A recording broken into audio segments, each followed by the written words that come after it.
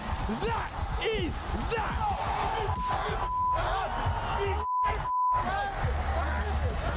Day one, three-piece! Oh my shit! That's a breakdown! That's a fucking breakdown! It's just waiting. Out of here! Out of here!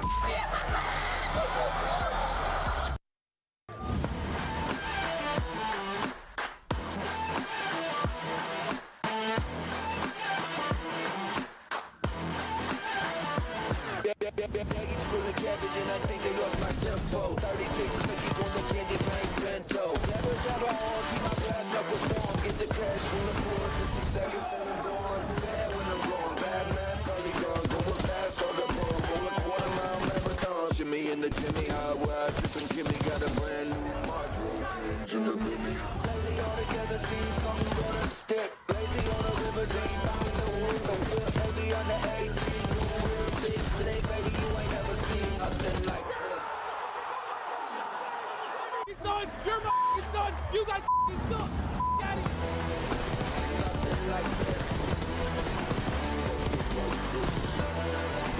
Nothing like this. Nothing like this.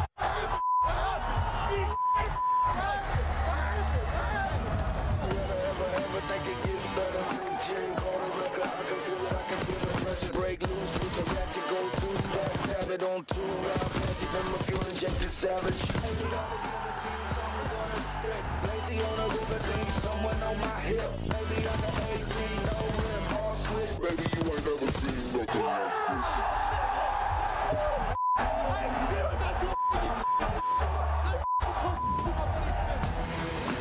Nothing like this. Nothing like this. Like this. Nothing like this. Nothing like this. That's a breakdown! That's a breakdown! Nothing like this. Nothing like this. Maybe you ain't never seen nothing like this. Nothing like this. Nothing like this. Yo, who the f are you yelling at? Who the f are you yelling at? Who the f are you yelling at, Real? You're going home again, buddy. You're going f***ing home. Nothing like this. Nothing like this. Nothing like this.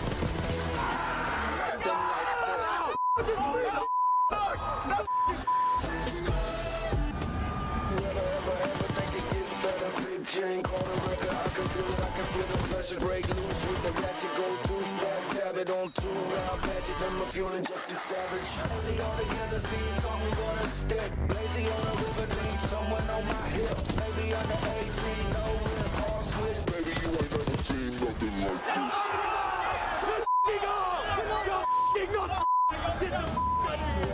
Ever think it gets better? Big chain, call the Rokkr. I can feel it, I can feel the pressure. Break loose with the ratchet, go to back, stab it on two round magic. Then my fuel injected savage. Lately all together, see something gonna stick. Lazy on the river, deep, someone on my hip. Baby on the 18, no rim, all switch. Baby, you ain't never seen something like this. No, wait! Dog! Don't ever touch! Baggage full of cabbage and I think they lost my tempo. 36 cookies on the candy paint bento. Jabber jabber on, keep my brass knuckles warm. Put a crash on the one, get the cash from the pawn. Nothing like this. Nothing like this. Nothing like this. Nothing like this. Nothing like this. Baby, you ain't ever seen nothing like this. Oh my God! More! Oh, you holy! Oh my God! Your 2025 Major 2 champions. Here comes Abuza trying to push back forward. Oh! Day one, three-piece! Oh my word! This man is the reincarnation of God. Too f***ing icy. Hydra did! That is that! Trades back and forth. Attacks. Lock it down. The game goes on.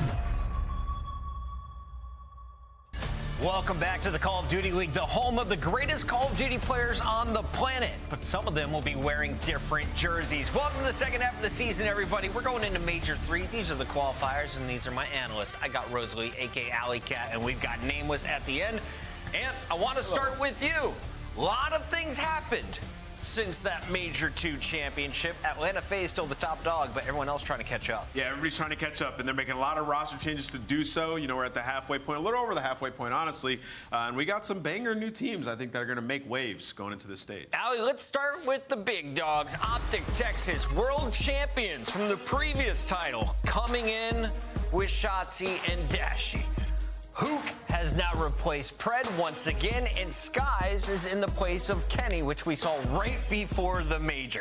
What are we thinking is happening in Texas? And if you're Hook's agent, did you get like an extra special deal this time around? Like, oh, you dropped the kid. Now we're going to double up on your charges. Absolutely. Should have had a little bit of an extra bonus in there, especially because even when he was on the roster, not only were they undefeated, he was leading this team in KD-wise. So I expect nothing less from Hook to come back and hopefully try and fix their issues. He had offers on the table, too, from other teams. He decided to go with Optic, even though it may have not been the most lucrative. So for Hook, this is where he wants to be. Wants to be alongside Shotzi, and for good reason. Meanwhile, Shotzi and Dashi, they're left scratching their head after Major 2. Here's what they said on the watch party. Yeah, how would you explain the team change? Well, yo, would you agree, like, before leading up to the LA Thieves match? Yeah.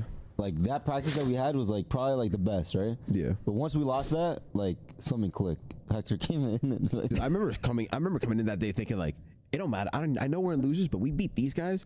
They look like they're the best team in the game. They were 15-1 map count. We were 0-15 map count. I'm like, it don't matter what happens. We win this, we're back. I swear to God, I was thinking like that. Right? 30 minutes later, 3-0. I'm like, wait, we didn't even try. You know what I mean? And it just felt like, I don't know. It just felt like our spirit, like, you know what I mean? Like the spirit of the team was dead. And once I feel like you lose your spirit, bro, like, I don't know, just like it's almost the will to compete in a sense. It just felt like it was just best for everyone involved just to start fresh. I don't know if it's karma, JP, or someone else on the team making these decisions, but I don't understand it because they say it's time to start anew.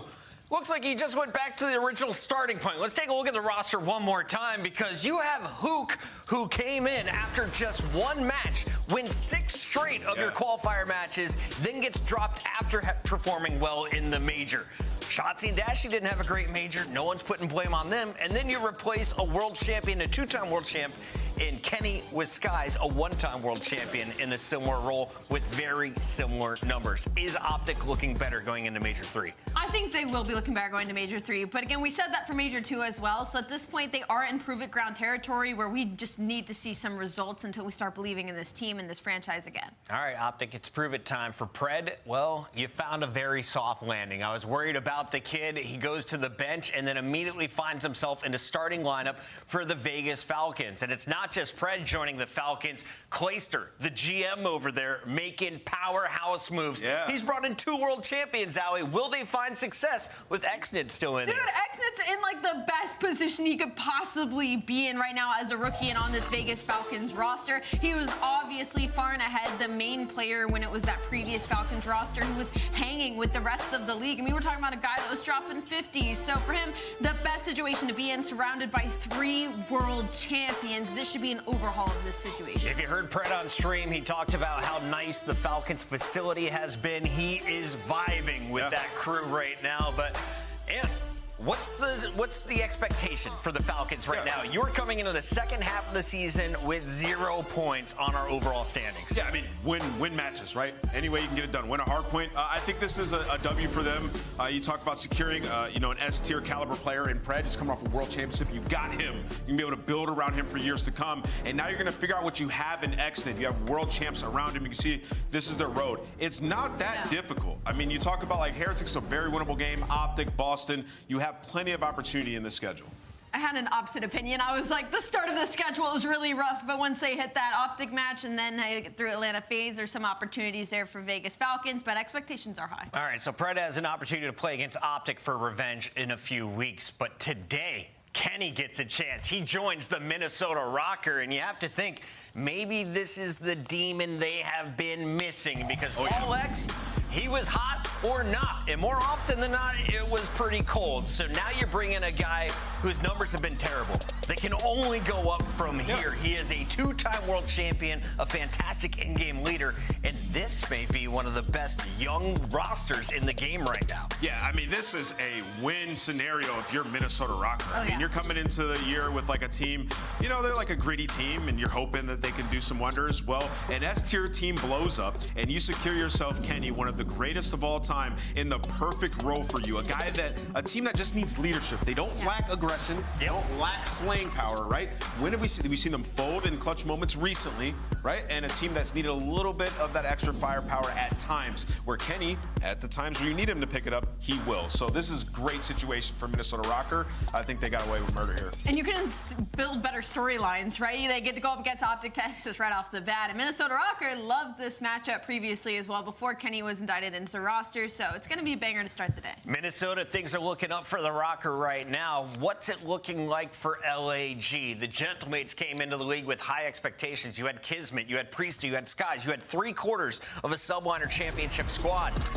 Now, though, it's just Kismet. Fellow Johnny and Lunars all being promoted from challengers this season.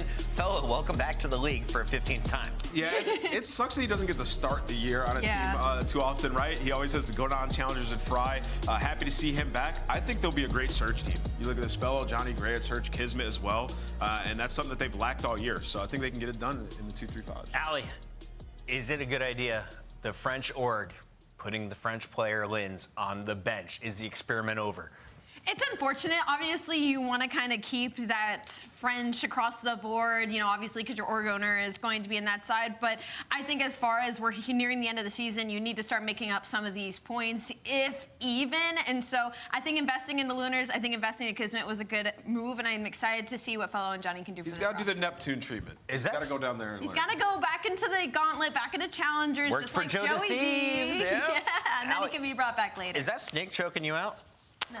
It looks scary. All right, let's talk about Miami. I just saw the close-up. I was like, she has a reptile on her neck. And let's talk a little bit about this squad, because we love the GM on this squad. Yeah, you see with the Saudi team trying to build with Saudi players, didn't work out. Miami Heretics had a goal of building a Spanish lineup. Yeah. They found success early on, but they're looking for more. Yeah, trust and have faith in the Miami Heretics organization. I mean, they have done just such a phenomenal job, right, of getting better year over year, finding talent from within their own region. I mean, you think back to last year, bringing in Real. I mean, what a difference maker he was. And then you bring in Renkor this year, unreal. And now it's time for Lucky to take a back seat. We're going to bring in Super, get the extra slaying power that we need. And for this Miami team, there's a lot of things to like about them already. It can only go up from here. I love this change if you're a Heretics fan. Top 3 placement back in Madrid is going to give Miami some serious points. Let's take a look and see where they're at in our standings currently. They were in the top 8. They're currently in 8th, though, and you are holding the door by just 5 points. Cloud9 is knocking on the door of the Heretics, and Optic by no means is safe. Only 110 points. That's basically 10 more than they had at the end of Major 1. This is when you're supposed to make changes, though, right? Like, if you're Heretics, like, even if you're Boston, like, you got to think, like, we're in 8th, but these other teams below us, they're coming up. We got to make moves. So Optic and Heretics doing that, going to try to put themselves in a good position. Those are our squads making moves. The question now in our hot take segment is who made the best roster moves? Allie! Yeah. Is it an easy answer? I think for me, it's slightly an easy answer. You could say every roster move has been a W. None of them I've really put any question marks on, but the best one for me has to be Kenny on the Minnesota Rokkr. Pollex's floor was just way too often versus his ceiling. And I mean, you look at it overall, he had like a 0.8 overall in the season. It wasn't that bad, but in stage 2 alone was rocking a 0.5. For a Minnesota Rokkr team that was keeping these respawns within 20 points, all these round 5 controls, they just need that level of consistency that Kenny is going to bring to this roster, as well as Kylo Ken gets better the closer you get to champs the later half of the year. So they scooped him up at the perfect time. Yeah, I love that one. You know, if I'm to pick a different one, I'm going to go with Miami. You know, I just kind of touched on it. Like, you're a team you're in 8th place, right? You need kind of like that lifeline, that extra energy, right? And now you can overwhelm teams. Like, if Super can come in and play a little bit more aggressive than Lucky did, find some more kills, now you got Renkor, Real, and Super to deal with. Like, that is going to be so difficult. And we know Metals, when he hits it, he's going to start frying. Like, he has those hot and cold series, but when he's on point, they're going to run through you. So I really like the Miami change. We'll find out how big of an impact Super has later this week, but let's talk big picture. Is the Neptune pickup by the Surge the best move we have seen in CDL history? Not just this season. Looking at the numbers, Easy Mac and I were trying to figure out who else has had this big of an impact on a squad. Neptune has turned the team around. It's tough. I've been a big Surge fan over the past couple of years, and this is one of the best squads that they have come out with, just with the simple change of plugging Neptune into this roster and what they've been given. I'd say something maybe a little bit similar as you think a year or two ago when Kismet was brought into the New York Subliners roster for me. That was after Hydra. So you want to obviously go, well, Hydra's disgusting. He's been one of the best SMGs past couple of years. But that team with Crim 6 was not gelling. They had no glue. They had no chemistry for a couple of events. And then you bring in Kismet, and suddenly everything makes sense in the world champion. So I'd like to compare this Neptune pickup to Kismet. Yeah, I love that one, right? Because I think you look at this kind of in the context of like a team that was really, really bad, that has a player come in that completely overhauls it, right? Not like when some godsend that we know is going to be everything comes into a team. And so I think back to early CDL, and I think to the Toronto team. Insight came up for Methods, and we're sitting there, we're like, Insight, like top 16 placings and challenges. Like, he's like, okay. Comes in, win a championship almost immediately, and then top 3 the rest of the year with the top 2 at champs. So yeah, I think it's too early for Neptune. Is he headed on that same trajectory as some of these other guys? It feels like it. Statistically, the most impactful pickup, can you guess? It's been Hook. Let's take a look at Kyler and what he's done. You go from a 0% win rate going up for Optic Texas. You pick up Hook. You don't lose a single qualifier. Yeah, you had a small slip up at Major 1. He's back in your lineup. Apologize to him right now. He can turn your team around and make sure you get the champs. You're on the bubble. It's not something we're used to saying for Optic Texas. Not used Texas. to it at all. Let's take a look at the season. Just how close to the bubble are they? 15 points. They're at 110. 95 is Cloud9 knocking on that door, challenging 8th. We will see if they're able to climb up. Allie, what's your prediction, though, throughout this Major 3 qualifier? Who's moving up? Who's moving down? I think Mr. Rokkr is going to move up quite a bit. I think we might see Boston Breach fall just a little bit, just because the teams around them have made such good changes. Yeah, I think and if Ravens they meet too. Expectations, Ravens too, that bubble is going to become a gauntlet as we near the end of the season. It's hard, though, because, I mean, at least not in the qualifiers. They just have so many points. But Ravens give themselves a good lead.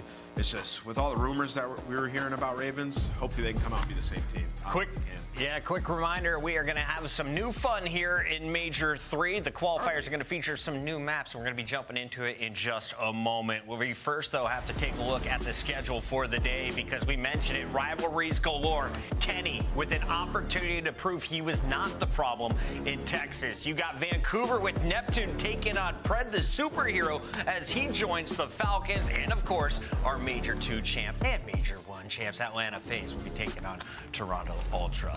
You guys excited? Oh, yeah. I think we're looking at a 10 to 15 map day for show. Let's jump right into the first match, because the players are already in the lobby, and I want to get to it. So Vegas to Falcons. Let's jump into it. Pred, Priesta, Arcity's exited. Priesta, terrible stats. Did not find success on LAG. Sucked on Boston last year. But now he's got a chance, a fresh start. You got exited and Pred on the front line, and Arcity's now to back you up on the AR role. Yo, I am pumped up to watch this match. All right, listen, you got some guys who are like, Priesta and Arcity's, realistically, this is their last chance. Let's be Priesta for years has not been playing well, right? He's been in and out of the league, and the teams that he's been on when he's in the league have been at the bottom of the barrel. He has to perform. And now exited, we're going to see, can he play within a structure? He's got vets around him, right? So they're going to have a system. Can he play within a structure and still shine alongside Pred? This is exciting. On the other side of the matchup, we have the Surge, who have moved up into our top 3 in our power rankings. Top 4, where are they at, Allie? Is it official?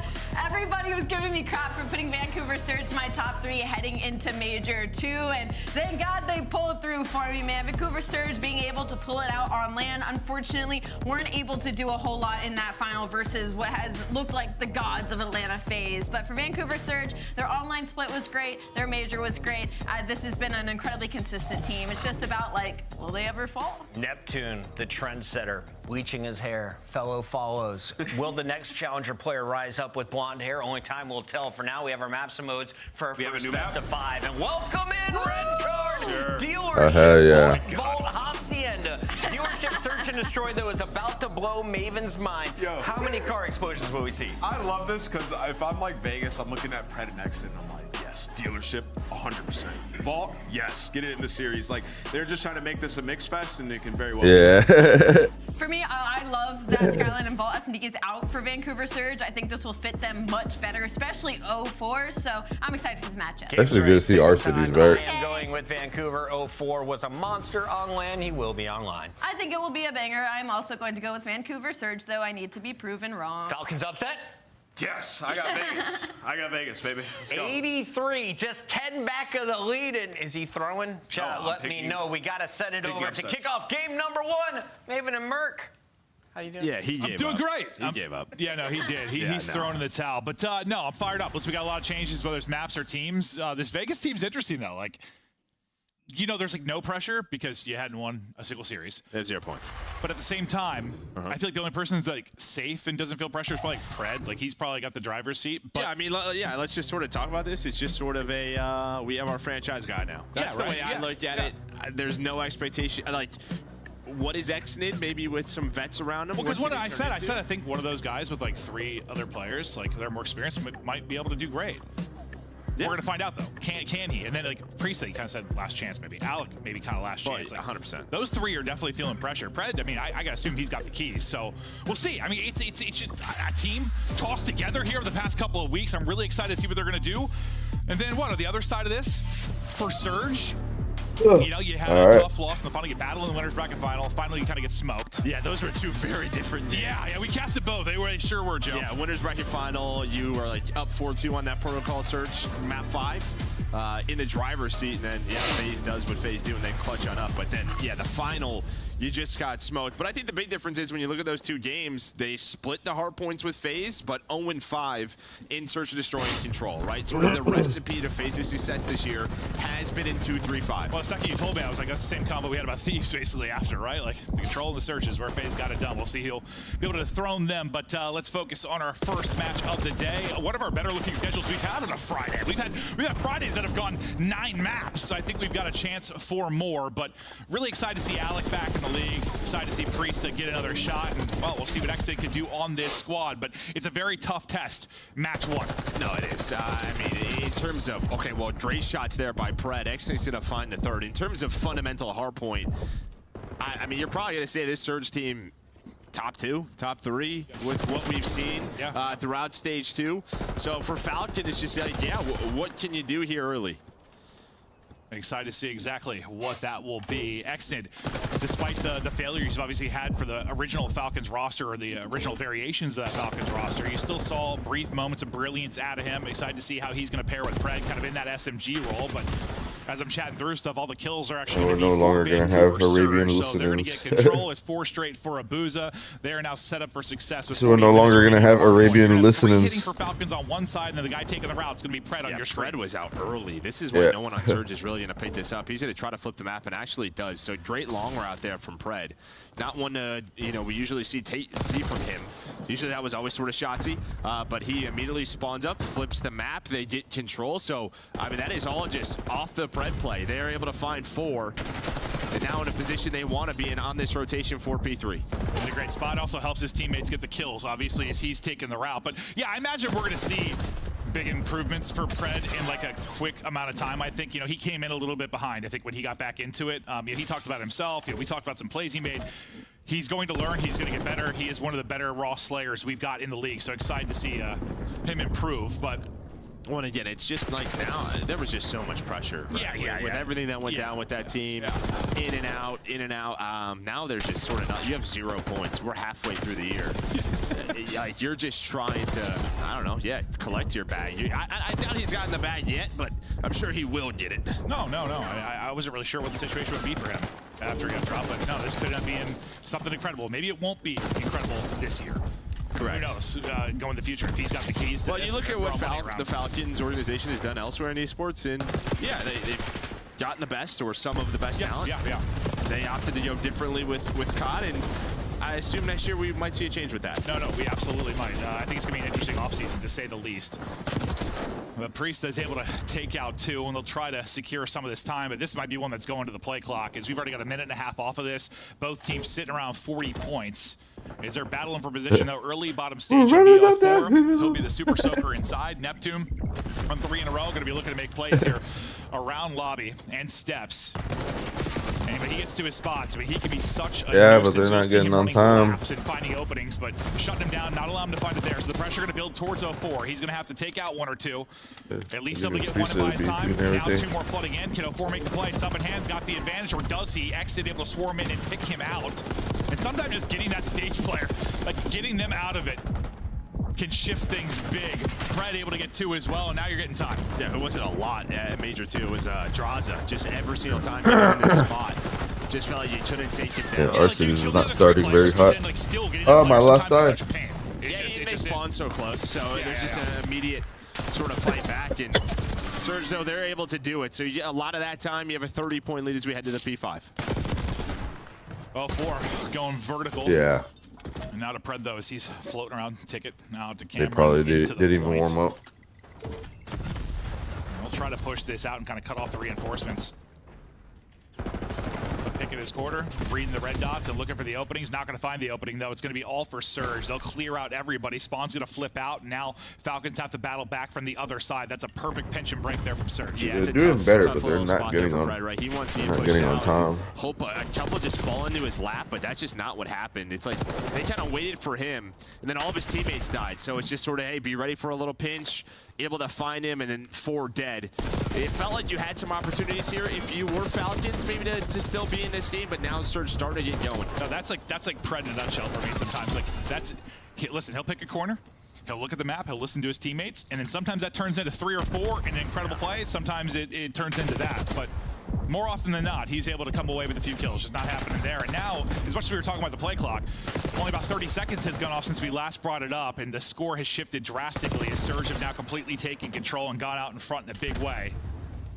And we'll see if they can continue to do just that. Alec having a slow start at 6 and 13. He'll be looking to get involved more as we get deeper into this one, but all Surge for now. Yeah, all Surge. And again, it just felt like once they kind of got into their flow there towards that P4 and P5, now into their comfort zone, controlling the map, knowing exactly where this Falcons team is spawning. Abuza putting shots in, just playing his life. Yeah, he whiffed a couple. He's like, all right. He's probably, where'd my bullets go? Yeah, I'm out of this one. Let's go ahead and re-engage. Now able to pick up the kill. Unfortunately, though, it's Nasty that gets his Abuza will drop. Nasty hitting, though, as he is absolutely beaming, but eventually traded. You get a few seconds here if you are Falcons, but as you look at the next hard point ready to pop, it's going to be all Surge in control. And yeah, I mean, we mentioned at the start of this, like, this is a really tough hard point matchup to start. Top 2, if not the best, at several maps. Surge are difficult to deal with. Oh, they are.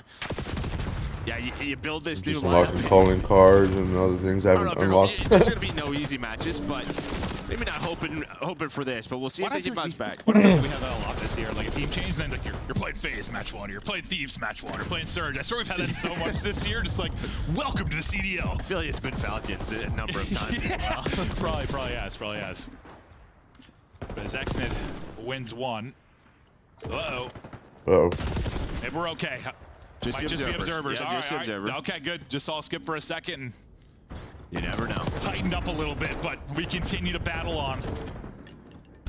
Down to 2 minutes on the play clock, but 04's POV as he's going to look for the opener. Some damage in.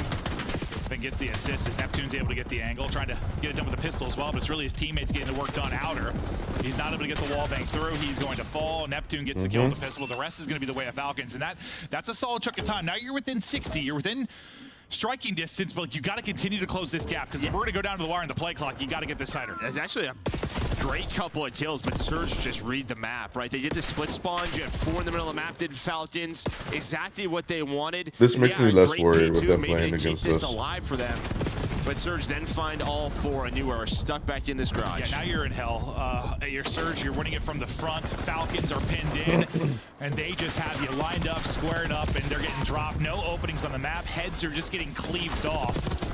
And the ARs are just pounding into Falcons right now as they can't find an opening anywhere. And this type of hold, honestly, might just seal the map. That might be the dagger. I know we still got a lot to go, but that's a painful one because it felt like that's when the Falcons started to rally a little bit. Started to get back into it, and then just the hammer came down. And it's almost like the old Falcons roster, right? Like when you have these new lineups, not an inexperienced lineup, but just very fresh.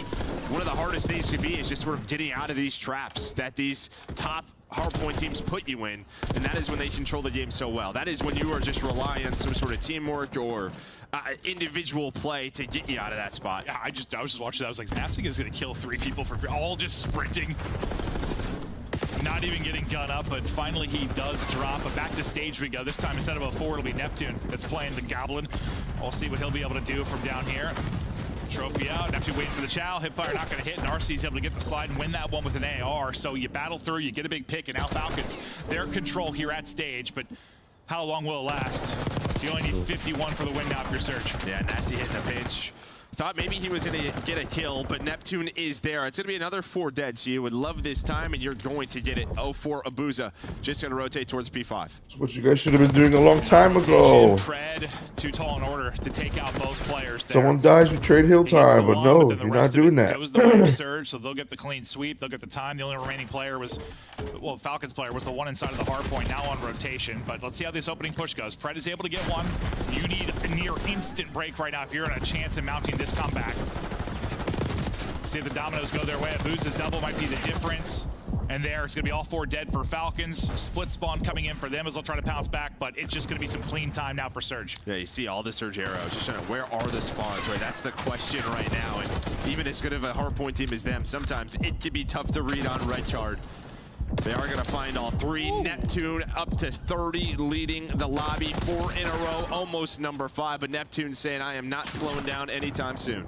No, I mean, we had some questions just about him specifically, getting back to land, getting back to a main stage. How would it go? And he had some incredible moments. Obviously, the final doesn't go the way you want it, but he is the real deal. This Surge team is the real deal, and I'm excited to see kind of what their trajectory ends up being over the rest of the year. But we'll see how high Neptune can get his kill count before the final seconds trickle through, or at least going to see one more hard point, but streaking again is going to be Neptune. Finally shut down on 33.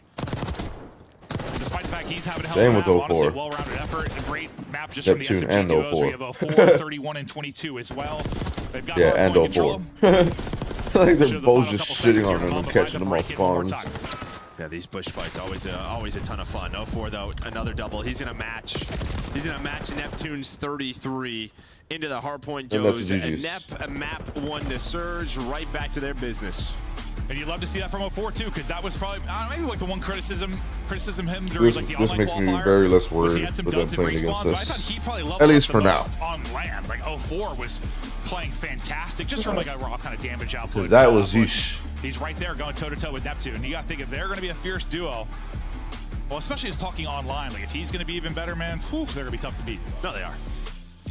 Yeah, but again, just where the question is, yeah, they're going to keep playing their good hardpoint, but now you have some map changes, right? Rewind dealership come into play. You immediately see that in this first best of 5. They're just thinking map pool. Yeah. They're thinking big picture, taking on Thieves at FaZe. Obviously, I haven't seen like the scrims of dealership yet. I'll talk to you kind of how it's going to play out, how we think it's going to play out. But I'm excited just in the sense of like, I don't know. I was kind of older Vault and Skyline. They were very one-dimensional at times. Well, Skyline less so, but still we needed a change. We needed a change, and hopefully maybe we'll have more over the course of the year. But definitely just excited to see how it's going to play. Hey, you might get over this one quickly. Yeah. Well, that's the first thing you told me. Yeah. We'll see. We'll see how it plays. But yeah. It's a small map. Yep.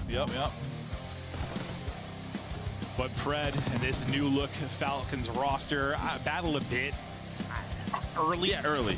But really kind of around that point. P4 and P5. What, through like the first set? Yeah, the first set where that's when like Surge, you can just kind of tell they slowed down the game clock.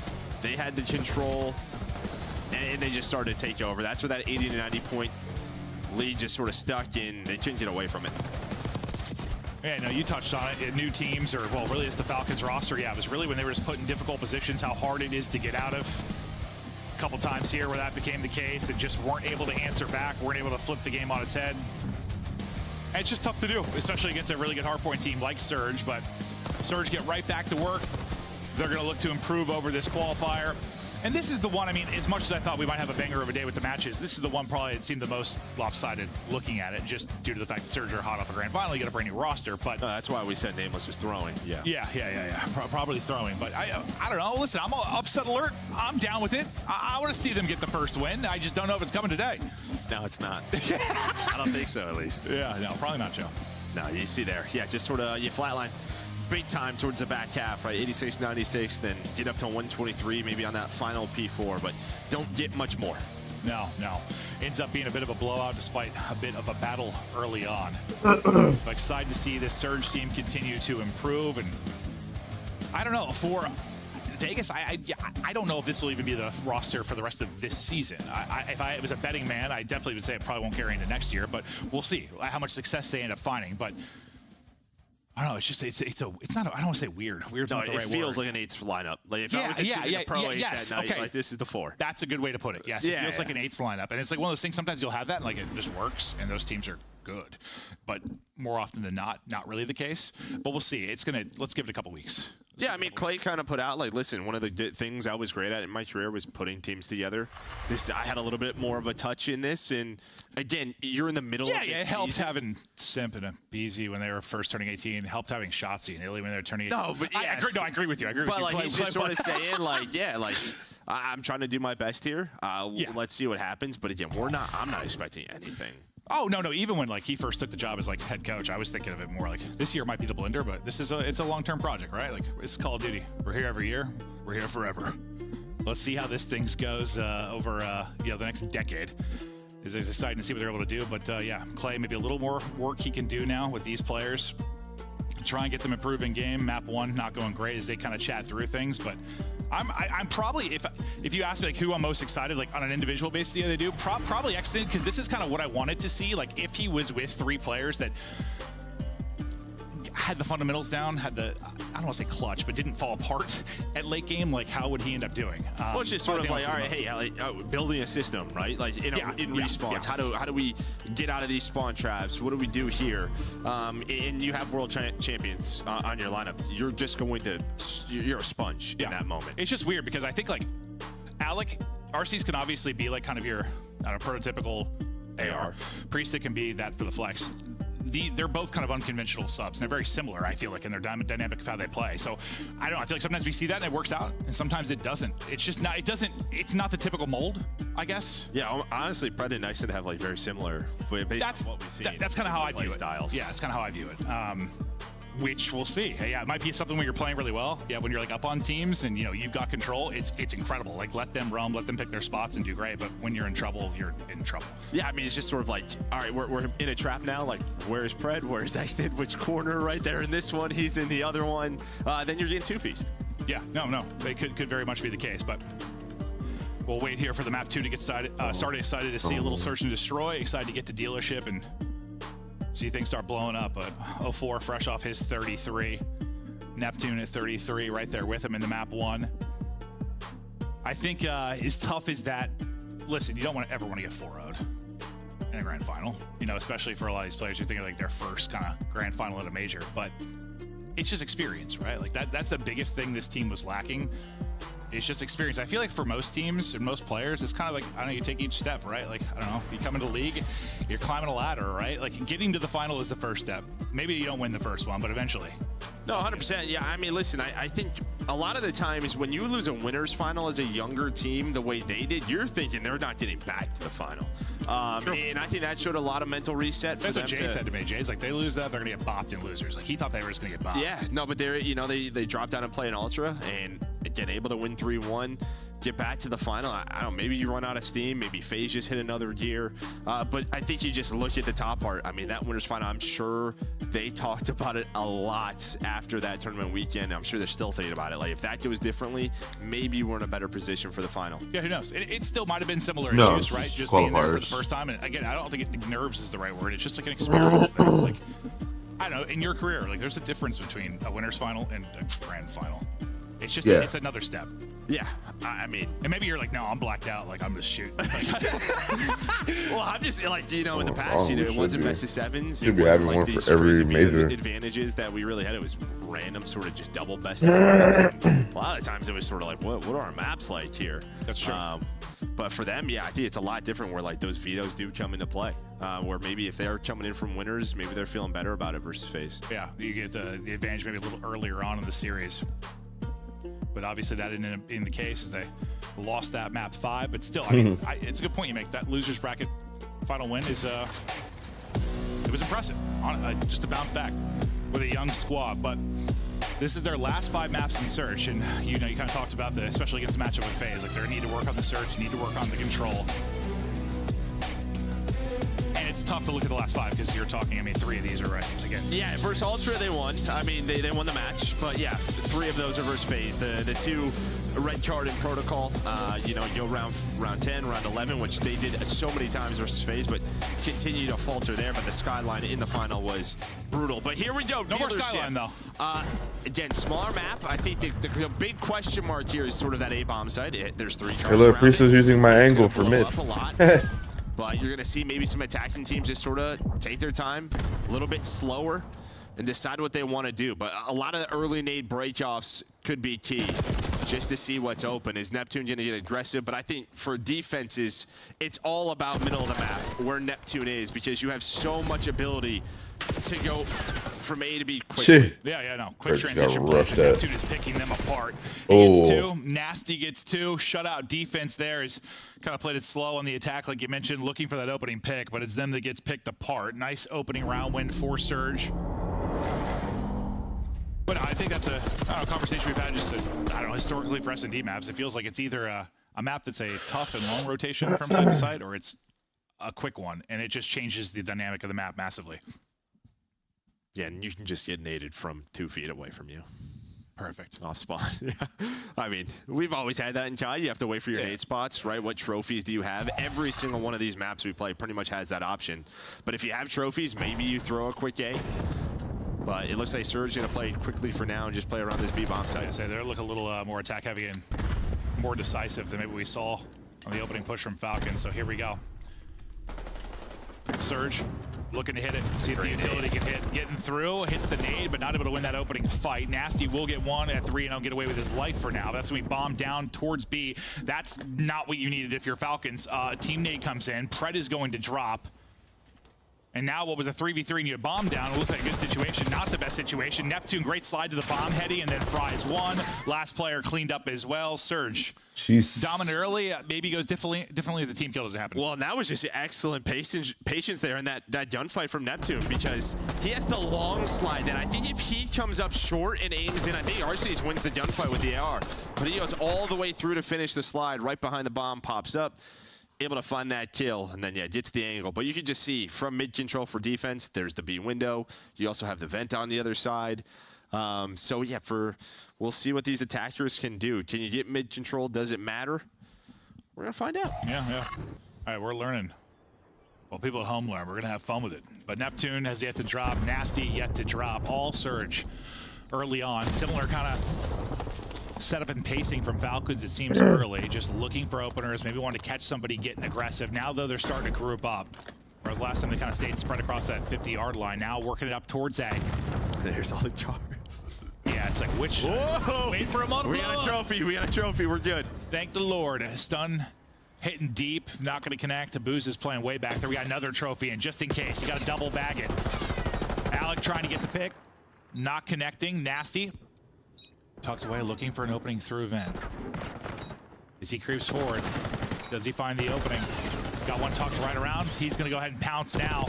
Flying out, dropping 1. 1 player remaining, going to fall. Oh, what the fuck was that? My God. Did you see his body fly? His body just ragdolled. I don't know what happened to Exnid, but I'll be honest, I turned and looked away. Someone Exnid went flying. yeah, he went flying 20 Superman. feet in the air. Superman.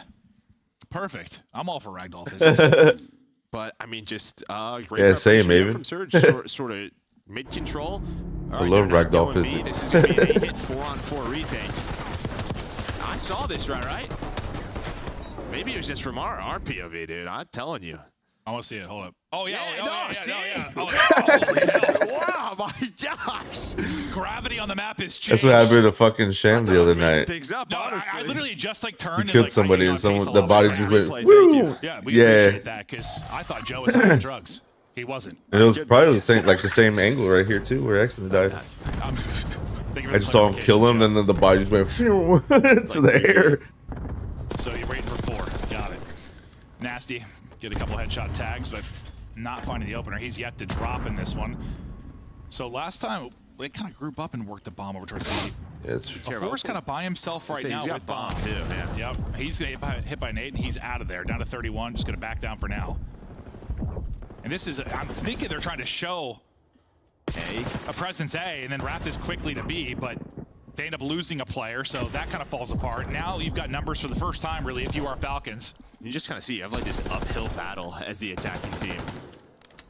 And there's all these different angles. It'd be cool if you could, like, steal car keys, just hop in and start running people over. I mean, I don't know. Again, we had avalanches. That's a good point. Try to get shit on the fucking flank. Suddenly 3 versus 3 in the post plant. Nasty trying to find the angle.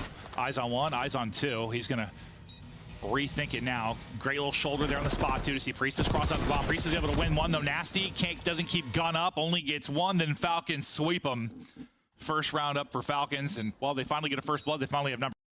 Yo, and then flanked. They were just sort of waiting on him. Even to get that bomb down, I was like, how are they just letting this happen with numbers? But doesn't matter, they get the retake, they're on the board. So is there any difference, this is probably a dumb question, but you know I like to ask dumb questions. Is there any difference like in learning an SCD map like right when a game comes out versus like when it's added in the middle of the year?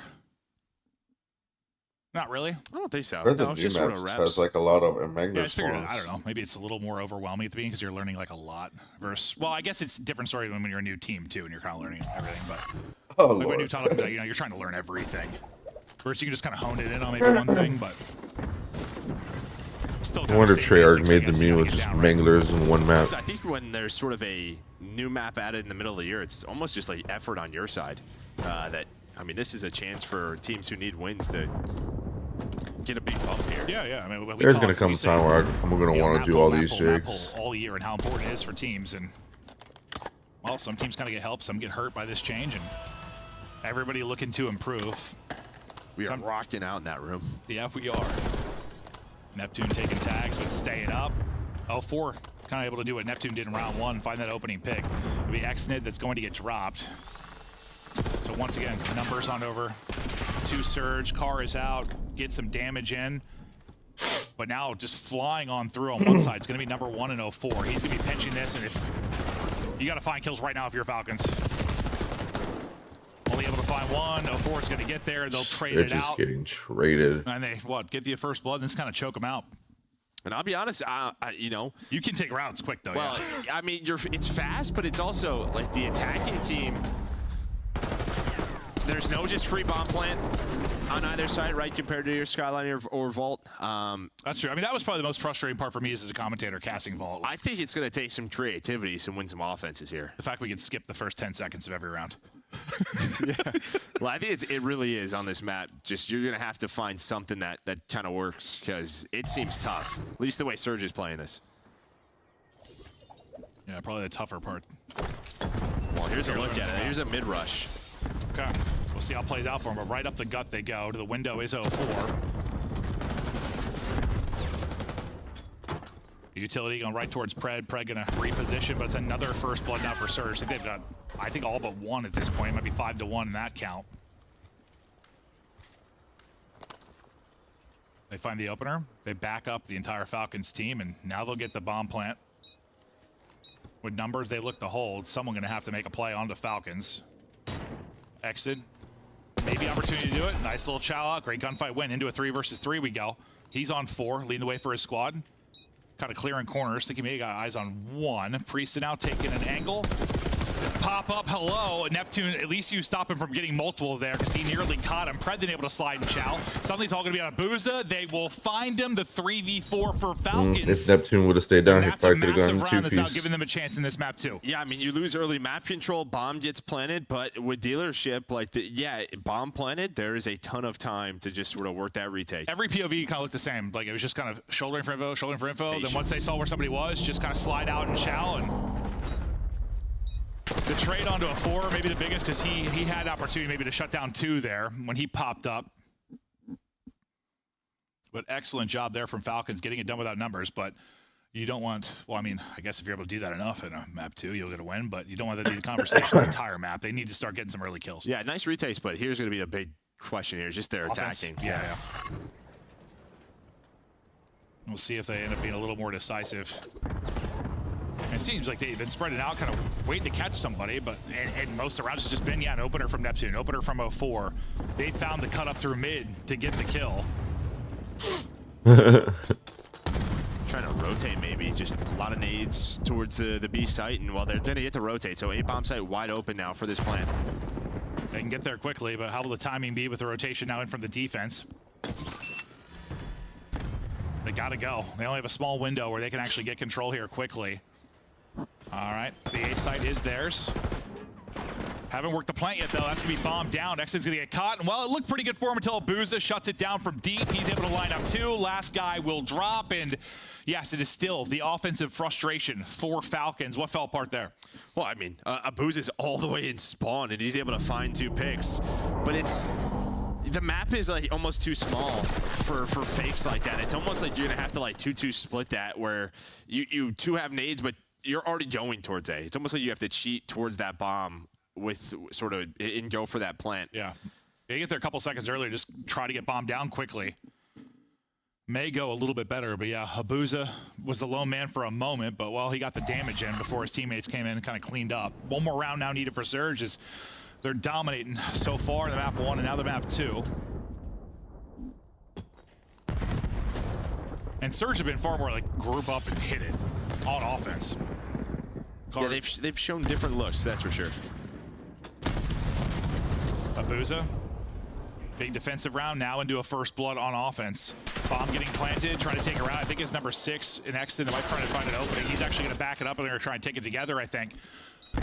He's actually in through the mid door. Neptune slides out to another heady. Beautiful job. Can't quite get away, though. RC's will trade it out. Exit shouldering, just doesn't spot 04. Just tucked away, and that'll be the final one in. Vancouver Surge, dominant 6-2 victory. First look at dealership. And it's a big win for Surge, but I don't know, it's kind of see how it breaks down, how quick it can play, and one team a lot more decisive on the offensive end. Yeah, I think, I'm liking what I'm seeing so far in terms of the map. Like, there's options.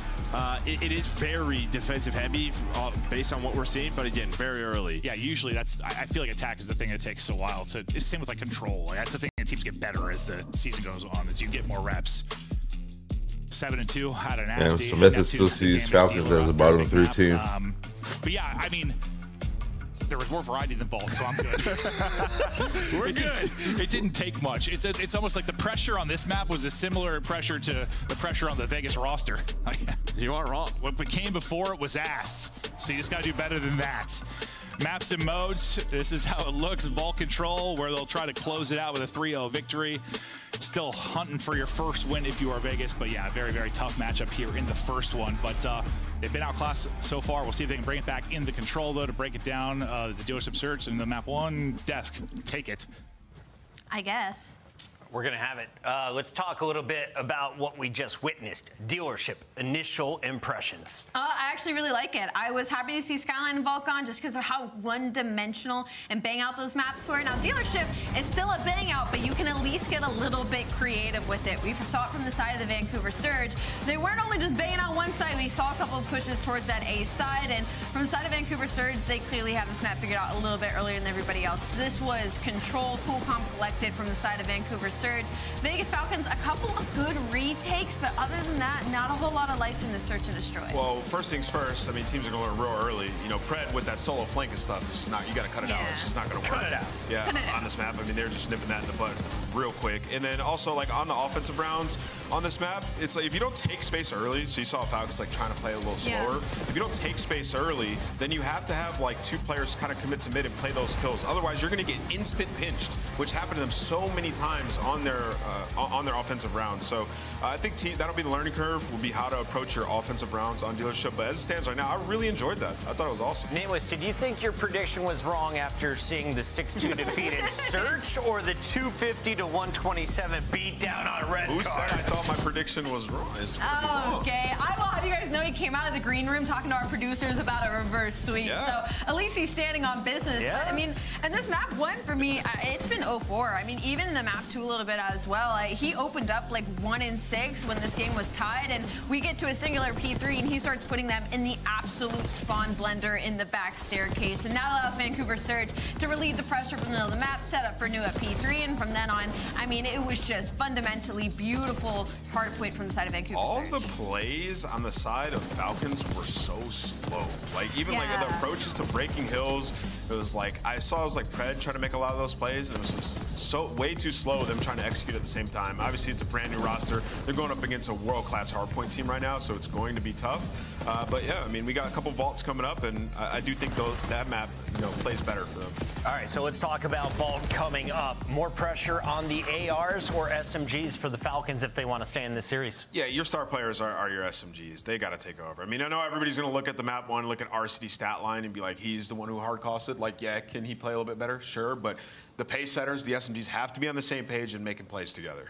New maps so far, both in favor of the Surge, but we are going to see 2 more matches tonight, and we have a feeling this will not our only dose of Rewind in Dealership, the new Search and Destroy maps that you also saw a little hard point on. So talk to me a little bit about Dealership moving forward, Allie. I'm excited for Dealership. I think there's a lot of room for opportunity on this map. As we saw, we don't have to see the one-dimensional bang-outs. Unfortunately, though, on the flip side, you go over to Rewind. This was a map everybody was kind of favoring at the beginning of the season before it got kicked out for a couple of weeks. Same sort of deal. We're going to see a lot of bang-outs towards this middle side of the map, but I think this helps a lot of teams rather than hurts them. So with Vault and Skyline gone, does this help frontline, backline, specific play styles? What do you see, Ant? Yeah, I mean, Dealership is going to be similar to those maps, right? So, but when you talk about Rewind, like Rewind's a map early on, you can make different plays. Like if you do get bombed down inside a DVD, a lot of clutch opportunities. I mean, I think back to Snoopy, one of the better players on this map, just kind of roaming around making plays from gens. And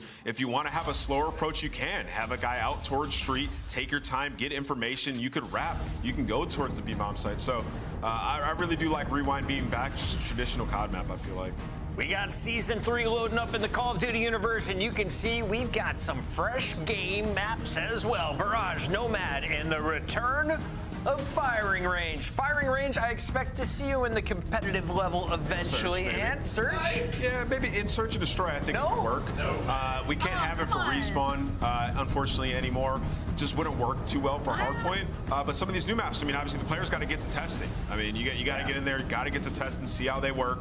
Because when we get towards the end of the year, it's nice to have fresh new maps and change our meta. All right, if you guys want to see Firing Range on the CDL level, make sure you head over to Twitter @MerkJD. He is in charge of all of our competitive decisions and has been since 2016. Sole dictator. Merk, is it because we don't have Capture the Flag or Domination? Why are you hating on my Firing Range, bro? It just doesn't work. These games are way too fast. These games are way too fast. It totally works. It just doesn't work. We played Bocage, we can play Firing Range Hardpoint. Bocage is bigger.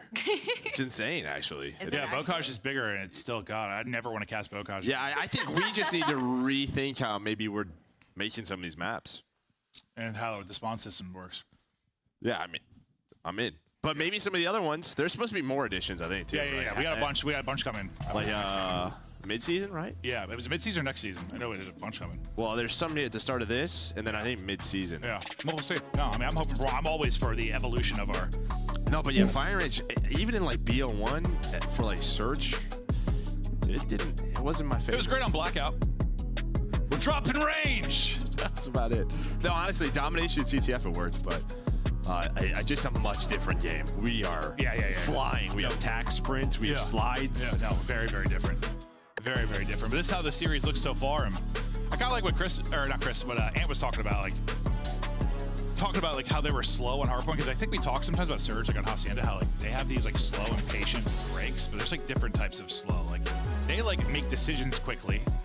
And then they can be very patient and work things slow. But like, that's probably the hardest thing when you're a new team is just to get things to be very decisive, like execute things fast, like get on the same page. You've only done that break how many times, right? Like, how many times have you broken a P2 of Hacienda together? Just, you're all going to have different ways. I mean, one of the biggest skill gaps as the year goes on is like how fast you can make decisions and work together as a cohesive unit. And yeah, that'll be the biggest struggle when you're a new squad. Well, you're playing against a team that is like a fine-tuned machine with Surge right now, so difficult so far. I mean, I can't be too critical of Vegas Falcons right now just because this matchup and it's their first match, but we'll see. We'll give them a little bit of time. You know I was critical of last roster, right? We gave that plenty of time. We gave that too much time. This one we'll give a bit. We'll see if they can continue to improve, but up against it right now and maybe facing a 3-0. We'll see if they can battle back on the vault. Exnid trying to find the opening. Nice little slide out in Chow. Not able to take the second fight though. RC's in a world of trouble as Nasty's got an SMG in hand and he's able to shut down too. Priesta, horrible timing there as he gets caught hitching and trying to push forward. We'll see what Exnid can now do off spot. He's able to get right back. Method's already said he still sees them as a bottom 3 team. Now, but Surge is giving you nothing. Maybe a bit of an opening with RC's able to get that AR kill. Now starting to work this 8-point is Falcons and doing a good job. As Nameless was talking about, he just thinks it's behind the subs. That's where the power is going to be from. And, well, he's not wrong. Exnid 5 in a row, up to 8-2. Nice little multi-kill there, gets them onto this 8-point. Oh, slide canceling Chow. Thing of beauty there as he gets it, and he should have this 8-point. There's the extension, a minute 20 left to work with. Great shutdown there from Surge, though.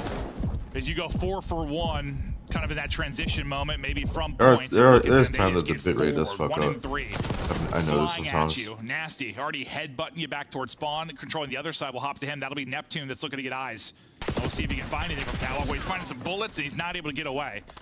Exit will hunt him down, but now you're under 60 seconds. Lives, I mean, you've got enough to get around win, but it's going to be tough. Yeah, I think you're just thinking, like, what expectation you get here. I mean, I think you're already happy with the 3 if you're Falcons. Any EB progress. Yeah, considering that situation towards the start. But yeah, Exnid gets you out of it. But now you have to deal with, well, Abuza's not in his house yet. He's not in his house yet, but Nasty is there. He's going to be the first to fall, but his teammates get too. Yeah, he's leasing it to Nasty. Nasty gets cleaned out though, and now we'll get right over to 04. Both weapons now to work with. 5 lives remaining for Falcons. Can you somehow muster up 1 tick here? Not looking likely, but this will be your last chance to do so. Priesta Challen, he misses a bullet or 2 and not able to finish that off. Neptune now with the AR out. And under 10 seconds to go, just trying to keep them out of the point. No respawns left for Falcons. This is your last chance to go. Exton nearly catches a fastball to the face. So yeah, that's what I thought he got stuck. Yeah, I thought he did too. Honestly, I thought I saw the hit marker for it, but 04 will get 3 to close out the round. They are all smiles, fist bumping away, and things are still rocking and rolling in the Surge camp. Yeah, Abuza's, he's drinking his morning coffee. It's early over there. Early over there still. For them, probably. Yeah. Say, is it that early? Yeah, it's 12:40. Gamer schedule. He's drinking tea, dude. He looks like a tea guy. You know what it used to be like. He's a tea guy to me. You were doing that like 2 years ago, like waking up. I don't know. It's not really, because once our streaming schedule started, I kind of was up. That's a good point. Right? Like, it's been a minute now since I was a night owl. I'm an early worm or whatever you call it. Sure. Yeah. It's an early bird. Early bird, yeah. Early bird gets They the should have worm. just not picked up Priesta. I'm going to be honest. Maybe I'm the one that took drugs. Holy. Well, right out to the point we go. We'll see how the offensive opener looks. Okay, well, there's a team kill with the gunny, then one with the trophy, and you still, I think, end up going 2 for 2 if you're Falcons. So, wild. Yeah, Fellow and Ojon should have been here, too. Interesting opening sequence there. Abuza's like, give me the elbow. Let me tickle that elbow. He gets on his 5 in a row before he drops. The multi to at least, like, work along with RC's. The opening RC's. out towards the point. He's going to turn that into 3, or does he? He does it. Priesta gives him a little bit of a wiggle. Yeah, I mean, just no aim assist. I don't think RC has, like, any experience of as you said, Priesta, the nice being with Pred and there Priesta. finds that kill. Knowing how they play and shit. See if RC's can get something going. A couple of rough respawns for him. Can't get anything going. I mean, most of the team's getting slammed outside of Exnid, to be honest with you. So hard to kind of point him out. I don't remember. You've got point control now. It's another multi for Neptune.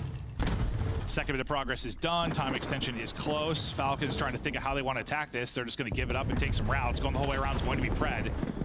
He is hoping he's going to find something. He is able to find one, and he'll get away, so he'll continue maybe to be a thorn in the side for a moment. For Surge, you're trying to set up your first push. Pred continues to pick him apart. Yeah, you do get 04 pushed up, though. So you're going to have to find that kill if you are able to do so. So good find there. He was up towards that statue. He gets an art, and it could be very difficult. But they do have ammo control, does Surge. So they're spawning ammo. They know. All right, Exnit, Pred, probably poolside. That is the right call. They just want to get control of their base before they start this first push. And he spotted him. He did. I was trying to see if Exnit got through. They do get eyes on him. There's no way. There's no way it's Priesta. This is like, he's gonna wait for this. You've got like 2 2-on-2s going down. You have I think it's Priesta. One on the other side in ammo. Unless he's not Pristini. Trying to get through shots is nasty. Can't hit them on the cross. So 04 never full cleared this. He never full cleared bottom. So Pred just lurked. He just waited, stayed patient. It was like, if they're not going to work the objective, I'm not coming out of art. And well, the patience pays off. No, it sure does. I thought that was a really good chance there for Surge to make something happen, but so far going to be tied at 3 ticks. Maybe a multi-kill again from Neptune will be the difference. You got 2 bodies up. Oh yeah, it's the skinny kid. Right yeah. 2 spawning out deep. You got them spawning where you want them to. But can you now capitalize? Used to be on Mutineers. Roaring is Neptune. Yeah, he absolutely is. Just trying to shoulder into Chow. Neptune put in the blender as he gets fried. First bit of progress is done. You've got the tick advantage now. Spree looking to continue. 2 underneath Neptune.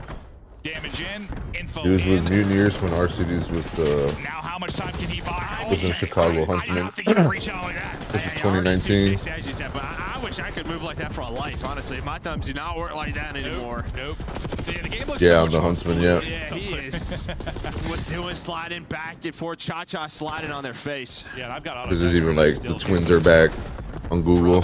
Props to these guys, but you're close to taking the offense. Just a little bit more to go. Your last chance to chow it, and they're able to close it out at least. So. But what, you had 5 ticks?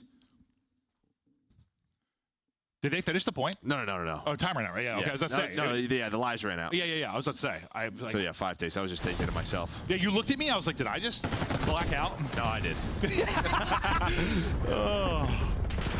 Honestly, I'm pacing so much right now. I don't know. I'm exercising. He retired a year ago, apparently. I'm kind of twisted, but like, I'm like twisted, like tired. We're turned. We just all knew this was a 3-0. Yeah. I'm shaking my ass. Yeah, he retired a year ago. I don't know what's gotten into me, Joe. Now that I'm fit. We're ready for the next one. Banger, Optic, Minnesota. I mean, we got another round. I'm excited for that. Yeah. We still got Locked in. Okay. Joe maybe took some extra medicine today. Woo! Looking to close it out. His Surge on defense. Look at Joe. Arcity still just getting bodied over the course of these 2 respawns. So see if he's got. Chat, I'm sorry if I'm not paying attention to this match, but challenge here against Surge. Arcety's I just don't see Falcons winning this. That one. Progress a brewing there on A. Nameless is watching this close now with us. He's believing in the reverse sweep. No, he's watching it close, Joe, because he can't see. He's trying to switch with the energy in the room. Yeah. 0-2 comeback. We've seen it before. Will we see it again? 04 and Pred both light up the feed for opposite sides. You've got some A-side control now if you are Surge. Next big push looming here for Falcons. RC's catching some strays through the doorway. Priesta trying to capitalize. Gets 1. Numbers the Falcons, I thought for a moment here, but you're still going to have a 1-on-1 around the point until the reinforcements get in. The reinforcements will come in quicker for Falcons. That's a nice gunfight win for Pred. So numbers in, extension in. Now here we go. Nameless is getting fired up, dude. You think this is where it happens? But this is the tough part now. Can you get B? Yeah, I mean, last time they got A, they couldn't get anything on the map. We'll see if they can do a better job this time around. RC's reading it and able to take him out. At least making sure no one gets into their ammo and kind of delays this push. You have 90 seconds to work with. You don't have a ton of opportunities, though, because you've got no one really forward. The battle for maybe art side control hasn't really started yet. It takes a pull side route. So Booz is going to be the one watching that in the cross from top art. Yeah, I mean, the one good thing is you have ammo control, right? Normally where someone on Surge is. But You still have so much to fight on through. You can see Neptune, he's trying to get aggressive that way. Pred's going to catch him off spawn. RC's now just trying to flank, but yeah, comms are there, teamwork is there from Surge. 3 dead once again. Yeah, I think I like we've seen players struggle in this map, like some ARs, you pull out a sub, you know, kind of get in the mix a little bit, apply pressure onto A, can turn out great, but now when you have to get B, your ARs have got to win some fights, like to win that B-side street and really get you up. And we'll see if they can do that. Pressure to kind of Priest and RCs maybe find openings, or will Pred find the openings for them? Not going to happen because Nasty just snaps onto his forehead and puts him in the dirt. 30 seconds now to go. 5 life deficit. Yeah, he punched him in the face. Yeah. That looked disgusting. Like to see that from Nasty's POV. Yeah. This is over, chat. Winnable, Ant? Okay. It is. Let's bring the boys out already. I guess technically it is. Never say it's over until, what is it, the fat lady sings, or I don't even know what's the thing, honestly. Oh, here we go, 3 dead. Okay, all right, and here we go. This is their opportunity. You've got arc control. And you got things spawning out deep. Yeah, this is perfect. Can you deal with that number 1 on the minimap in ammo? You see, they can't stack the point until he's alive, until he's dead. Priesta gets zapped. Nasty wins a big one. 4 seconds left to go. Exit's got to get on it. Throws his body out there, needs some help. Pred trying to do that. He can't really dip, dive, and dance too much because there's no time to work with. The clock is done. The Falcons are done. New team, same result, but listen, it's the first match against a top 2, top 3 team in the game right now. Nobody expected to win. Maybe would have liked to see a little bit more of a battle, but I didn't have any expectations coming into this. No, if you didn't think this was a 3-0, 3-1, then you are wild. Yeah. No, I think it was better looking than some of our Friday schedules, just due to the fact you had some roster changes. You know, we have FaZe versus Ultra, we have Kenny versus Optic. There's some great storylines today, but map-wise, it's a quick one there. It is all Surge. They're right back to work. They look to make subtle improvements over the course of this qualifier, maybe battle back to a grand final come Major 3, but the road starts here with a nice 3-0 victory. Leading the way again in the respawn for them is going to be their subs. Still a pretty balanced effort, but in the kill columns, it's 0-4 and Neptune putting in work. And while you see your ARs putting in the assists, kind of what you want. Yeah, Nasty only dies 11 times. Best thing about this, we got to see the lineup, but also see dealership in map 2 was great to see for the first match. We'll see if we get some more later on today. We'll look for improvements. Obviously, RC's want to see what the ass. Falcons are able to do, but it's a new look roster. You've been scrimming a week. We'll see how they will battle back in. First showing, not so great, but more to come. To break it down before kind of a big match of the day, our match number 2. Desk, break it down. That's right. We got the Minnesota Rokkr and Kenny taking on Optic Texas after this. But first, let's revisit the first match of our qualifier for Major 3. Vancouver Surge not missing a beat after the major. Eyes were going to be on Neptune and 0-4. Can they keep dropping the numbers that they did on LAN? Answer against the Falcons? Yes. Absolutely. And I'm glad you brought up 0-4 because, I mean, that's who was in this third match. I mean, you go back to that round number 3. Falcons, they get a stack onto that 8 point, but unfortunately, like, it's 0-4 that comes out of the cut. He manages to find 3 players on his own. So for Vegas Falcons, this whole map was just losing the trading battles. They were getting on the points, they were getting map pressure, but when it came down to the big moments in the trades, it was Vancouver Surge off top. And I look at this Falcons roster, and it's kind of like an 8 lobby, right? You just put it together. You know they all belong on this level, but they got whopped. How long before it takes a team like this to gel? How much time do you need to give a team? Yeah, I mean, everybody's got to get comfortable. I mean, you're going to probably rock with this team, you know, at least through this stage, I would assume, right? You look at the AR performances there, though. The subs did set pace that map. You know, I really didn't think they did on the map 1. On that one, they did, and there's just nowhere to be found. You know, if you're RCs, if you're Priesta, you get into a good position. If you're Priesta at the end there, up top art, and you don't find it, you get ripped off the heady, right? Those are impact kills that a world champion has to make. So I think if your team is performing like this, you're going to have to make a change in this split. You said something in the green room. Can I share it? Yeah, sure. This is the last opportunity for Arcides and Priest. Yeah, 100%. I 100% think it's their last chance. And performances like that, man, like, that's just not good. No. While they may be on the decline, there is a star rising in Vancouver. He earns your scalp play of the game, and at just 21 years old, this man barely can get inside the bar. 0-4 has a bright future in front of him. So this is a streak I'll talking about heading into this map number 1. 04 was like 1-6 at one point, and then he goes on a 5 or 6 free at this P3, and this is where the game loses control on the side of Vegas Falcons. 04 gets heated up, and he just goes on a heater for the rest of the respawns throughout this series, and that's what makes him such a dangerous player. It's one of those players that can make a huge bounce back like that, and it makes the impact everything for side of Vancouver Surge. Yeah, I mean, just finding multi-kills in like huge situations to like slow them down, stagger them, make them regroup, right? 04 also, I feel like he took a huge step at the last major that we saw. Like from online to LAN, like kid's getting better and better with every match. Rambo Ray is smiling for multiple reasons. Congratulations, Papa. Your team just picked up another dub. To talk about it, we have 04 joining us in the winner's circle. 04, how happy has Rambo Ray been this week? I mean, bro, every scrim he just cheesing cheek to cheek.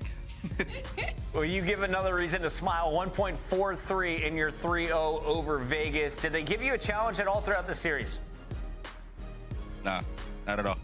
Yeah, it didn't really look like it. 04. And honestly, it's one of those series when I can't even ask you too much about it because you guys look so clean. So instead, this is our first time talking to you since the major. Obviously, fall a little bit short in that grand final, but for the side of Vancouver Surge, I mean, this is the best y'all have looked in a very long time.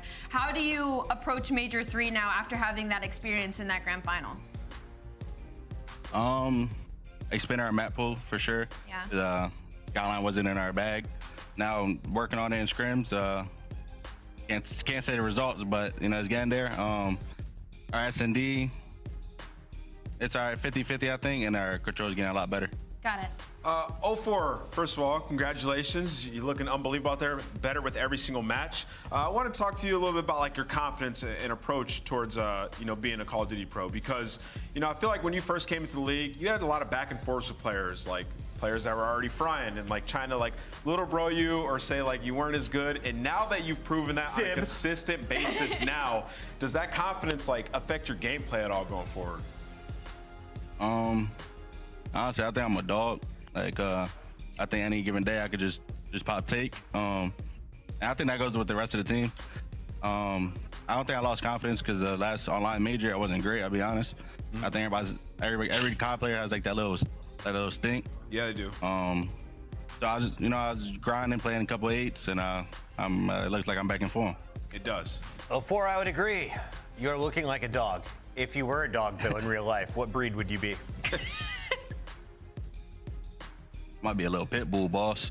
It's the only answer. That's my pit bull right there. 04, congrats on another dub. Thank you. That's the man who originally turned things around for Vancouver Surge. Let's point that out. So we have a bulldog now. We got a bulldog? We got a pit bull. We got pit bull. Dang, man. We got some dogs out there. Well, get your dogs out, because when we come back, it's the biggest match of the day. Take off your cut away quick. Flex those sexy toes. They cut away quick. Kylo Ken coming out for Minnesota Rokkr, taking on Optic Texas. Hook makes his return, this time alongside Skies. Yeah, I'm about to pull the dogs out.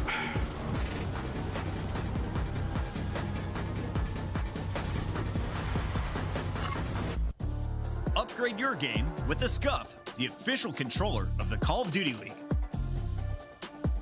The Esports World Cup is an official partner of the Call of Duty League.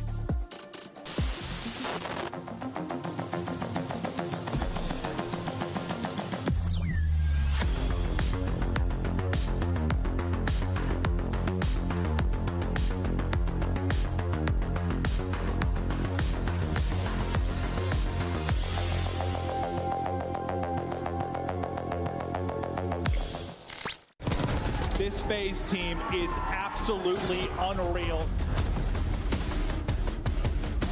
Pick it up perfectly. RCXD out. The Quinn will say, no, not so fast. Got to find a way to put some pressure onto the ball. Oh, yeah. And you still have Scrap sitting back. It just doesn't feel good to be able to clean up one. Scrap is just waiting. No way, dude. RCXD's going to clean it up. Nah. These guys are just having way too much fun. No reason to slide out and try to challenge this. Whoa, clean shots into maybe another. Beans tagged up. Here comes Abuza trying to push back forward. Oh! Abuza, what a massive 1v2 clutch. this man's only 14 now needed for FaZe. That was a terrific sequence. They just have to worry about this guy. They don't know if he's going to jump in the window, go on a route. He is just hesitating, taking his time, messing with C9. 9 in a row, 11 in a row, trying to close it out here on P2. This man is the reincarnation of God as he wins another 12th streak to close it out. Here Joe to see, he's trying to time this flank. He wins the one-on-one. You find the second kill. Ultra in. Time for the back attack. 1v2 over the top. He finds the first. He won from Sim. It's good. Oh my goodness. Cloud9 are in. They've got numbers. Toronto just needs 2 points. Can they find a break? It's a 3v3 over the top of the time. Trades back and forth. Attacks. Lock it down. Oh! A barn burner map number 1 and Attacks calls game. No, Neptune trying to do helping. Cell just wants to go. Okay, Cell is feeling it right now. Gonna get there for the trade. Cell 8 to Cell 9. He calls game. So I guess good thing is, FaZe, you forced this out. Good thing for Surge, you have this to actually utilize. Cell shot it again. Cell shot it. Did he actually? Yeah, Cell shoots it. So you have 3 players on this. It connects with nobody. They are flying. Surge has to get here. 3 players on it. Celium gets 2. Celium gets the 3rd. And the Hellstorm. Are you kidding me? Championship. So right now, it has been there. You're able to win 1. You see, this FaZe team is absolutely unreal. Just 5 needed to close it out. Last swing in from Surge. It is done. Tack on another one for the Young Gods. Your 2025 Major 2 champions, Atlanta FaZe.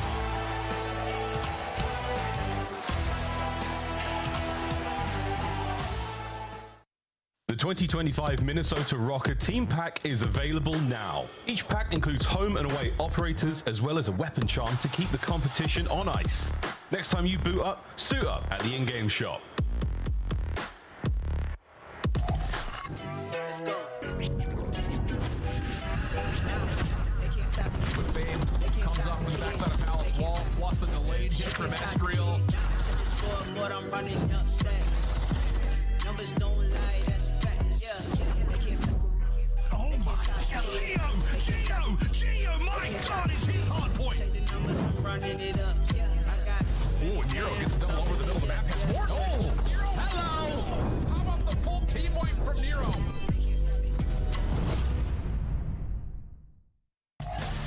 There's a new Sith Lord in Minnesota. He goes by the name of Kylo Ken, and today Kenny gets to take on his former roster. Just 2 weeks ago, he collected a World Championship ring alongside Optic Texas. Today, he's looking to hand them a loss and take 10 more points towards Minnesota. And this is a revenge match for Minnesota. They just got handed a tough loss from Optic Texas in elimination round 1 of what we thought was going to get the ball rolling for the green wall. Unfortunately, that got stopped short. So for Minnesota Rokkr, this has been a solid team, and hopefully with a little bit of an upgrade with the addition of Kylo Ken. I know Ken is going to be the storyline, but if you look at Minnesota, is Estriel going to be the greatest player of all time? I look at his trajectory, it's just been going up. Yeah, I mean, Estriel's, I think he's going to be a superstar in our league. He's unbelievable. I mean, the kid is so immensely talented. He's in the prime of his game right now. And, you know, you want to capitalize when you have talent like that on your team, right? So Minnesota are looking around. They're like, who can we get? We need to get somebody who can, like, come in, be a culture changer for this roster, and who can lead this team, because we know we have firepower. Yes. Look at Estriel. He is firepower at the SMG position. You know, you got that tag team with Nero, who can, you know, he can be streaky, but when he's going, he's unreal. And then Gio, just a Slayer AR, always going to be annoying, finding those kills. This is a dynamic roster that really hinges on, like, the leadership of Kenny. So he's got to be able to do that for this team. They're like the Washington Commanders. They just got their quarterback. Seriously? See if they can make a deep run. Al, you get that reference. No, I don't. 100%. Nope. Let's talk about Optic, because you know Don't a watch lot about football. these guys, though. Optic. Optic Texas. So who would they be in NFL? And yeah, why would I know Dallas that? Cowboys, baby. Why would I know A lot of that? expectations. All Fucking the Surge fans. Sometimes tweeted we win the championships part from in Toy the Story 90s where and Andy say, says, "Look "I don't at want to Big play with you Bruce's anymore." squad," because he and Shotzi win a world championship. dropping with Buzz Fred and Woody. Kenny. But now Woody has they Pred's rebuilt face the and Buzz squad, has welcoming Arsenie's Took face. back and bringing in Skies, of course, for Major 2. For Optic Texas, like, And on it's the other just hand, the it's solo another Woody channels doll over with solo Neptune channels. on Every it. single time we'd watch this team, it didn't feel like they were playing as a team. And sometimes the spark would get let off, whether it was a play made by a player, whether it was the crowd, something would set it off, and that's when we would see them at their peak. But it just hasn't been happening consistently. So what do? They hop potato this roster a couple of times. You keep Shotzi and Dasty. You bring in Skies. Skies doesn't have the best performance, but also doesn't have the worst. He's soaking hill time, and now you're adding in another player that you had previously in Hook, hoping that it gels everything together. The expectation just isn't matching the result. And we talked a little bit about pressure. We are past the halfway point in this season. You only have 5 matches here in this qualifier, 5 in the next qualifier, and the 2 majors. Optic have only scored 20 points since Major 1. Yeah, I mean, this is massive, Chris. You look at their schedule, too, like this is a match that you want to get a W in. Obviously, you're going up against the guy you just dropped as well in Kenny, so a must win. And when you look at this Optic team, when Hook was on the team, like they were top 4 in all 3 game modes. Search and Destroy was great. Hook was, you know, their most consistent respawn player. And, you know, taking a look at their schedule here. You couldn't ask for better. If you lost to Rokkr, though, you are in a very tough spot because you got Cloud9, who have been looking unreal. Heretics, you know, packing a punch, bringing in Super, and then FaZe to round it out. It is not an easy split. I know many people look at me, oh, so easy, you don't play Thieves. I think it could be pretty tough, especially for a team that went 0-18. Allie, do you think this is easy? You seemed pretty excited when it first came. I didn't see Atlanta FaZe until the very end there. That was either. But how do you feel about Optic's chances going 4-1? When you put like the expectation of Optic Texas, I typically see that roadmap and I'm like, okay, this is doable for Optic Texas. Sure. You know, if you had stacked a couple of like LA Thieves in that lineup or something, then maybe I would have felt a certain way about it. But for Optic Texas, the expectation that them and the community has for them, that's not a bad roadmap. Hook the Nuke makes his return in green today. Where is he playing? Well, he'll be starting things off on Skyline Hardpoint. Rewind Search and Destroy is in for a game number 2, so that is 2 new maps in to kick things off at our Major 3 qualifiers. I'm a happy boy. I'm looking at this Minnesota Rokkr trying to win in the middle here. They're 100% either going to try to steal that Skyline Hardpoint. Last time they played Optic Texas versus it was about a 20-point game. Yep. So they're pushing their luck. And then you go on to Rewind. This is a map that fits Minnesota Rokkr's play style 100% across the board. And then same thing with the Protocol. Other than that map 5, they are 0-5 Protocol Search and Destroy. So they want to try to do it in the mid of this series. Yeah, I mean, the Protocol is a map that if you're Mini, you've tried to add it to your map pool all year long. Yeah. It just hasn't worked, right? But you got Kenny now. It's a new look on the side of Optic Texas, new look as well, right? So we don't know.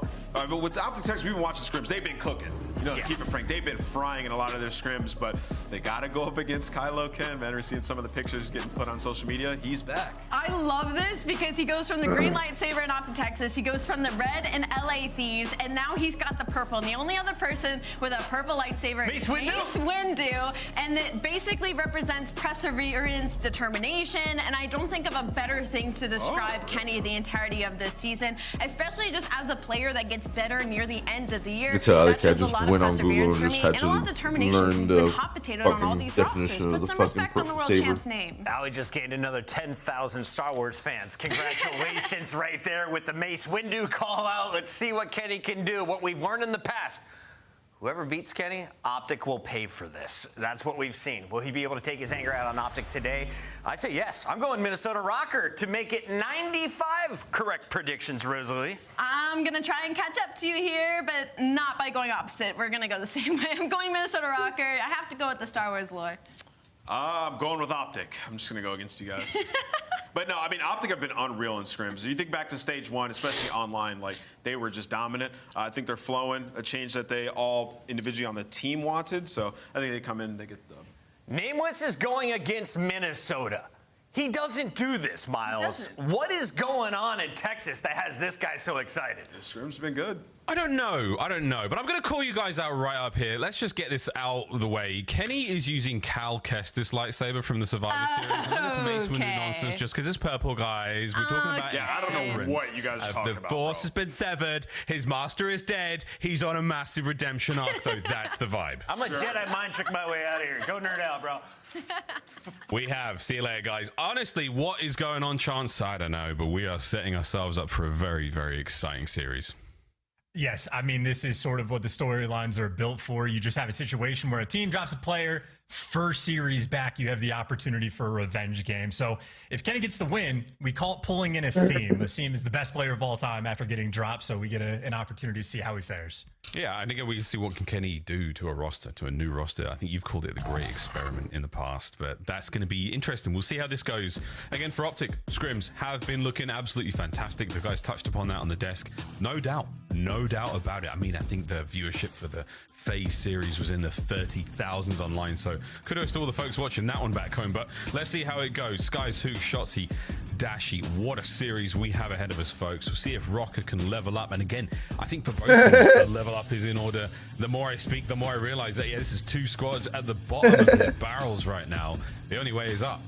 It is two video teams, was funny. because they're at the bottom of the barrels in contention for champs. It is Like very he's like much asking for help nerve-wracking and for shit. both He's of like, I these just got squads. robbed, and then the house owner's like, I'm about to rob you now. Now they're sort of on the bubble, and Minnesota Rokkr are beneath the bubble. And They get up on out of here, man. Them on a skyline hard point, but I know from Minnesota Rokkr, to me, putting Kenny on the squad You is ain't gonna just help a me. He's great like, dude just experience. got robbed. They He's like, need a I'm about to veteran-style rob you. player Get up who on can out of teach them how here. to win, because they're in the 10th seed overall. They're pretty weak in the respawns, and they were a 50-50 S&D team. All right, chat, let's go, Minnesota dude. Rokkr just lost the Vault S&D that they were the best in the game, Matt. They're in a very difficult May the best team spot. win, Timmy. So I think Kenny, it's an opportunity for him to shine, show up as the perfect player, ramp up the team. Here we go, folks, into our first map here of the series. Of course, we're going to see Rewind in a mo, but until then, ladies and germs, let's dive into this one. Opening Gambit goes the way of the Optic boys. Their kills find them just that, but no time. Once again, on board with Gio, and Chancey talked about this a little bit before the match started, but a very comparable lineup on both teams. I mean, you've got aggressive players, you've got, slower, L trigger style players. It's a great square up series. I mean, if you're thinking about, you want to pack a punch Nero, Yeah. I think you just get Hook. You want to pack a punch Gio, you just get Dashy. So that's the expectation. But right now, Gio and Kenny are everything. The AR is getting off to a hot start, and I mean, Kenny already 5-2, setting the tone. Don't say indeed. Dashy Hook back at it. Early time here for Rokkr. The final 10 seconds of P1 come to a close. P2's got Optic players all over it for now. Astral's going to try to make it in. Shotzzy and Nuke, they clean house. Left-hand side of the minimap, all there. So Optic takes the now. In the driver's seat, we test Rokkr on the retake chance. Here we go. And credit to Hoog as well for being the man that sets himself up for the team. So Route Man gets paid, and you get paid with hill time. Stuff so far. Shotzzy up top. If anyone's going to dance around the elevator, well, you'd expect him to be the king of it. I think Estrel ends up sneaking away with his life, but does not last. Hoog sets you up. The entire team knocks you down. So far, it has been a perfect P2 hold. First push there from Rokkr gets him nothing. Lead change, Optic Texas. Now Kenny finding himself a pair on that right flank. Now pushing his way through the backline. Skies over by the left. Can he get him? Gio? Yeah, sure can. Forward we go once again, ladies and gentlemen. Open hard point. 20 to go. Shotzzy the only man for Optic here, and it looks like Rokkr. Oh dear. Hello, Kenny. Because Shotzzy is still alive and still at large. I mean, still at large, but at least Minnesota Rokkr got the break. And listen, we know the main storylines. Kenny's 8-6. I mean, this man had a habit of dropping a 0.8, but at least so far on Skyline, so good. Couple trades rolling through on the feed, and even with Rokkr breaking through old, once again, Optic do win the rotation, and they get a full setup around new. B3 time going their way. Oh yeah. Well, over the kitchen once again, folks. Slightly change here. Bruce starting to get things going. A little slow start to the map. Can he find himself a couple more in kitchen? Yeah, sure can. Oh my god, Dashy. Finds another one. Good time all for a second. Rokkr with a mid-map break. His Skies in the backline pinched out. Shotzzy now through front. He's finding himself a lot of kills. A few more as the Warlord keeps dancing to 12-4. Oh, it's 12-4. Let's go, baby. At the moment, him and Hook is a dynamic duo that when they have the hot hand, I mean, they're just the juggernaut. They will run you over and dominate games. So Optic right now, plenty to look forward to, but for Rokkr, the first sort of rotation battle they're actually going to win. Assuming they can lock it down. Still 10 seconds of scrap time going to be flowing through, but Rokkr at least have those right side spawns. But right now, they don't have the bodies. And both players do spawn in time, so an opportunity. Oh my god, I could have got shit on. All that one was. Well, it doesn't matter. It just allows the fellas of Rokkr to set up. All through grass now. The setup is in place, though. Rokkr should have eyes on this. Esther with tags and a Hook on the back line. You force them forward. Trade battle continues, and now no one able to make too much of this. Hook, a slippery customer. What a win there. Helps Skies find the kill in the Kenny, and that could have been the break. Here comes Nero in the time. Dashy trying to find something. What a snap on a Geo. No kill, no break. Rokkr hold.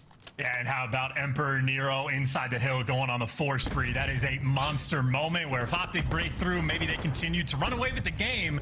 Sky's found a brand new place to fall off the map, and Hook Skywalker, well, he ruins the Star Wars theme, but it's a fancy spot nonetheless. It was a fancy spot. Dangling off of Cloud City and Bespin right there, folks. Can't Nice believe fire Chance straight went from with Nero that. from time as well, so that's going to be a Hellstorm Hook with the back Skywalker. 11-9 overall. Nice lead here for Rokkr.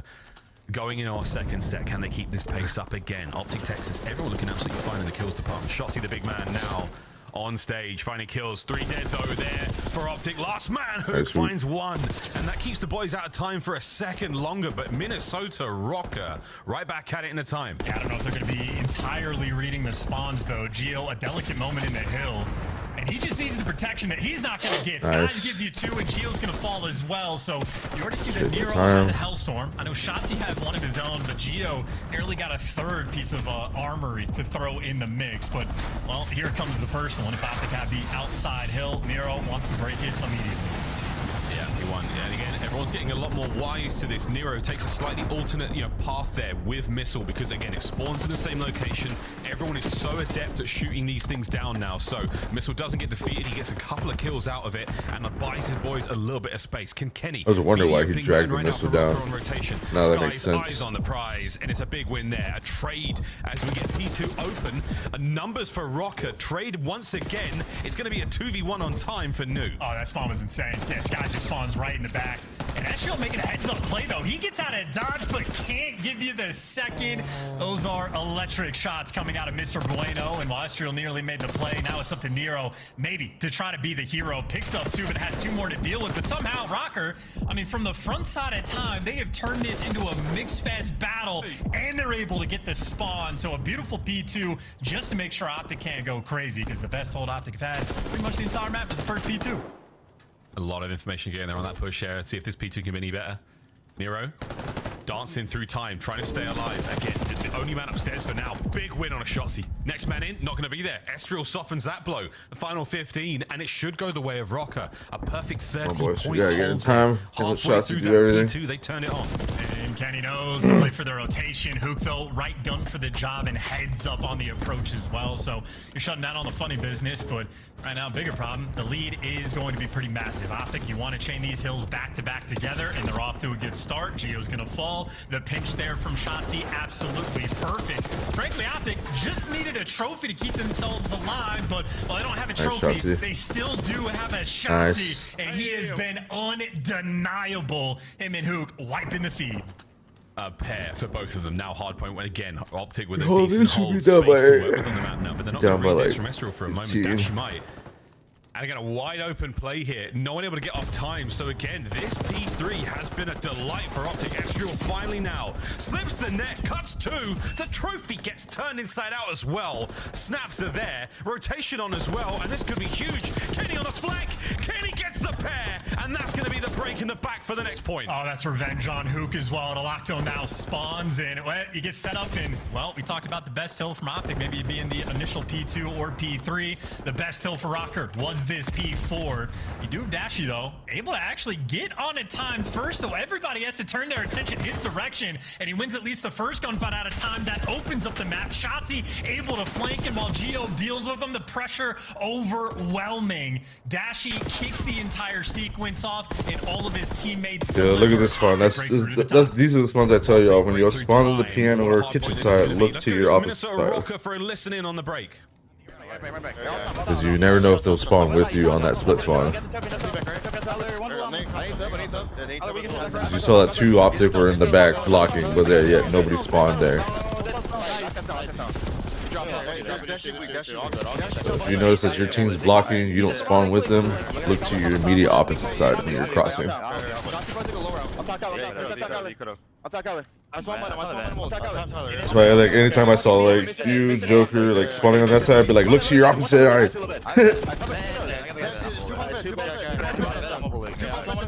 one more. We're good here. We're good. I need you drop too. A little bit. Oh yeah. Time. Good. And once we come talk to me.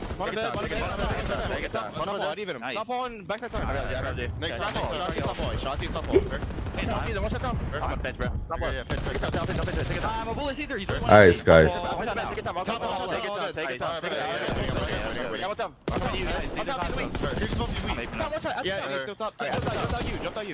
think Hook's the flex right now. Oh yeah, top left Dashi, top left. Hitting Jim shots. Go for it. I got Jim shots. Let me jump him. Yeah, make sure you block. We got the lead back. What a comeback. Optic takes us right back into this one. Rokkr, not a bad listen in. They've got themselves a good hold here for P2, but they got to win a couple more fights, and Kenny, they line up for him again. Yeah, another rotation where he just makes sure his team can get that initial time, but while he did that on P4, Dashi had a major hand in breaking it down. This time, Dashi getting effectively naded by his teammates. That's because of the Semtex from Minnesota Rokkr, but whatever, you're still down a man, but now Kenny, he got the initial 2. Now he's last man standing. Every single player falls. Optic in the back, and Shotzi delivers you the P2 time. Minnesota Rokkr just got broken down. Broken down once again, lead change again. Optic Texas now in the driver's seat. Shotzi, the first line of defense. Skies the backup over the top. You have to bring him down. If you get that one shot call and a Shotzi, you better end him. 4-man up now for Rokkr. Second attempt at this hard point. 25 seconds to go on it. It has not been a great hold for either squad. Now the game of keep away continues. Well, Dashi's going to be in the time. You see he's getting surrounded. He's got Hook as sort of the turret, sort of swinging around him, but it is just a mix fest in around the time. Shotzi, the next man in line, just going to get traded out, and I mean, that is just a long-winded battle for the P2 time that leaves us at an effectively tied-up game. And a P3 that's been a beautiful thing for Optic. This time, Nero gets the first 2 kills, and Hook, well, can't seal the deal. Estro for the trades, and Minnesota for the initial time. Initial time, green spawns now for the Optic boys. They're going to fight their way through a single front. Can he hold him down? He one bullet away from it. Nero on the trade, not going to be there. Over to Estriel. What a battle this continues to be. The kitchen. We are certainly cooking in this hard point. Time for Optic. Rotate. Oh, sorry. Time for Rokkr. Optic on the flank. Shotzi's making a big one happen. Been red. Kenny finds it. And the time's still ticking away for Minnesota. Yeah, look at that patience from Estriel. Yeah, Hook taking a quick dip in the pool. They're not going to win off this. Knows where the gunfight's going to be. It's an eventuality, and this has been a P3 that has set up Minnesota Rokkr for the kill, and Geo, it is his moment to strike. One gunfight win for the spawns, but he loses it, and Shotzi spawns up instantly towards grass. So Optic, green wall, you gotta build it here on this P4. It's not been a great P4 in the map so far. This could be it now. Rokkr on the fight forward. Optic setting up for the hit. Nero cut down on the right flank. Dashi on the soak. Left flank now wide open, and it's nobody home for Rokkr. They've been dealt with again. And you're trying to find the route. Hook there to drop you. He's the perfect man for the swarming and the cutoff kills. Gets eyes on 2 out of 3, and number 3 is just going to be up top. So Optic, they have all the reads. Rokkr a step closer. They get 2 kills down on the time. Down again. Last man Estriel. He gets the time open. Pinched out by Shotzi. 35 and 25. What a map. And a lead change. Once again, we could be looking at a win here. And the green wall holding strong on this P4. This might just be it to seal the old deal. You're taking rounds. It's a last-ditch effort to try to make the break, but they're just not going to be able to get it. Every single player in the feed wiped out, and Dashi and Hook, they call game. Whoa, it was a that was a bang out. I ain't gonna lie. During the listen in, and a 20-point difference in the end, a little bit of a smirker smile and some swagger there from the Optic Texas boys. That was a very fun result. That's one shit.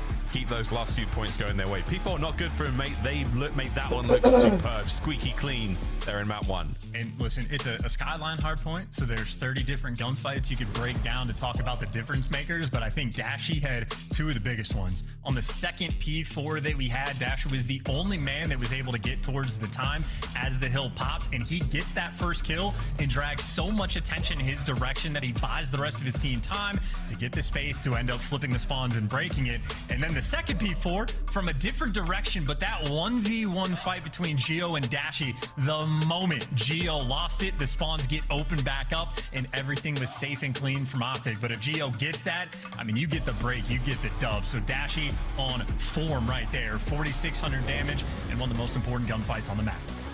Highlights, ladies and gents. Boy, howdy, do we have some highlights. Kenny was a piece machine for, feels like the entire map, man. He had some big lineup kills. Shotzi started to really get things going. Again, one of the major differences we see when Optic Texas get their respawn wins, Shotzi goes big positive. That was another good example of it there. Again, there's a disgusting start to this series. A little bit of a personal one. Old teammates gone up against each other. The new Rokkr, the new Optic Texas. Map 1 in the books. Both of these teams as well, again, trying to dig themselves out of a hole. So there is no better momentum shift than to win a series like this to kick off your stage. So, you know, everybody's going to be bloodthirsty to get this done, Warlord included, who was able to string himself together quite a few different highlight reel plays. I mean, the man was a walking three-piece in moments like this, had Hook for the backup there for the kill, but I mean, all things considered, talk about the gunfights win by Optic coming through being a difference maker. Maybe just the P2 for Minnesota Rokkr, where Kenny got the 2 initial kills. A team nade technically came through with Skies on Dashi, and somehow 7 seconds later, Optic just walked through and get the break. So maybe a big moment there. Rokkr wish they could get back, but ultimately, no dice. They continue to be a terrible map 1 team. But S&D a little bit better for Minnesota Rokkr, so maybe some hope. Hey, Miles, we're going to rewind. Oh, we're running it back, and it's about time, boys and girls. Well, nice hard point to get things going. That got the blood pumping for sure. Bit of a flat line there towards the very end. That P3 to P4, nothing there for the Rokkr lads. But Rewind, Search, and Strobe go way back to December, January here of the Black Ops 6 season. Just playing Search and Strobe on that. After that, though, it's a triple dose of protocol. So it's probably something I make a status of. Gray, rainy, classic. The boss thinks I asked for 420 off so I can get lit, but joke's on him because I'm actually watching WrestleMania and getting lit. A physically larger map, a lot of space to play with here, not a lot of cover, especially on the outside there. It's a strip mall after all. If you're not from the United States, it means just a flat space with some shops, essentially, is what you're looking at there. It sounds more fun than it really is. Strip mall, what a word. But yeah, I'm excited to see how this one gets going. Chance, any sort of early feels? I mean, this Minnesota Rokkr team, how's the S&D going with Kenny on the roster? Well, again, the theme for Minnesota Rokkr is their S&D. While technically they were 50-50, they were just the best vault S&D team in the game with a 7-1 record. You take away that map, and they immediately drop to bottom 3 S&D team in the league. So it's a massive problem right now for these guys to solve. And if you don't crack the code, we saw the map ones, another issue Rokkr has been having, still apparently continue to have it. If the S&D isn't working off, this is just going to be a tragedy for the squad. So you have to be good at the new maps coming into play. Rewind will be the perfect example for it, and Rewind is like a very S&D map as well. You got to be on point in the rotations. You have to be able to capitalize on different sections of the map, and the entire team has to be on point to be able to play it. And of course, not just Shotzi, but Hook as well. We know they're grinders, always in the mix for 8, have been since the start of the year. I mean, I don't know their personal feelings on the map for Rewind, but if I'm a coach, I would love to have Shotzi and Hook on my team for it. Oh, yeah. There's potential here for a lot of superb routes. Not to mention, again, everyone's going to have to dig back into the memory banks. Remember the opening nade strats, because there's a couple of places here where off break, you are going to get hit. Not all the cars explode here in Rewind, thank God. But we're going for it, boys and girls. Could be an A-site bang out, and there it is. One of the few cars that does pop. Skies finds it. Yeah, good news, though. Kenny at least rips Skies to trade things out for a 3v3, but as much space as Optic just take, Nero eventually makes the read. You got trades all over the map, and Nero there to drop Dashi. You in a singular gunfight, and all of a sudden Shotzi in a 0 versus 3. Nero strikes. Yeah, that was a nice win. Dashi unable to pick up enough damage onto the second player on his challenge, but Nero finding 3 on the round. The old in and out there. He managed to win the 1v1 against Shotzi in a nice way. He didn't have a bad respawn by any stretch, but starting things off right here on Rewind. Yeah, and great call, by the way, on that opening nade. Yeah, you were exactly right. On defense, chuck it straight over the building that's right in front of you, just to the left of the triangle on the building, and you landed on, like, the generators, I think it is, that are right next to it. So, yeah, Optic, this is the spot. A little bit careful, but Minnesota not going for it. Yeah, but it was a bang out. Inside of A, Estriel, so sneaky. Yeah, Shotzi's trying to bait out some play there with noise, but no one's going to bite. Estriel got himself into a lovely position here. Slight exchange. No real contact yet for either team. Bodies on the inside of A. Nero might have been spotted out there yet. Stun check lands. Hot check for the intel. Spots 2 players out. Hook, though, Managing to find a blood on towards the site, and here we go. Skies getting active. Yeah, Minnesota trying to make a play, though. Their teammate dies, and they were looking to get active over towards Elephant. Estriel for one, and that's bombed down as well. An opportunity here in the 2v3, and with a gunfight like that, I might be a believer. Or maybe Estriel spots out internal Shotzzy. You need to run Shotzzy. You know Gio's so behind pulls you. apart. Dashy will be coming up behind him in a moment. It's a Gio sandwich. And Shotzzy and Dashy, they're the bread. Oh, I think okay, Miles. That was crazy. Oh. Tommy. Yeah, Gio got eyes on me. He got the drop. That is insanity. And now Shotzzy in a 1v2, and he does not have the bomb. Oh, it's the Atkins diet. It's no carbs, mate. No carbs to be found. Shotzi's had to get bombed. 10 seconds. Can he get the plant on A? Estriel has eyes. He's going to get the round, and that's 2-0 Rokkr. Yeah, dude, that's insanity. I mean, listen, great play there from Estriel. As soon as Kenny gets first blooded to get active to try to make something happen there for the trades on Nero. Gio just wins a ridiculous gunfight against two. And the Jackal Nerf not even coming into play. Like, that was point blank range, but he delivers. And then Gio certainly had the Call of Duty timing on his side as well. But that is, I mean, just a shredder. Shotzzy and Dashy didn't continue the sandwich. Changing moment. Not to mention the nice timing he got again. Dashy and Shotzzy were closing in on him. He manages to somehow escape that timing. So Gio becomes a free reign still. 2 spree for he, 2 spree for Estriel as well. Opening nades, pop. Everyone there from Rokkr makes their way forward. They're playing that there. The S&D. Noise, but wait, Estriel from behind. The opening dagger delved for both teams. Yeah, that's the Hook special, man. Just running it down and at least getting his one. Kenny, timing does not go his way. He gets dropped in the trades.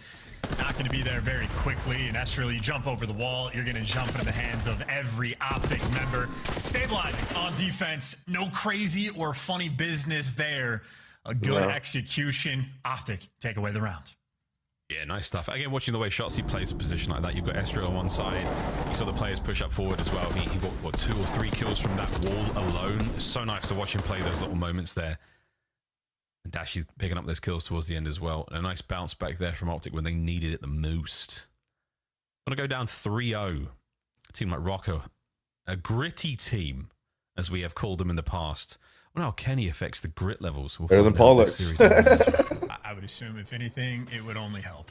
But we do get to find out and get a different look as well on defense for Minnesota Rokkr. This time, much more prepared for the B pressure, so they have called this correctly. Well, yeah, and Shotzi's managed to make his way through, right back over towards Dumpster. Banks it, catches a trophy. Lovely intel on Nero. Oh, it's 3! The Emperor puts the sword to Optic. Oh my god, once you get Nero strikes, man, it's like a Mortal Kombat fatality. I don't know how he pulls it off. Hopefully we get a second look, but yeah, Dashy for 1v4. He's one of the most clutch players in the league. You're getting they didn't give it to him. Nothing to work with there. And Nero gets to laugh about that one. That is destructive. Yeah, and the mini-map towards the end there. Gio gets the final kill, but all members of Rokkr marching towards the final kill there. A dominant display so far. Here's Nero's opening kill.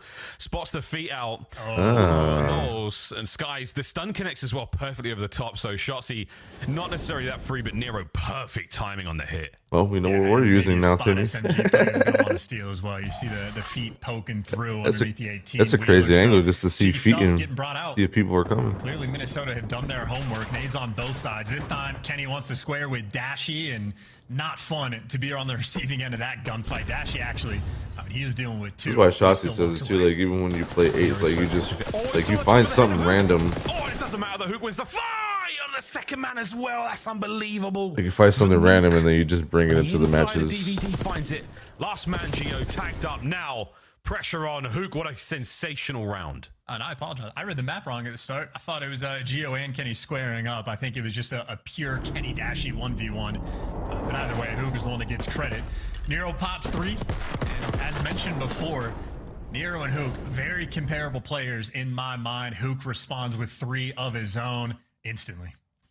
Oh, look at this. The fadeaway, quick hop, barely taking a beat. 2 HP for it. What a 2-piece out of the nuke. I don't think Hook like processes necessarily when he's 1 HP. He just knows that if he's alive, he can get kills. He's challenged. That makes sense. I mean, that absolutely adds up. If there was an opportunity to lay down damage, he's doing it. One of the most unpredictable players in the 1v1 and the 1vx On a 3 spree right now, looking to find a couple more, and he can smell Nero. He knows he's close. No intel to truly work off of yet. Dashy, first blood again. Yeah, Kenny keeps squaring, Kenny keeps dying. And Nero doesn't overbite just yet on the information. If Shotzzy's shooting out here, I mean, you walk into this section of the map, that'd just be a trap. Rokkr, they're staying inside. Yeah. Yeah, Shotzzy on top of the container as well. Coverage there. Oh, but wait, Nero fights his way forward.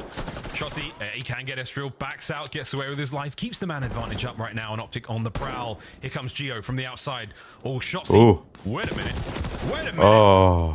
So a nice win from Yeah, Gio. nice trade, No second. Last man, Nero. Me too. Could do it. 1v1. Oh, wow. Nero, the Emperor, again. What did he say? Lip read on Nero? I think he said, nice. Dude, that was nice. Ferocious. That is disgusting. Yeah. Now you know why my reaction. Takes Hook back.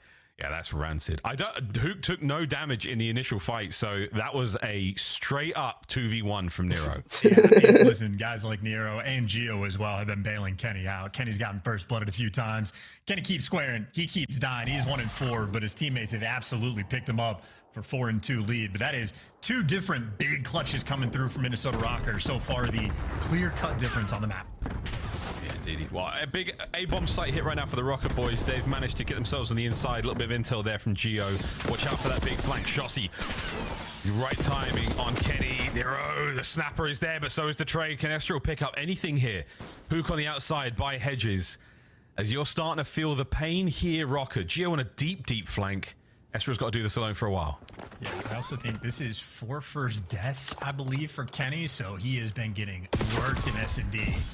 And Estriel, unfortunately for him, nowhere to go. At least gets out with his life. But right now, him and Gio praying for a pick. And Gio finds it. A 2v3 potential. And still the unpredictable here. Rewind is giving you options. So now Optic Texas, man advantage is dissipated. Gio still playing the outside. B-bomb site in question as well. Looks like we're going away, and that's a lot of intel. Push forward. Oh. Gio on the pinch. What a setup. What a play out of Rokkr. The seemingly unwinnable round. And look at this pickup from Gio. What a place to be. And this might quite literally be the fact that the map hasn't been in rotation for so long. The Optic players just don't know what they want to do in the post plants because it's not like they have the chemistry working together. You're bringing back a different combination of like rosters and players that you did not have in stage 1. And admittedly, not a massive difference, but I mean, 3 clutches like that to go away. Yeah, your character is immune. Fall. 5-2 lead right now, Rokkr. You just want to close this one out. That's a great place to be right now, map point. Hook. Yeah, no, it was like that in Cold War as well. No questions asked. He's going to keep the bomb in hand as well. And Shotzzy, nice shots into the next man. As we're still dancing, Skies gets himself his second kill of the map. Over to Nero on the close push. Can Hook find this? Rokkr, you've been down before. You've managed to win the rounds. Can you do it here? Shotzzy on the flank. Number 1. Number 2. And they stay alive. Nice. And I mean, that is the chemistry, by the way, being shown off of the SMG players from Optic there. Hook is absolutely one shot, as is tradition. He's challenged, but the reason he's challenged, it's an intelligent moment from Hook. He knows he just wants to keep those Rokkr players looking that direction and set his boy Shotzzy up for the easy 2 kills. So I think if Hook tries to run away, the Rokkr players are going to be doing the same thing, looking around, but Hook knows he can just set you up for the kill, and they execute. You had a 70-point lead just about in the hard point that Rokkr built up, and Optic made the comeback. Right now, we scream for ice cream is Rokkr screaming away, trying to get this final round. A single round is all you need, but easier said than done, folks. Slow hit, taking their time, taking their chances. RC, whoa, Hook manages to hit the gas, flies on through, causes a little bit of damage, man. He was real close. He had coverage now. Oh, the battle through the threshold. Nero, nice slide. Finds Hook. Aggression now as the pressure is on. Dashy feeling it. Nero, guess is wrong. 2v2. 2v1. Gio lines up. He got damage in the next man. Dashy on bomb. Oh! What a win. Did he snake him? Yeah, can we run that one back? I mean, can we one roll the pump tape back on that? Is TJ Halley telling nothing but truths on the timeline? Oh, we get to see it in the kill. Okay, that looked pretty dirty from White. No, clean one. No. Clean one. It was a Our clean. bad, Dashy, for doubting you. That was That's a on clean us, one but it looked pump. crazy from Gio's point of view. That looked disgusting It from was a Gio's clean one POV. pump. That looked disgusting. Hey. Penalty decline. What was it, a minute Who ago? called the RC First car down. standing on like the wall? Like, I know it doesn't. No, in the corner. No, he was in the corner, I think. But he had his boys covering him. It was great. Anyway, 5-4. Optic. Rolling I thought he back. got it from like an angle laying down for a second. 4 now for Bruce. We're looking at 5 on the outside. That's why I was like, ooh, because it looked like a crazy Just angle. turned it on. Wherever he pre-aims, players appear. This is round 11. I'm feeling it. This is a round 11. Yes. Oh, Rokkr have spread out. Nero the only man on the inside of the A-bomb site. Gio's watching that back street, the loading dock. Ook. Again, it's just a cold whistle across rewind. Kenny spotted out once again, but it's not prompted much movement here from the full-strength Optic Texas lineup. Yeah, you're hoping for Gio to get the intel and Nero to swing in and get the kill. Problem is, Dashy still is the pinch. And Skies, he's going to get a bit of damage into Gio, surely. There it is. Opening fight. Here comes Rokkr. They're still not giving up too much. You've got numbers now. That's it. The go button has been hit. Irene. Bomb plant here. Opportunity for Ook. Yes, stay safe. Catches a nade for his troubles. Anyone to move in? Shotzi on the flank. Finds the first blood. 4v2. 25 on the clock. I mean, Kenny got a kill, but now you got the intel on him, and Kenny gets you too. It's a 2v4 potential. Gio wins the gunfight in Dashy with 15 seconds left. Shots. The grit continues in Minnesota Rokkr. How many clutches you need? The exact right amount. It's enough to get you the dub. Nice 2 Ken towards the end, and that got a little mixy, got a little dicey. A little. Nah. Way too hot to close things out there. 6-4. Nice 2-round spree there from the Optic Texas boys. Again, a nice display of the Ken. A nice display of that cohesion of the unit. 1-1 here at the break. We're going the distance in protocol.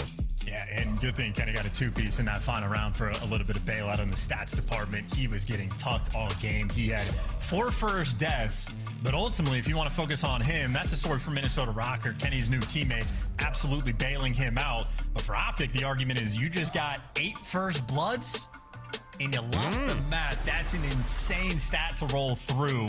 So as much ice as they had on the map 1, maybe they utilized all of it and have to sort of restock and freeze things up because that is a painful S&D to lose.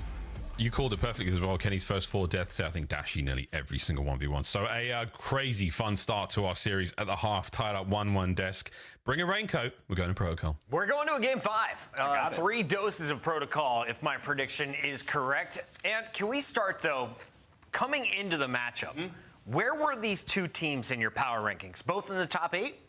Ooh, yeah, like 8, 7, 8, 9, like in that area. I mean, I feel like it's hard to put them exact number, but I have them kind of on par with each other, and that's what we're seeing right now, 1-1 series. Okay, so let's jump into the highlights from game 2. How did Minnesota tie it up? Well, they took an early lead in Search Alley. Yeah, those first 2 rounds were kind of everything for Minnesota Rokkr, especially because we go all the way to that round 10. They get those opening 2.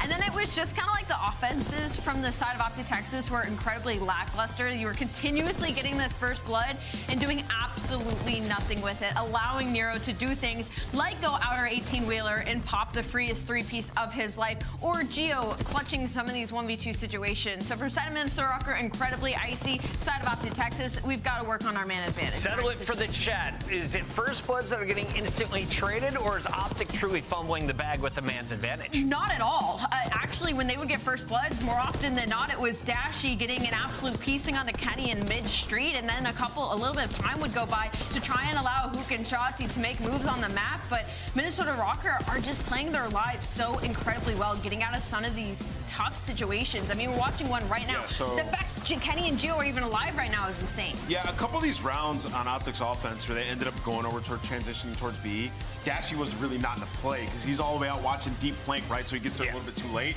They're going to adjust as they keep playing rewind, and he's going to be a little bit more involved. Like when they ended up going towards A, their offense rounds, Dashy was awesome. Go out there, get a first blood, do some damage. He'd be so much more involved. So they just got to watch that VOD and come. That's my takeaway from there is like, Dashy, get a little bit more involved when we start transitioning over towards B. All right, at the end of this series, I want you to answer the question. Skies equal Kenny? ? Question mark? Before you answer it right now, let's take a look at some conclusions that were drawn from map 1. And the jiggle physics of the new character for Marvel Rivals. Yeah, this is a huge rotation for Optic Texas, and this is kind of like what you're hoping for here in Optic fan to see from Shotzzy and Hook, right? They play off each other so well, and this is why they were good at hardpoint in stage 1. So we're going to talk Emma about Frost. Obviously, we know that this is a money hill. You get bottom bedroom, you can set up and make some huge plays. As it stands right now, her jiggle physics every time she takes a step. Trying to play clean up on Dashy in the hill. We're going to jump into the mini map. Shotzzy's going to take a route. He's going to get all the way through. He's going to find one. And while he's doing that, what happens is he's going to spawn a player all the way out here. He's got players who have actively just spawned piano, right? So in this situation, what they want to happen is when you get a player push up here, he's going to be able to cut everybody who's spawning out, who's going to be trying to rotate through bottom and try to repinch it. And then also when Hook spawns, he's going to come and help Shotzzy as well. So we're going to jump into this, play it. We'll talk about it in real time. But in this situation, you got to get a big break. It is so difficult to do. Dashy finds one to alleviate a little bit, but Minnesota still have positioning. You see Shotzzy gets pushed up. He finds that kill. And why they play so well off each other is you see Hook comes up and gets his instant trade. Now in this situation, you just flip them out. You spawn them deep, right? So you got players spawning here. They're going to be pushing through. The players off spawn can play the cuts, right? So this is clean, rotational gunfights and setups that Optic were not doing in stage 2 when they had Brandon Kenny on the team. And now when you have Hook knowing like Shotzzy's making a big play, I just got to go in and find that one kill. We've already blocked the spawn. Now my ARs can acknowledge it and cut them off the respawn. This gets them within striking distance, which they then go on to get the next P1 as well. So huge transition play by Shotzzy and Hook, and Optic win map 1. Now, is this something that you practice and you've set up, or is that just how the game flowed at the moment and just right decisions made at the right time? So this is something that you talk about and you try to set up, right? Because it's a situation where, like, if I can get to the back and block this spawn, we know that they're going to be getting parallels. We have to cut them and also come in for reinforcement. So right there, Hook's like, all right, I'm going to go top hallway. When we get these kills, you guys then cut them off. So something they've talked about, clearly rehearsed, and works in real time. Optic takes the first respawn, and we have another respawn coming up for game number 3. Before that, though, what's your scuff play of the game? It came early. Round 2, Nero. Show us what you can do and search and destroy. The man was throbbing. And we talk about Mr. Rokkr, like, it literally takes one moment for this team to start hitting their stride, and they can absolutely just roll a series. And it almost feels like in the search and destroy, we got a couple of moments from that from Nero. Shout out to Optic Texas, though. They did stop the bleeding there the later half. So, guys, you know, some lore for you guys at home. When you guys see Nero's player cam and he's rocking back and forth like this, he is absolutely turned to the gills. Like, he just made a big play, and he's about to keep on going. So once you see that, we got a series on our hands. You see the rocking start. Also, the longer his hair gets, the better he goes. He cut his hair, did not perform at the Major. Just saying, grow it out for Major 3. And you can join us at Major 3 if you're a Challengers team, because right now, passes are on sale. Major 3 Challengers team passes are on sale tomorrow, actually, at 3 p.m. Eastern. Not today, tomorrow. It's like Saturday, not a Friday thing. Here. Anyway, we got a game 3 loading up. Triple dose of protocol. I'm going to go take a nap, Miles. Good night, Chris. Hello, chat. Let's do this. We've got a lot to get through still. If a game 5 is indeed on the cards, which is very, very possible, it's going to happen. A quick one, though. I wanted to shout out Ted for the win on Reddit for doing mysterious and important work with one of the best Severance CDL meme crossovers I have ever seen. Thanks for the out loud IRL LOL today, mate. And yeah, we are indeed back. We're looking at a 5 chance, hopefully. We start things off on Control. How are we dressing this one up, mate? Well, just because it's a protocol, we're expecting, obviously, the spawn traps coming through on the defensive end. It's where SMG players get to run the show, so you're excited for either team. In terms of the map pool selection, an important one for these guys to lock down as well. The game mode as a whole from Optic has been a problem, so much so that they were challenging Miami Heretics on Vault, which is just a bad sign. They don't know what's going on, so they got to figure that out. And then for Minnesota, again, it's maybe more so with the S&G changes that have been affecting them, but Control, they've been below average, and it's not An old homie of mine finally started walking again. So this is the type of thing that Minnesota do need to figure out if they want to be a top team. Well, let's find out how much work they're going to put in. Got into a car crash like 3 weeks ago. Since announcing Kenny the roster, Astral cutting a couple of players down, 3 dead, big stack on a B, and a man on A. Let's get it. And Gio in his happy place. Man loves the windows. He is never going to leave. You don't actually read the stairwell push, though. Kenny's here for the trades, but I don't know if that's going to be enough. A solo capture on B, you don't expect to last very long. Kenny, I mean, he would have to be a hero to keep this going. And UC actually just gets off the point, knows you're not going to be able to lock it down, and wants to keep some map positioning for the kills. Positioning pays the bills. Slammage there. Dashy with a pistol, close range, lovely work. Still getting the A capture going at this point in time. So a solo man getting the job done right now. Estral, and a nice coverage from Nero, and it's an aggressive hit from Optic. They're trying to get him off. The contest at the very least is going to help things here. Nice timing there, Kenny and Nero. What a wombo combo that is, and shots in again from Nero. The capture continues, and the second segment is gone. Yeah, those are great comps coming through as well. I think Nero was working with Kenny in that moment for knowing the guy's sidewalk, knowing the guy's weak on time of when and where to go for the chow. So communication on point. We got a taste of it in map number 1, but control it shines, and A zone secured. Kenny already got the tick of progress over towards B, and Esriel maybe back in his happy place outside a lighthouse. And if those shots are connected, he looked like a hacker, but he knows either way. That's 4 down, and it should be a stack on the time. Nero, back it up. Stack on the time. Nero's looking for kills here. He's going to find a whole lot. He might catch out one player. No, he doesn't, but the zone's done. There we go. Minnesota Rokkr round 1.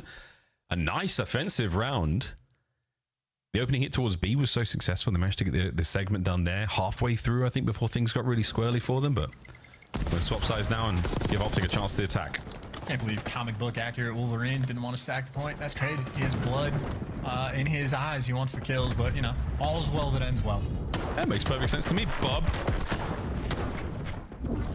For that healing factor, he's willing to take as many fights as he wants. I'm not sure who's just picked up. I don't think the chat did pick up on who comic book accurate Wolverine really is, but we all know. We'll find out. Here we go. Optic on the attack, round 2. Let's see where they decide to go. It was a bit of B-love there for Minnesota Rokkr in their opening round, and now over to Shot C, who's going to find himself a stun, but again, looking to get forward through mid, and not a lot of love. Slam. And that's a whole lot of love for Minnesota Rokkr. Get 4 kills instantly now, push the spawns. Oh, this round might go down like a lead balloon. This is going to be tough to get out of. This is exactly where, I mean, again, talk about perfect positioning, where guys like Escher want to be, but Kenny gonna get dropped. Unfortunately, Nero's still alive, so they've gotten rid of most of the Minnesota Rokkr players to get out of their spawn, but still have extra to deal with. Yeah, you were dazed and confused for only a second there. It might have been a communication breakdown chance, but at this point in time, we're flying forward. Nero, 5 spree, makes it a 6, knows there's another player there, and he's dancing. Now he's on a stairway to heaven. Yeah, and the most important thing about this stairway is you are running out of time to make it towards the top. 35 seconds now left in the round, and an opportunity to go to the B zone. It's the tougher one to capture first, but they got all the kills. Now you can stack the point and get the ball rolling. Oh, they're over hills and far away, and now they're right on the time. First segment on the way out of B, onto A as well, but the last man up for the roster is going to be Dashi. He's on the defense through middle of the map, so not able to help out on the capture. Can Rokkr recover this one? They have managed to secure A. B zone halfway done. What? Is Esriel made of titanium? How did he not die? B zone safe. Either way, though, again, if you're forced to go to the B zone first, it's a good times, bad times sort of situation, because you just might end up back in the spawn trap blender. Esriel on a 3-piece and 10 seconds left. Optic have to stop the clock, but frankly, I don't really know where you go. Oh, well, 7.4. There's still time to ramble on. Here comes Geo. Dancing. Time ticking. Wait, onto B. Kenny, quick check. They find it. 3 seconds. Anyone home? Rokkr. 2-0. I mean, the grit. If we don't got defense on lock, that's for sure. Added a map number 2, and like a black dog, they are fighting here on the protocol as well. 2 clean and comfortable rounds, and I mean, wasting no time. Nero, what are we doing? 13 and 7 as well. I mean, I think he had maybe 3 different plays in this round that could have been the best play, but I'll give it to him for these clean shots with the aim. Wait, what's the next HP? This is the moment where every one of his teammates fell, and he just destroys you and puts you back in spawn. And again, for Optic, I mean, 35 seconds left on the clock before they even touched his zone. Very difficult to win a round with that little time. Yeah, man, real tough. Minnesota, come from the land of the ice and snow. Alexa, play the Immigrant Song by Led Zeppelin. Let's start this round off with a bang. They are rocking and rolling right now. Nero with a coverage down low gives Esriel free reign to fight forward. This could be another 2-man hit on over towards B, but no, it's been read this time by Optic. You know, if I knew what a Dire Maker was, I'd keep going, but I've lost my energy, so we'll see if Rokkr can keep it going on the one-man stack for the moment. And right now, the minimap is looking something serious on the side of Optic. Nice shots there from Kenny to keep the pressure on the back spawn, but more problems to solve. And problem 9 name is Shotzi. Geo gets it as Geo 1 of 5. Just by the way, and Kenny making the perfect reads as the Slayer. He's 12 and 5 as well. This is Rokkr in their flow state. Yeah, man, absolutely. You know, Geo goes for the Misty Mountain hop right over towards it, and here we go. On a time, Shotzi with in and out. Stops Kenny at the very least. Geo still roaring. 6 spree, and we've got the B capture still in play. Dashy trying to get involved. Geo picks him off with the 7th. Number 8 as well. Geo kicking ass. These are not easy shots to hit, but Geo barely blinking as he does it. Just going to get the next man in line, and Sky's left out. Fruit for fodder. Kenny's picking up a big 2, and I mean, I tell you, Kenny is one of those, like, indication players. If he's struggling, in my mind, that just means the team dynamic is not doing well. If it's 15 and 7, Rokkr are enjoying this map for the moment. They got 2 ticks on A, a single tick on B. You just got to finish the job on 1, and you should be good for the round. You got to pump the brakes right now. 17 to 17, life count even. Not a huge amount of pressure right now from Rokkr, able to get out of their spawn, so Optic have managed to buy themselves some time. Your time is gonna come. Dashy, Hook find their kills. 30 to go on the clock. Player just underneath them. Good shots, but not enough to get the drop. 2 players on Optic inside your base. Kenny trying to go for the cheeky spot, but doesn't have a ton of help. But the thing he didn't have help with was actually sidewalk, and he gets 1 before he falls. Problem is, though, still guys like Skies in your spawn, wasting so much time. 20 seconds on the clock. And Rokkr, I mean, they got players roaming over towards the B zone in spite of the fact that A's so close to falling, so they're trying to fight a 2-front war. It's a delicate game. Oh, it's a delicate game, and Estro has just won 3 insane gunfights. Can he add another one to the pile to keep this one going? A still on the edge of the capture. A big win from Estriel. A now being worked on. B zone, all the contest. A complete. Kenny right on top of it. Minnesota Rokkr like a Swiss watch. They are clicking right now. Nero brought down through mid. Geo back at it again with the damage over to Kenny. On the Kenny, the damage is there, but not the kills. Estriel last man. Estriel, a near win. Hook might have just saved it. 4v4. Yeah. Round of S&D. Plenty of time right now for Minnesota to work with as well, and it's less about the objective. It is all about these kills. And I think Hook has put himself in an interesting spot. Nero just got some wild time. Nice recon. And he didn't realize that. Nice so he's going to guys. fall, and the spot from Hook pays off. A 2v4 for Estriel and Geo. Oh, magical moment, man. Optic Texas, you got just enough intel, and you turned it into something special. 3v1, 40 seconds. Estriel, dude, go for it. You're feeling hot. I know you are. You guessed right the first time. Look at him go. Woohoo! Optic, get on the board, and we have ourselves a map. We got one. Yeah, and that is a spicy 4v4 moment as well.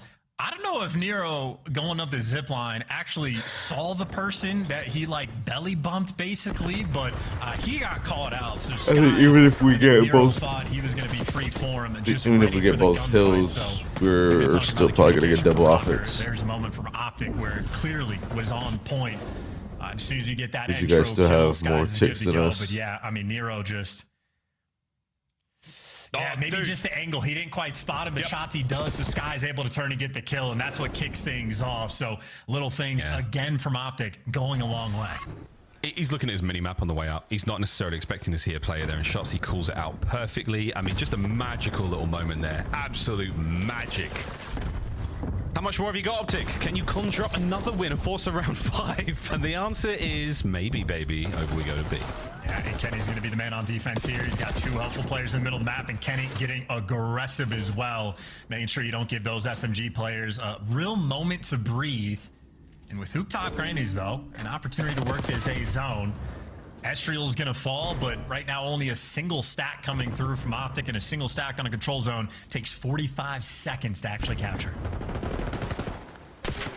A couple mans here. And Nero brought down. Geo over by the Skyboat. Shout out Blake. Off time for a moment. Good stuff there out of Rokkr on the defense. They buy a little bit of space to work with, and now it's Shotzi on the prowl. Try to find anyone here right now. Get these boys forward. Great tags in from Skies. What a 2-piece. He's on the point. Did he just collateral? No, okay. Well, Nero's one shot from the gunfight again, too. Great shots, nonetheless.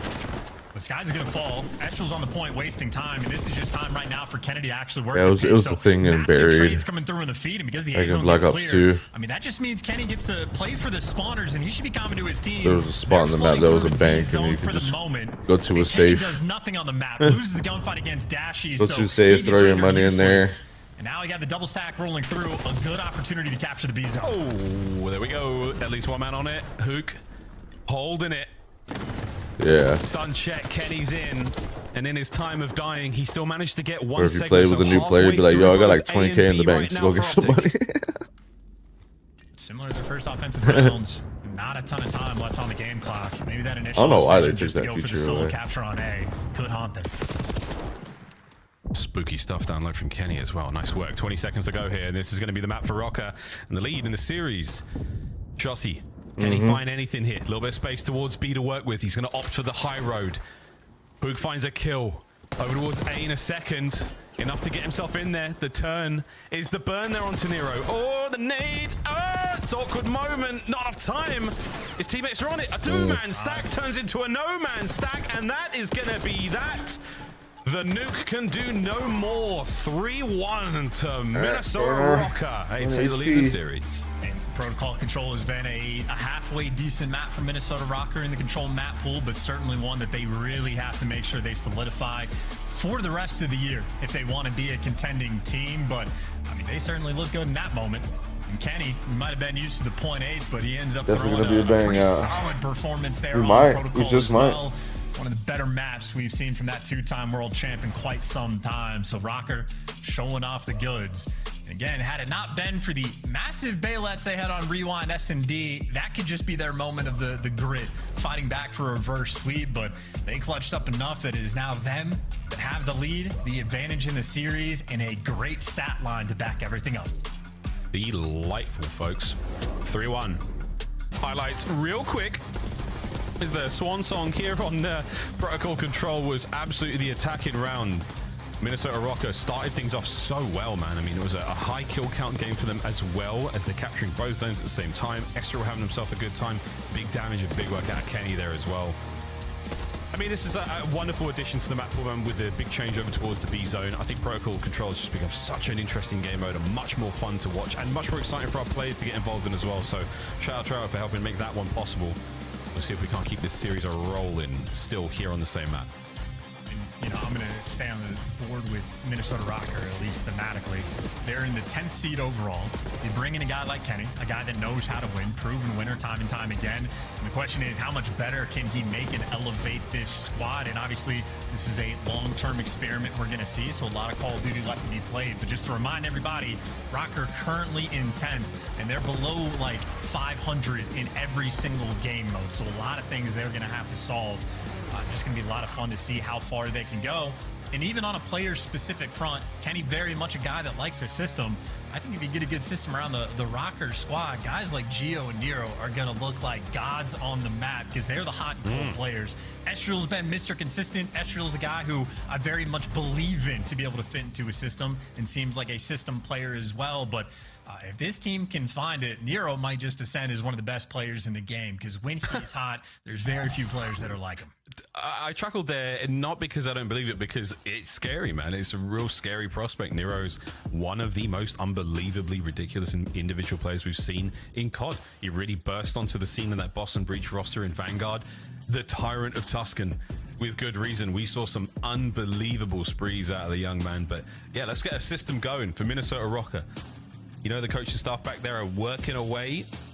You can even see them occasionally working away in the player camps, quite literally. Looney has to be in heaven being able to work with Kenny. Like, that is like, if Looney's kind of thing is like, if he still had the skill, he'd be in the mix. He's one of the smartest COD players of all time. So you hand him a guy like Kenny, I mean, has to be ecstatic. So yeah, Rokkr for sure.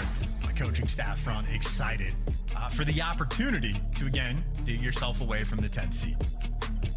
Absolutely. Let's aim for 8th. Let's try to get up and towards the bubble. Become, you know, the run towards champs is still on, but No one is quite having to make their Achilles last stand just yet, folks. Plenty of time still to crack on through towards champs. For now, though, it's going to be a nice attack towards this hard point. Minnesota Rokkr, Optic, Texas. If you've just joined us, hello, welcome. What Kenny's going to know every single opening break this team wants to do. He just gets to choose who he wants to chow. Knows where the flank's going to be coming through, but maybe a split second too late. Optic win the break. They get the initial time. Nice shots. What is Nero's face right now? Optic, time going their way. Estral now pinned, half health. He looks so shocked about something. He buys some time for his boys to get forward. The answer was yeah. Bad news. Hook absolutely slaughters you. Chokeslam there to keep you back in spawn. Next 20 seconds looking good for Optic. Nero on a close contest, but not enough help here to really get anything done. So Minnesota Rokkr back to spawn. Eyes towards P2, boys. Well, the longer you contest there, the happier you are, because Optic end up dominating this P1 hill. So they won the first hard point. Other than that, Optic have struggled, but the first hard point, if it goes your way, you're just happy to see the second one. Great timing rolling through. Estriel, right gun for the job. It gets traded. You do have Rokkr at least set up around P2 first, but they're not winning all these gunfights, and that is Skies from the highest of top ropes, picking up 3, trying to make a dent, but Rokkr still do have the time. Yeah, it's crazy when you get a 3-piece like that. Oh, Kenny was so close. Slice and Hook open. Geo, though, does just that. Nice 2-piece again. Even with that 3.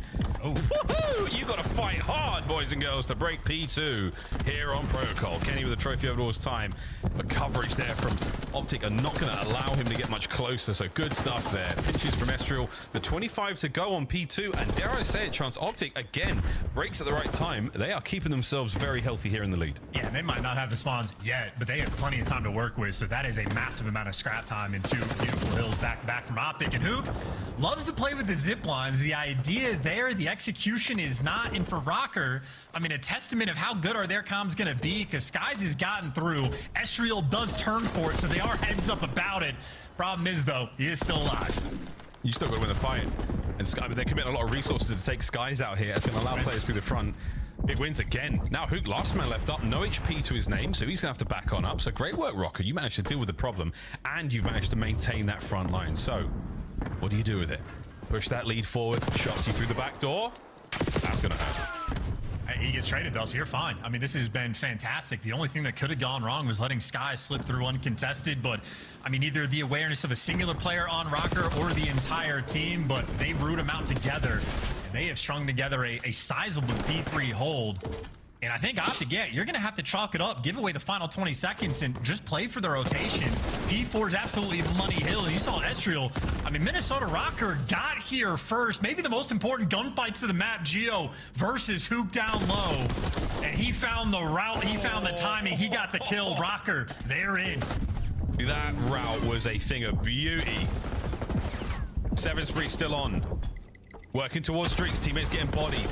Skies, oh dear, we've sent it, and we are feeling ourselves. Gio, you were 1 bullet away from getting that one. Skies is going to zip out of trouble, but that hard point is still very much Rokkr's. Optic now through the front door. Dashy managing to peel 2. Estriel's going to have to peel back and now catch a couple of kills. Make it nearly 3, only 2 there, ladies and germs. Everybody stay in your seats. Optic are about to take the lead. Oh, stay in your seats or stand up and die. Maybe an accidental mantle there from Dashy, but that is an opener to get back in time. That Hook and Shotzi slam that door shut.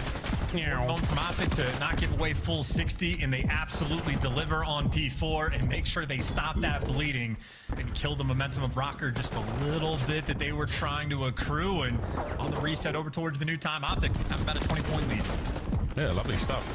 What a battle down low here, folks. P4 treating us.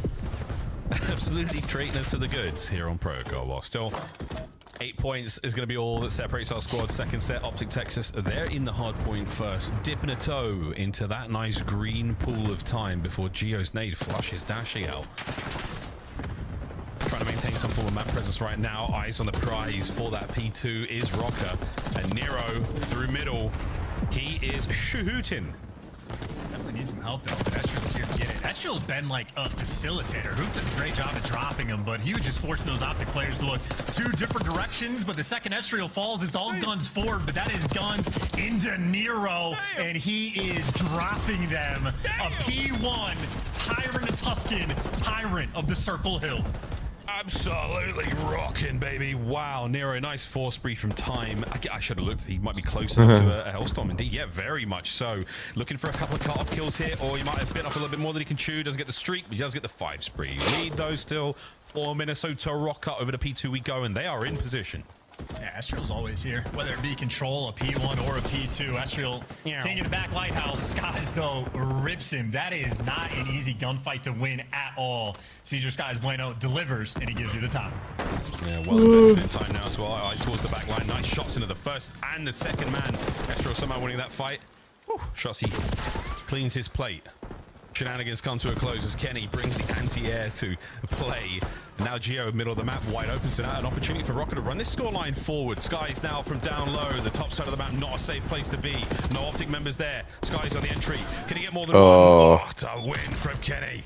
Gotta be reading the route. Wow, nice reposition. Kenny reads it. I mean, that is smooth moves on point, and he continues the oscillation back and forth. Kenny, nice little force spree moment, and you get the spawn flipped as well. So this is going to be a 35-point lead, maybe for Rokkr going into new, and Kenny, I mean, a 5 spree, looking nearly unstoppable, but as he gets dropped, so does everybody in his team. They just lost the spawns, right? Now there's a moment for Rokkr. They could have slammed them. Instead, Estriel, excuse me, going to be fighting for his life in the back. Jedi mind tricks from Kenny continues now to Estriel in time. Checks every corner very diligently. Nice work. Oh dear, you got to finish this kill. Any help here? It sure is. Estriel still battling from Time. He's so good. Dude, he's so good. Hook now keeping the spawns alive for the Optic boys. Reinforcements will be close. Shotzi Nuke kind of spawned right in the Time. Great break, Optic. Oh, get out of time. What are you doing? Been the best player on his team throughout the course of the year. Estriel, a shining light. But from Optic, shining light is the fact that they are getting all of this time. Made good, but only for damage. You pick up Dashi on the back line, but Shotzi 1 HP. Challenge from up top. Kenny looking for a couple extra kills, and this is for the final few moments before the rotation. That's opened up the door for Shotzi to go into new, but because they get all the kills, everybody else on Optic is going to be relocated to their spawn. Shotzi, a moment to make a hero play and buy you all sorts of time. Does not deliver, but he at least gets his team in the mix. Kenny on a time. Trophy play as well. Snaps onto the first. Coverage from his teammates. Nero! What a 3-piece that was! Optic Texas have been decimated. Wow, Rokkr, that's your hard point, baby. And look, again, Shotzi might have been the guy to get in the mix, but every one of his teammates fell because guys like Kenny were picking up the 2-piece. That's the spawn knowledge of when you need to shout the guys to go into new. If you go into a P4, that is a money hill. And Miles, they're gonna get it. Oh yeah, it's pure cash right now. Kenny was like, yo, BD, give me a stim. Right into the fight. He goes back at it, swinging. Nero, whatever position he may be in. Disgusting work again. Eyes on every player, every approach. What a win from Shotzi, though. Good lordy.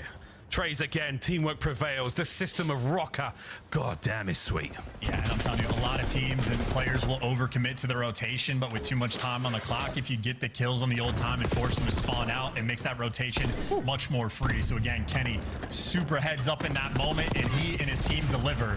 About a 60-point lead on this rotation, and Nero is back in his own. He is piercing, boys and girls. And I'm not talking about the rain. 200 points for Minnesota Rokkr. Optic now on a chance to bounce this one back in our third set. Arguably our final. Ken on towards spawn. He's taken a round-the-world tour.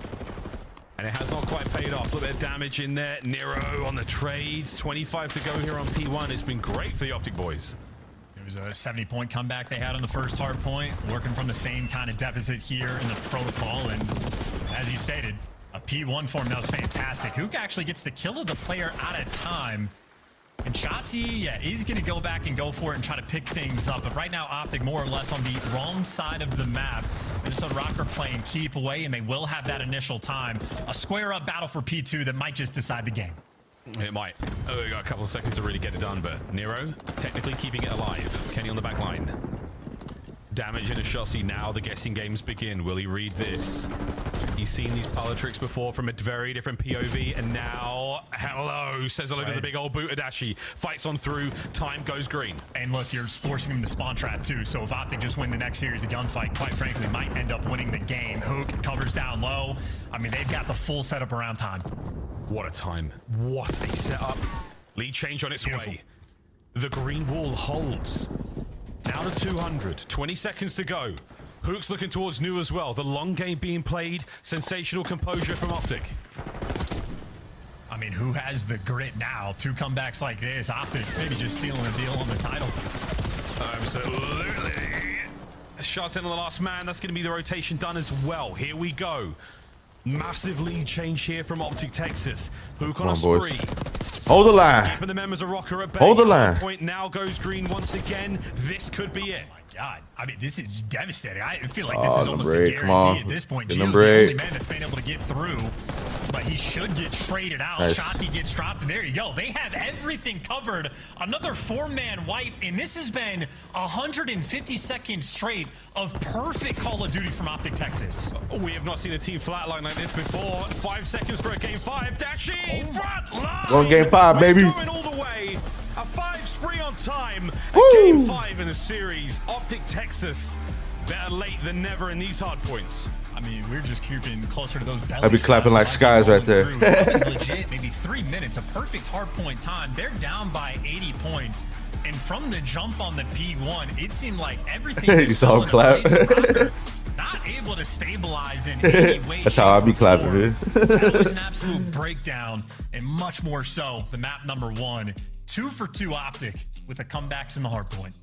Minnesota Rokkr unable to close out a hard point in the early days. Their honeymoon is not perfect so far. Everything's looking good, but not great. Optic give them a chance to wind up, and they truly are the grittier team in the series so far. Rewind hard point. Rewind search and destroy goes the way of Rokkr. We stay on protocol for our game 5 chance, and oh man, the flatline. It was something special. Look at that. 196. 4 hard points. That is some tough stuff. 3 technically, sorry folks. 3 hard points. There's the clip. 3 hard points. We'll fix it in post. 3 hard points. Barely anything gained there. Optic, what a run. Gotta chop up the YouTube bot for that one, but yeah, I mean, it cannot be understated how clean that was. Who goes on a 5 spree throughout that time? I think Dashi also goes on a 6 throughout that time. And just for the fact that once they got them pushed back in their spawn, when I say 0 mistakes in their setup being made, everything was just done perfectly there from Optic. And I think Rokkr just simply, almost left dumbfounded, couldn't find a way to reposition at a point where nobody is winning gunfights, and it turns into a scattered mess of solo chow and solo chow and solo chow. But the ultimate grit test is nothing better. Something we never saw at Major 2 is a map 5. I'm glad we're getting him now. Let's do it, boys and girls. One last break before we get into game 5. Give you a chance to grab yourself a drink, get yourself refreshed, maybe listen to a Led Zeppelin album. We'll find out what happens in our game 5 after this break. Optic Texas, Minnesota Rokkr, protocol search and destroy.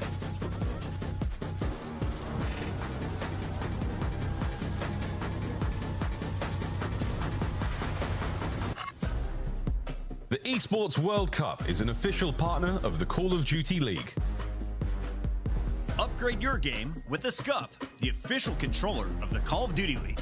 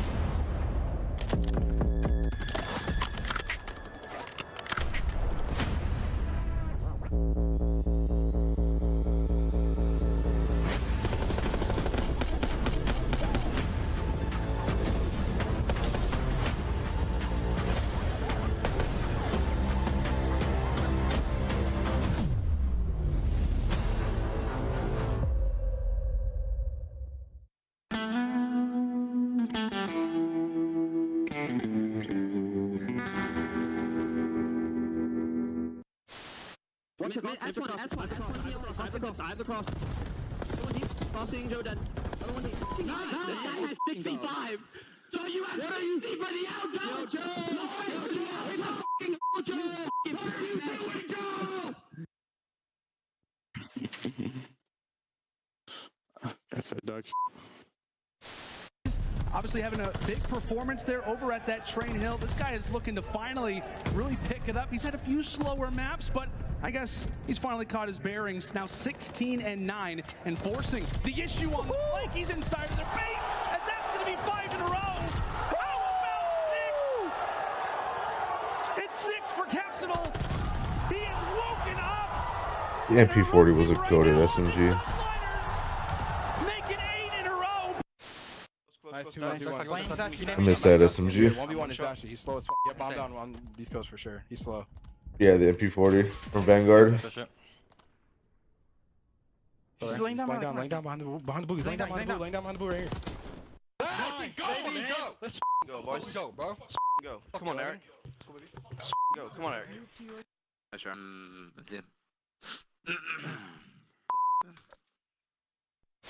Back him up, make it on the plays, it's Grim 6.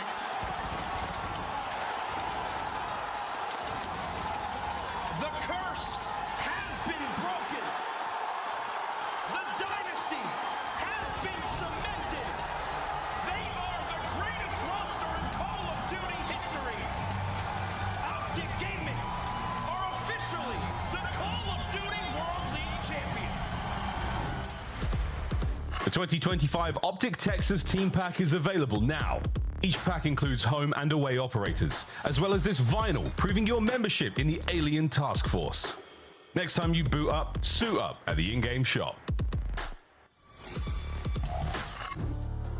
It's time! Game 5, Minnesota Rokkr, Optic, Texas, Protocol, Search and Destroy. Kenny had a wonderful look chance in the rewind. A couple of nice pieces. No, the rewind, the S&D. We're going back to S&D. Yeah, some nice looks. We're talking about saving the final round. True. Your 4 first bloods. He had a singular nice look and otherwise got picked apart. God dang, all right, man. I'm trying to get things going. I'm trying to build up, but come on, let's get it. Here we go, chat. You know the words. No, I'm not doing it. I'm not doing it. But this should be a great game 5. Yes, should be good. Control aside, Miles, the theme of this series has been the clutches. It has been the hardpoint clutches from Optic. The first one down by 60, the next one down by, I think, like 7 or 80, and went on an absolute tear on the final 3 hills. And then for the S&D, it was repeated clutch after clutch after clutch for Minnesota Rokkr, delivering in the man disadvantageous situations. I think Optic had 8 out of the 10 first bloods and still lost the map. Got to clean that up here on Protocol because, I mean, listen, on a narrative front, we're talking about Kenny. We're talking about revenge, that being the battle against Optic. But realistically, both of these teams are just battling to make champs. You need the momentum in the stage because we have fewer qualifier matches. You need the ball to get rolling because Florida is coming around quick. Yeah. No mutineers. Not this time round. It's a good thing for Optic, let's be honest. Bomb plan A. Getting the outside, should be able to see a player or two there. That traffic cone and that bucket will not provide too much cover. But this box will. Luke with a shoulder. Nice tags. Oh, Nero caught out. What a first blood. The Skies gets away with his life. And huge intel. Yeah, Kenny has to chase, and he might just be too slow. You are running out of time to break it, and Estriel just slides into a gauntlet of crossfires. There is no dice in this round. Perfection from Optic Texas. Right to the bomb site, get the plant, get the first blood. Nobody falls, everybody making the perfect plays. They are keeping up exactly where they left off from the hard point. 2-0 on Skies, man. It took a slightly longer route there to pick up the players on the way out by bottom boat. Paid off massively though, man. Gets away with his life, pulls Kenny out of position as well. Doing everything you can to keep that bomb safe, keep those players in the play down by that bomb site. Nice first round. And by the looks of it, Dashy's got the comfy comps flowing as well. That's just, you're not thinking too hard, you are just feeling it.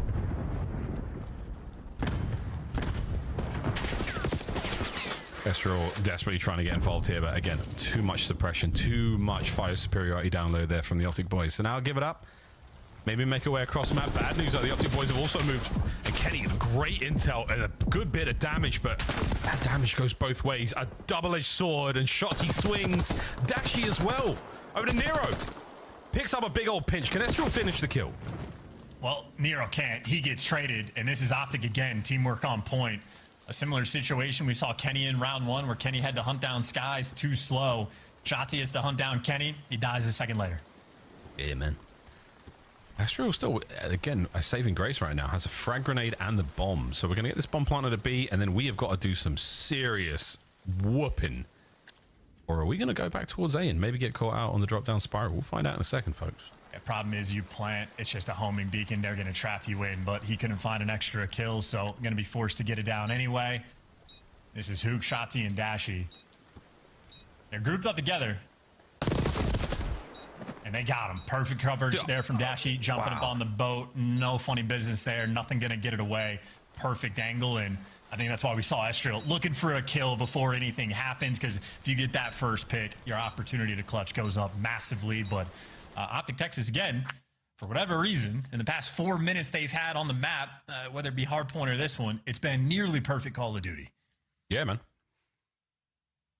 They cover all their bases in that 3v1 situation. You know, you make sure no one's making their way out through mid.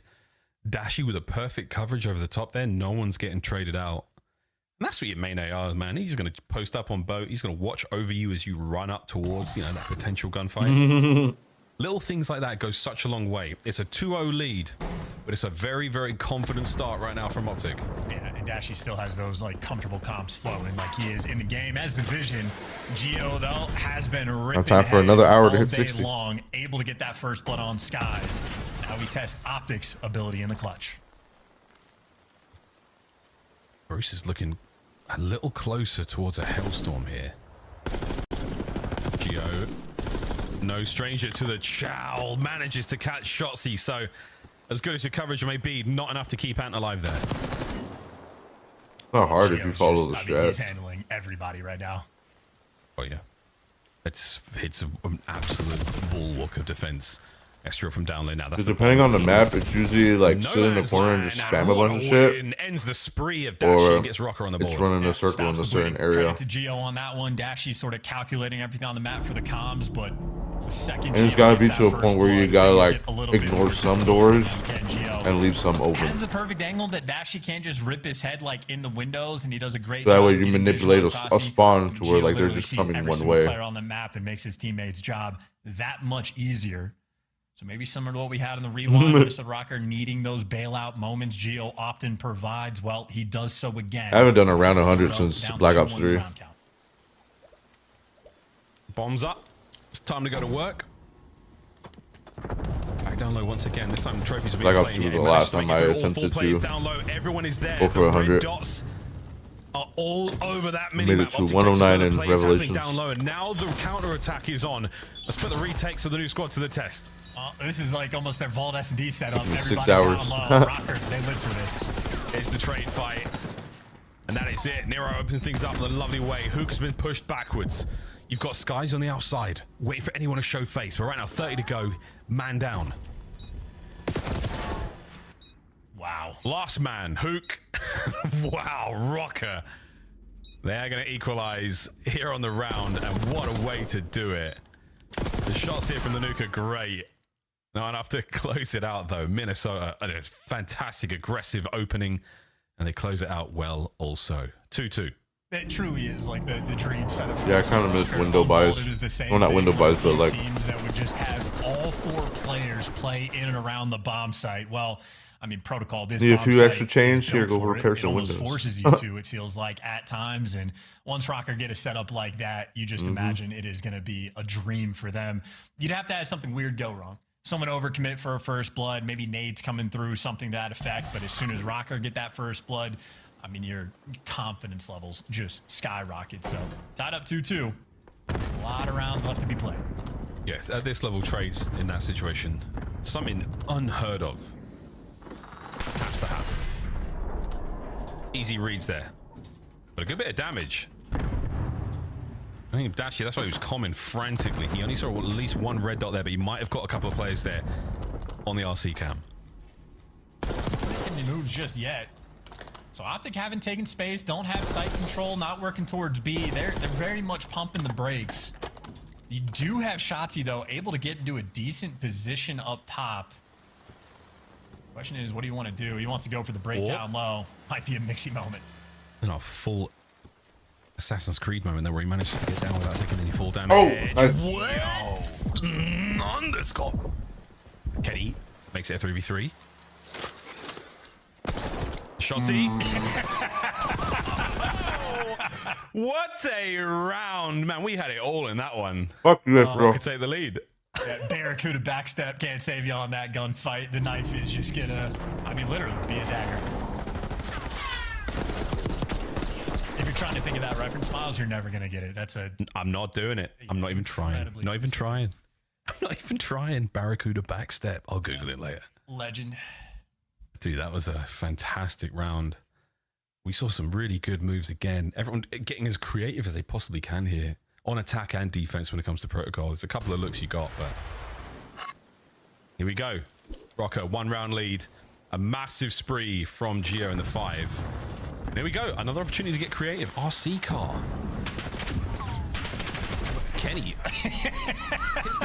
Dude, he hit the Tokyo drift down the stairs, but it didn't seem to matter too much. And Estro looks lost in bedroom. That's the last Fast and Furious movie you want to be replicating. Look good nonetheless. It did look good. Nero tagged up, and now Gio. Oh, he made the hop. He got far, but again, sniped out there. Optic Texas not taking any of these RC cars. Chelsea, he's made it in the bedroom. Oh, it's getting creepy, and he ends it. A massive round here for Optic Texas. That is that, folks. Surely now. Kenny in a 1v4 against his old boys. Nice. Let's go, boys. This is fun. That was dope. That was dope. I still maintain RC cars hurt you more often than they help you. But then, you know, you say that if you're Nate Shot on broadcast, and you say it at the worst possible time imaginable. So I'm going to let the players rock, but RC cars can be a problem. I mean, when we get the play, it's so exciting. It's so good. And when, you know, the observers are obviously doing their part to try to catch those moments as well. It's just nuts. Motormouth Sky is there in the comms trying to make something happen here. No crazy sprees developing there for the Optic boys on the approach towards the A-bomb site once again. Nades there through middle, though. That hits hard. Yeah, Shotzi straight on time. Oh, the site finds 2. Finds 3. What a round. Last man left alive, Gio. Let's go, and baby. Shotzi has an ace on his mind. Yeah, and the spot Gio's on the map, by the way, just to the left side of that boat is exactly where those nades landed. I think they got connection on both the players by Big Door and Rokkr. I mean, a hope and a prayer that they sent it into an Optic. Let's go, Shotzi. Oh, my God. But by God, did he get the highlight That was reel a big play. round. My God, he got that one. Did he have the bomb the entire round as well? Or did he drop it on site after getting the second kill? That is a question I have. Oh, they planted Hook had it. It's that 1,000 IQ brain. I thought Shotzi was running bomb at this point as well. I'm faded, but what a kill. The Kenny kill was good enough, but then the stun connect, Spiral, last player called out, Estriel. No hope in that situation. What a round from Optic. That was the Optic Evolve. Yeah, and that is also, I mean, you're getting naded on defense, and the players on Rokkr, both Kenny and Nero, just full sent in, praying they can get away with it. So a little too aggressive there. Nade's being hit on the flip side, but you see Rokkr not really capitalizing off of it in the same way at all. Really, just the nades are good for damage and information, and Shotzi is feared. Nero is wet outside. Gentle patter of rain now is all he's got to work with. You need to sort of echo the explosions down low. That's where the party's taking place. And right now, it is just an all nerve being held by Rokkr. Shotzi wins this 9 out of 10 times. Yeah, I mean, that is unbelievably difficult. At least you get the trades. You see the play, the execution, just to try to get down low. Rokkr, they've gotten down low and taken it over in a 3v2. Look at Big Bruce is trying to move fast. He's trying to get involved real quick. Being a man down in this situation, not ideal. Dashy somehow just gets destroyed. Sky's 1v3. This is looking like 4-4 in the round count. Bang. Right back at it we go. And I feel like I probably got sucked into that round the same way that Optic did. Just sort of lost track of things. I'm so focused on the Estriel and Shotzi fight, knowing that Shotzi is basically almost guaranteed to win it. And somehow in the meantime, Gio found the route to go in for the trade. So I think when Nero is up top, Big Door, spotting out like, hey, grass side's good. Probably got top trips over here. What are you going to do? Gio takes that information and works his way in and finds the timing. So Rokkr pumped the brakes, really slow things down, and keep the odds even. And I think that the storyline for the teams is going to be that for the moment with the roster changes looking through, they look very comparable. And that just means with two teams that are neck and neck fighting for champs contention, you need these wins at the start. You need it. Yeah, the honeymoon's got to be sweet. And if it's not tough, you're not going to champs, basically. Estriel down low, shot CRC. Damage, sends it. Oh, wait a minute. No, he tries, maybe not. Estriel finds a kill on a hook. They went for it, but the nade was in position there. The Semtex slowed the descent, and now, oh dear, you're down 2 men. What a turn from Rokkr. That's just great teamwork just for the follow-up nade. I think that might have been either Nero's or Estriel's or maybe both of them, but the teamwork on Rokkr, I mean, they're just showing off. Yeah, that is huge, man. You basically put a claymore at the bottom of that mine shaft. Elevator shaft. You know what I'm talking about. Skies. Outbound now. He's got a player above him. You are still hoping to recover that bomb if you are Optic Texas and Estriel. That is the coverage all over it. Skies now from behind. 1 damage. Wow. No hope in hell. Rokkr push the lead. Yeah, and Estriel just come on, that boys. elevator shaft. I mean, he camped it for a solid minute and 10 seconds straight. Even after they got the kill on Hook, he just knew this is exactly what you have to cover. And again, similar to the Vault S&D, Rokkr are on form when they just get to be grouped up together, but this is just a look at Shotzi absolutely going for it. And he got Estriel to 22 HP, so it looked goofy, but you're trying to win an unwinnable gunfight, and Shotzi was close. Yeah, I think what he's doing there on the dive is he's not having the same camera shake effect. Yeah, his player model, I think the camera shake effect maybe because if he drops like this, you have this little bounce moment. I don't know, that's some dirty tech, but it didn't quite work out. RCX car is still rolling. Oh, on the hops. The bomb site is such a dangerous place to be right now. Watch out for the nades, and the trades are on. Nero pushes forward now, full regen. Is he gonna dip? Yeah, sure. But what an exchange this has been on site. Go, go, go, get out, run. Oh, and catch him on the exits. Look at this. He got him trapped. The trophy, good enough, but not enough to stop the damage. You still get a 2v2, though. But Gio's able to calm a player back by P2 and the other guy in depths of spawn, so at least Rokkr have the information to work with. Or maybe not, if Shotzi's able to take this route and get away around number that. 2. Yeah, Rokkr maybe not working with any information at this point. I don't think anyone is. We're trying to play for it now. Dashy's out by B. Shotzi's got middle of the map covered. Oh my good god, here comes the Warlord in from behind. Will he time this right? Here's the trophy. Shotzi! What a win that could have been! And now it's a 1v1. Nero with the bomb. Come on, Looking Dashy. to plant it, expecting Dashy to be here sooner. Here's the plant. To force the round 11. Or to outright win the series for a 1v1 Nero. Dashy has him trapped. Checks it. Nice, Brucey. Beautiful. Round 11. Woo! Incomparable composure. Just beautiful stuff. Yeah, I mean, one of the best clutch players in the league, or the most clutch player in the league. He traps him in perfectly, so as soon as the bomb goes down, he knows he's in the backside.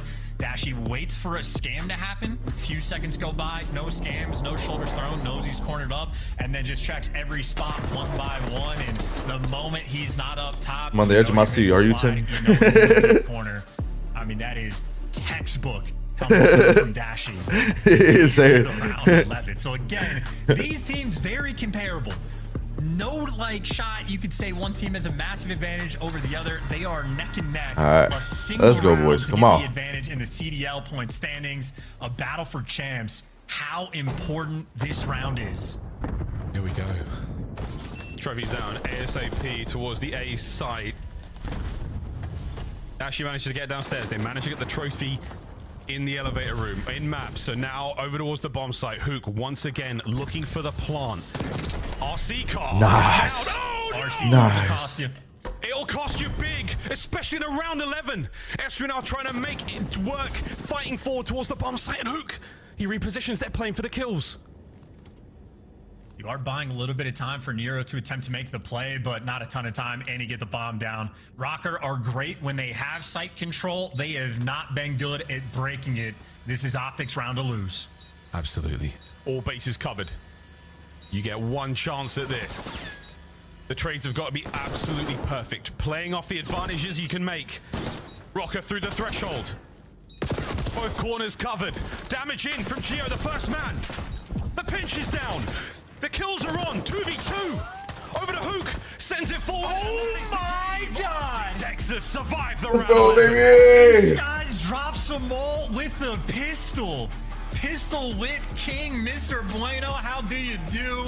That is electric stuff rolling through. GG's time. Take a second look. And the Strider as Estriel trying to make their way up close on the bomb. I was a little scared because the two of them had gone inside already. I was like, oh. For the squad in their opening series against a comparable I was like, team, no, we Rokkr let them in. comes down to around 11 and 2 big drops in the hard points. A game 5 to start these two squads off here in the run up towards Major 3. Yeah, that might very well be a haunting series for both Kenny and Oh, Minnesota yeah, Rokkr most to deal definitely. with, especially because, as you pointed out, those Paulus couldn't points take just you guys slip to away. game 5. Gio gave you a fantastic game. It did not make a single bit of difference. I think Scrap might be the only player in the league we should allow to use the RC cars. I'm telling you, it's just bait. I'm with Nate Shot on that one. Of course, when you say it, something crazy happens. But either way, absolutely costed in that round 11. A brutal display, man. Just so tough to see that. Again, shout out Hook for hitting the shots immediately on it. But in a round 11, the last thing you want to see is a team kill from a RCXD car. Oh boy, that was one hell of a series. Outside of the control, whew, two great teams really going at it. An absolute delight there for the CDL fans. We're eating good today, friends. One more series to go. Congratulations, Optic. You gain another 10 points. Miles and Chance, we'll see you tomorrow. Love those guys. Let's break down what we just witnessed, Al, because you were freaking out during that final round. You were going, oh, no, no. Is it because you picked Minnesota? No, it's just watching kind of like the way round 11 goes, and obviously the RCXD. I have to tip my hat to Hook, because at first I was like, we need to plant, we need to plant, we have sight, we need to plant. And he's like, let me hold this angle for a second. Gets the shots on the RCXD. A third-party sort of first blood works out in their favor, but great calls from round 11 from Optic, Texas. And that was first blood number 8, but this is back-to-back search and destroys where you gave up first blood if you're Minnesota Rokkr. What is going on in these search and destroys? I mean, you know, the first one worked out great. They had, even though they were giving up a lot of first bloods, they're still winning the rounds, right? We get to this protocol, it's kind of a back-and-forth game. I think it just comes down to the clutches at the end, right? Like you saw Nero in that situation versus Dashy. When he's down low after he plants, you have an SMG. You cannot play timid, right? You have to be throwing out shoulders, getting information. You know Dashy has an AR, plays timid, ends up losing the gunfight, and we get to that round 11 where, you know, it's just a down low bang out. Optic had learned from the previous round on their offense, which when it was tough, where Hook dies alone. We're like, we just got to get our SMGs down there together early, establish control, because we're starting to break down like how Rokkr is approaching their defensive rounds. Once Optic got the early control, it's like once we get a pick, we can then plant. So I think Optic's made really good adjustments and, you know, iced up when they needed to. Dashy made a big play. And talking about those adjustments, it almost feels like it kind of followed them from that map for Hardpoint, where we saw the tail end, like one of the most lock-up choke holds I've ever seen of a P2 heading into that P3. Even the P4 followed them into the search and destroy, and as you said, Ant, the SMGs started playing closer together. They started playing for these trades, which goes back to the question Chris asked me in that map number 2 of like, is it first bloods into trades, or is it just first bloods into nothing? And at first it was first bloods into nothing, and this time in game 5 they forced those engagements. And has Hook ever lost an online qualifier match in Black Ops 6? He lost in the minors, so he has lost an online match. But qualifier, qualifier. though. Qualifier. I don't Qualifier. think so. I don't think so. Hook's been kind of dialed. Is he the best of the best? The numbers will tell you. So fantastic breakdown there. Allie, what are you taking away, though? Power rankings, who do you have higher, and are they good enough to be in 7th of that 7, 8, 9 spot? I have to put Optic Texas higher now, because this is now their second win versus Minnesota Rokkr as far as this goes for me. So in this matchup specifically, I got to go with the Green Walls above Minnesota Rokkr right now for me. Still sitting in that top 8 area. Yo, both teams look better. They do. Both teams look better. And joining us now with a smile on his face, I can only assume it's the one and only Shotzzy. Shotzzy, congrats, a round 11. A little tighter than you wanted, but you guys get the dub. Hey, a dub is a dub. Wow, that was a grueler series, for sure. Who's got the hot fit there in the left? Is that Hex walking around? He's got like an easel painted on his chest. Yeah, of course, he's the only one that, you know, dresses and shit. He steps out, you know? That's all him. I wear my PJs, but yeah, that's Hector. All right, well, talking about some swag and some drip, who made that call in round 11? Because throughout the entirety of that map 5, we hadn't seen too many A bang-outs like that one. So that round call was obviously me. Well, not obviously me, but yeah. Now I stand on it, dude. Nah, yes. I mean, the whole motto was obviously to get to A eventually. I think me and Caesar started off to the right, but then we eventually made our way down to the A bomb site, and then from there it was a 4v3, and then I actually scammed, so thank God we won that, or else I actually would have been, you know, pretty tilted on myself, but yeah. Shotzi, thank you for getting me out of my pick'ems hole. I needed this win big to crawl back, and you guys got it done. Congrats. I wanted to ask you, you know, earlier in the year, you were kind of taking to social media, you know, telling people put the fries in the bag, kind of roasting everybody, and it backfired really bad on you, obviously, in the last stage. Have you reflected on that? Maybe some mentality changes? Because I don't think I've heard you talk about it too much since. It's funny you say that because after I went out rogue and stuff, you know, we went 0-18, which is insane. So, yeah. With that being said, I'm never talking shit. Everyone's insane up this game, and Smart kid. He learns. Everybody has to learn at some point. I love it. Last question for you, Shotzi. It can't be fun having a teammate dropped and then having to bring them back into the lineup, but you and Hook have been playing together as long as I can remember in Call of Duty. So what is it like having Kyler back on the lineup, and can you talk to us about that transition?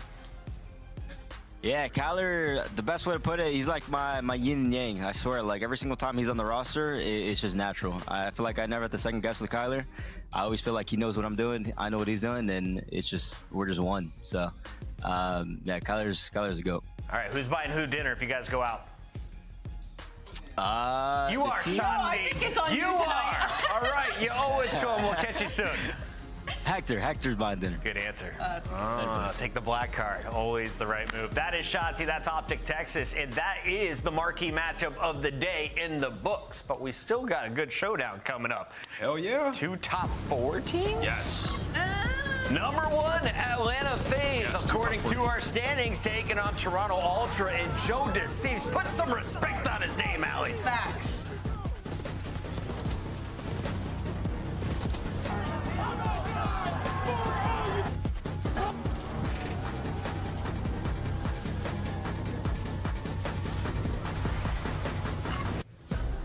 Upgrade your game with the Scuff, the official controller of the Call of Duty League. The Esports World Cup is an official partner of the Call of Duty League.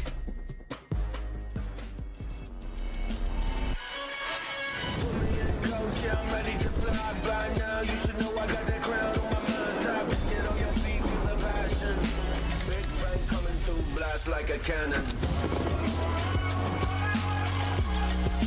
Blast like a cannon. Big bang coming through. Like a cannon.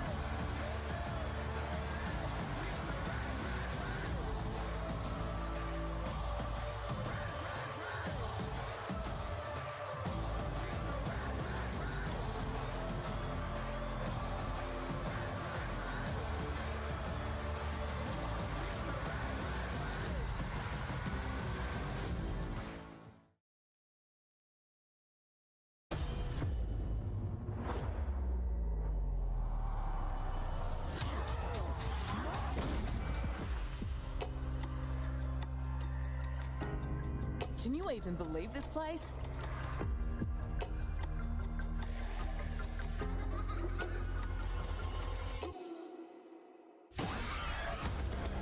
Sit your slimy ass down. The sizzle sells itself. Someone give me a 10-gallon hat. I'm Going full cowboy on these bastards. You're not sure you have the right floor?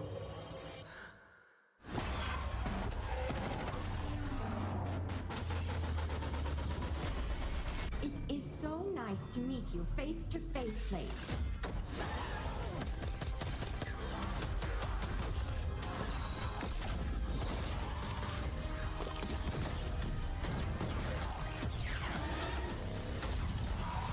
You don't trust me, fine. But you cannot trust her.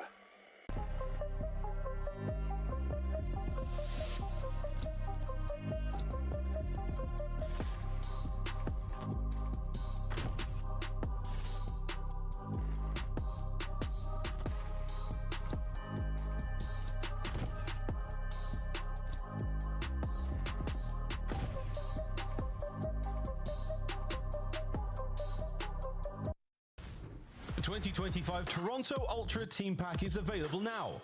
Each pack includes home and away operators, as well as this weapon charm to bless your aim with the powers of tilt. Next time you boot up, suit up at the in-game shop.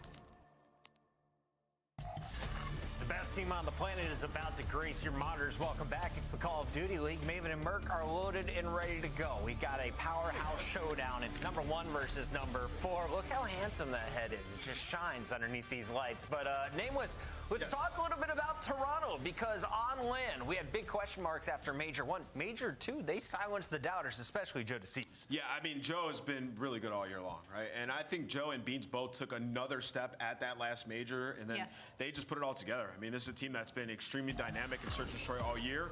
But let's switch gears and talk about Atlanta FaZe a little bit. I mean, truly doing something historic at this point. Like, these guys have won 3 lands in a row. Haven't lost on land this year. Seemingly solid on almost every map mode combination that we have here in Black Ops 6. They haven't lost since November on land. Since before November. We're getting to the point where, again, you talk about Atlanta FaZe, and it's like all you can do is sing praises. They have not only been dominant across just about every game mode. If you have anywhere to clean up, you would be like, oh, maybe their search and destroy for stage 2 is 9 and 6, a couple of map pool expansions. But other than that, they have just literally been unreal across the board. In the slaying category, in the stats category, it's Atlanta FaZe. Draws it, talking the smack and backing it up, but it's the guy in the bottom right to keep your eyes on. If you play an AR, learn to play like Soham and you might go pro. Yeah, I mean, MC was insane at the last Major, right? Like, he had to do some soul searching last year, try to figure out his play style, like get that confidence and swagger back of challenging. And he's sort of got the hybrid of when he was slowing down and challenging at the end of last year. And now he's just like the epitome of the perfect AR right now in Black Ops 6. Control Room, I owe you an apology. I got excited to talk about Toronto. Now's the time to do it, Allie. Now's the time to do it. This is a squad that you said doesn't belong in the top 4. You didn't say it with your words, but you said it with grunts. I said it with my vibe. Do you stand on your business still? I do stand on my business. That they are not a top 4 team? They are not a top 4 team right now. Maybe. Obviously, they make an insane run on land. You're standing on a maybe? Oh my God, I am not standing on Are they top 4 or are they not top 4? They are not, and I need to see more from them. What do they need to show you? Squad. What do you mean? What do they need to show They me? went on a 3-0 World Star streak in the losers bracket, frying everybody in sight. They beat LA Thieves, they beat Texas, they beat Boston, they beat Gentlemen. A Boston region that has not been great during stage 2. I don't know what it is. We're not saying they're number 1. They're just top 4. Their respawn hasn't been there for me. They're 50-50 when it comes to hardpoint right now. They're like the best search team. All right, you take it then. Listen, Toronto. Listen, Toronto has been awesome. I think they've improved. I think they've improved a lot. You talk about their search, like world-class search and destroy. It is going to be harder to know now this split because you look at Ball and Skyline, 7-0 across those maps. We have removed them now, right? So we got to see like how they are on dealership, how they are on rewind. But you know, up until this point, this Toronto team has proved it now to me. Ali, before we let this just move on and we close this chapter, who do you think is the 4th best team in the league? Who I think is first best team in the league? Let's see. I got Atlanta there right now. I have Surge. I have LA Thieves, and I'm probably going to put maybe Cloud9 in that conversation right now. Okay, you hear that? You hear that, Toronto? It's maps and modes and then pickups. Game's ready. Let's go quick. Vault. Hacienda Protocol. Hacienda Protocol. We've seen these maps before. We've seen these teams before. Who's got the better layout? It's time to make our scuff pickups. Tell me over your answer. I'm going first. Toronto Ultra. Because I respect you. You're a top 4 team, but you're not going to beat Atlanta FaZe. Atlanta FaZe is the best team in the game. I thought you just picked Toronto. Nah. Switch it up. There you go. I don't hate this layout for Toronto. They're trying to go for like you lose map 1, you push for that map to win. I almost wish the Hossie was map 4 instead of 1 to start this series. I'm gonna go Atlanta FaZe in 4. All right, Ali threw that pen at me. It kind of hurt. Right? I don't throw the pen. I'm going to pick against you, though. Don't hurt me this time. I'm going with Toronto Ultra. I got Toronto winning this series. I think that, this team took a big step. Joe, you used to work at a corporation. What do you do when a coworker injures you? I have no idea. I don't think we had that department. No, there was like 10 of us. If there was an HR department, I would have a job. But no, so we look forward to this. You're off back-to-back wins if you're FaZe. Well, back-to-back if you go back to last year. All you can really do right now is stay on top, and you do that by expanding your map pool. What we talked about, you and I a lot, Joe, last qualifier was Hacienda Hardpoint. They got that in every single series outside of 1. They worked on it. They won every single one at the major. That's the plan. That's like the golden standard, right? You work on it, you end up winning it. The other one they worked on was Hacienda Search. They've only played it twice. They've lost it twice. They haven't looked good. They pick it here. I think that's going to be kind of their baby over the course of this qualifier. We might see them pick that a bit. Just try to get better. I don't know. Rewind and dealership. I assume they're gonna throw that in. No, that's true. Actually, that's a good point. With 2 added into it. I was actually surprised it didn't go for one of those. I kind of wasn't surprised about Hacienda Search just because they tried that. Remember, it was like the Rage series last qualifier. They went to 5 games because of that particular pick. Like they have not looked good on it. So we'll see. And on the other side for Ultra, I mean, similar conversation that you're trying to obviously work on your map pool and stuff, but you're just hoping that was a turning point, right? The major, like you finally rounded a corner. Yeah, I mean, 100%. You know, you get top 3, but you still need the big wins. That's just kind of the conversation. If you look at the losses there, I think the big thing is that LA Thieves win. The LA Thieves 3-0 on Sunday was just sort of the stamp of, all right, they can beat some of the best, but can they do it consistently? Yeah. Because right after that, like, you would just love to beat Thieves and then go and play a Surge right away who lost and be able to beat them, but Surge is really good. To be fair, you said our first series today, you thought the most impressive thing probably for Surge was the fact you lost that winners bracket final in the way you did, and you bounced back with a win. So yeah, it was an opening for Ultra, and they didn't take advantage of it. I just blinked. We were talking, and he's 6-0. Yeah, okay, that's Bristlier. Thanks. Yeah, okay, because he's shooting like that. By the way, what the hell? Sip maybe gonna have himself one of those days as he starts out. Yeah, he's on 7. The rest of his team combined for 4. Nice little early lead here for Atlanta FaZe. They've got the rotation 2 next, and this is one they also, I guess, want to work on a bit in the sense. I mean, think about the major, right? Like, what the first 2 times they played Surge, this is like the map they beat them on, right? Then they get pummeled in the winners bracket final. They have to veto that in the grand final, right? Like we were sort of like, wow. They stayed away from this. So yeah, they're just doing what FaZe does, just trying to build out map pools, fix some simple gameplay mistakes so that, okay, when we have a best of 7 or if we have to adjust some vetoes, we have every map that we need. Yeah, we have our full toolkit, our full arsenal, whatever you want to call it. But a guy that was insane, talk about that grand final, this guy dropped, what, a 1-7 or whatever it was. He is truly remarkable when he's in form. But on the other side of it, guy that great tournament is Beans, who's able to pick his head off, and they bring it back. Looking for a lead change here with a nice break it 2, a nice hold then it 2, and now we'll focus on 3 to 4. Yeah, and I remember talking to like Habizi like pre-major 1, pre-major 2, and he's always talked about like he's had a lot of respect for this Ultra lineup. He just felt like in scrims, in practice, they've always played them tough. So, you know, finally maybe we have to see that a little bit more in Major 2, but don't be surprised maybe with Ultra to play with some big confidence here, because I think in practice they played pretty darn well. No, Crowder said the same thing. He's like, we either destroy them or they destroy us. Like, yeah, it's real back and forth. Like Ultra, it's kind of how we feel about Ultra a lot of their matches. Like they're either 3-0ing or getting 3-0'd. Draws it though.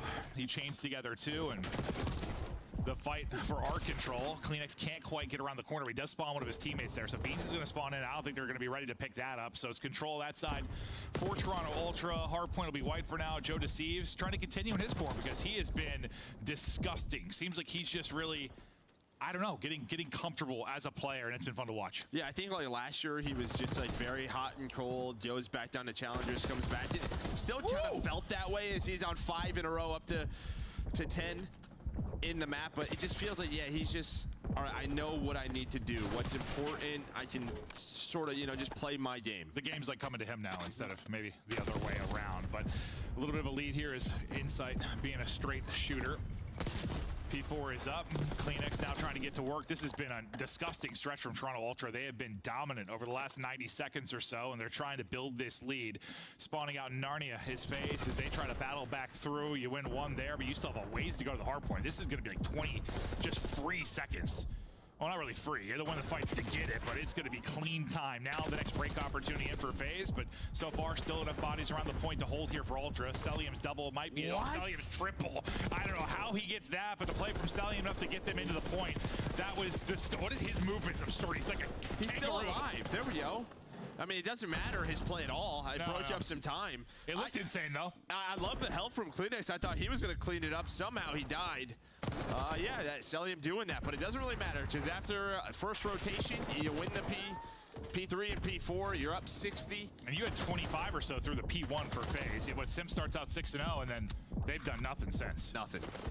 Kleenex also has the Hellstorm to use, so a little more utility if they need a break or just need some map control. And this could be a big map win, 1 win for Ultra, because remember, we're going to that Hacienda next, which FaZe is yet to win. I think you're 3-3 if you're Ultra, so not, you know, their best map, but you get a better win here. Yeah, you're able to go up 2-0. You got a real good chance of winning this series. Joe Deceives, though, trying to chain 3 together, but he gets 2, damage into another to set his teammates up, and once again, control and position for Ultra, because you've got a P2 shortly popping, and once again flipped out on the poor spawn is going to be Atlanta FaZe. Thankfully for them, though, they've got a little time to break on through and maybe flip it back into their favor. They found the kills and look to be doing just that. The art spawn comes in for Kleenex. You blink your eyes, FaZe now set up the round. Yeah, that was an opportunity maybe to like shut the door. Like as early as this was there for Ultra. I mean, if they had a clean P2, but yeah, 20 seconds left. You have them spawning all the way out. You want to take advantage of it. They do not.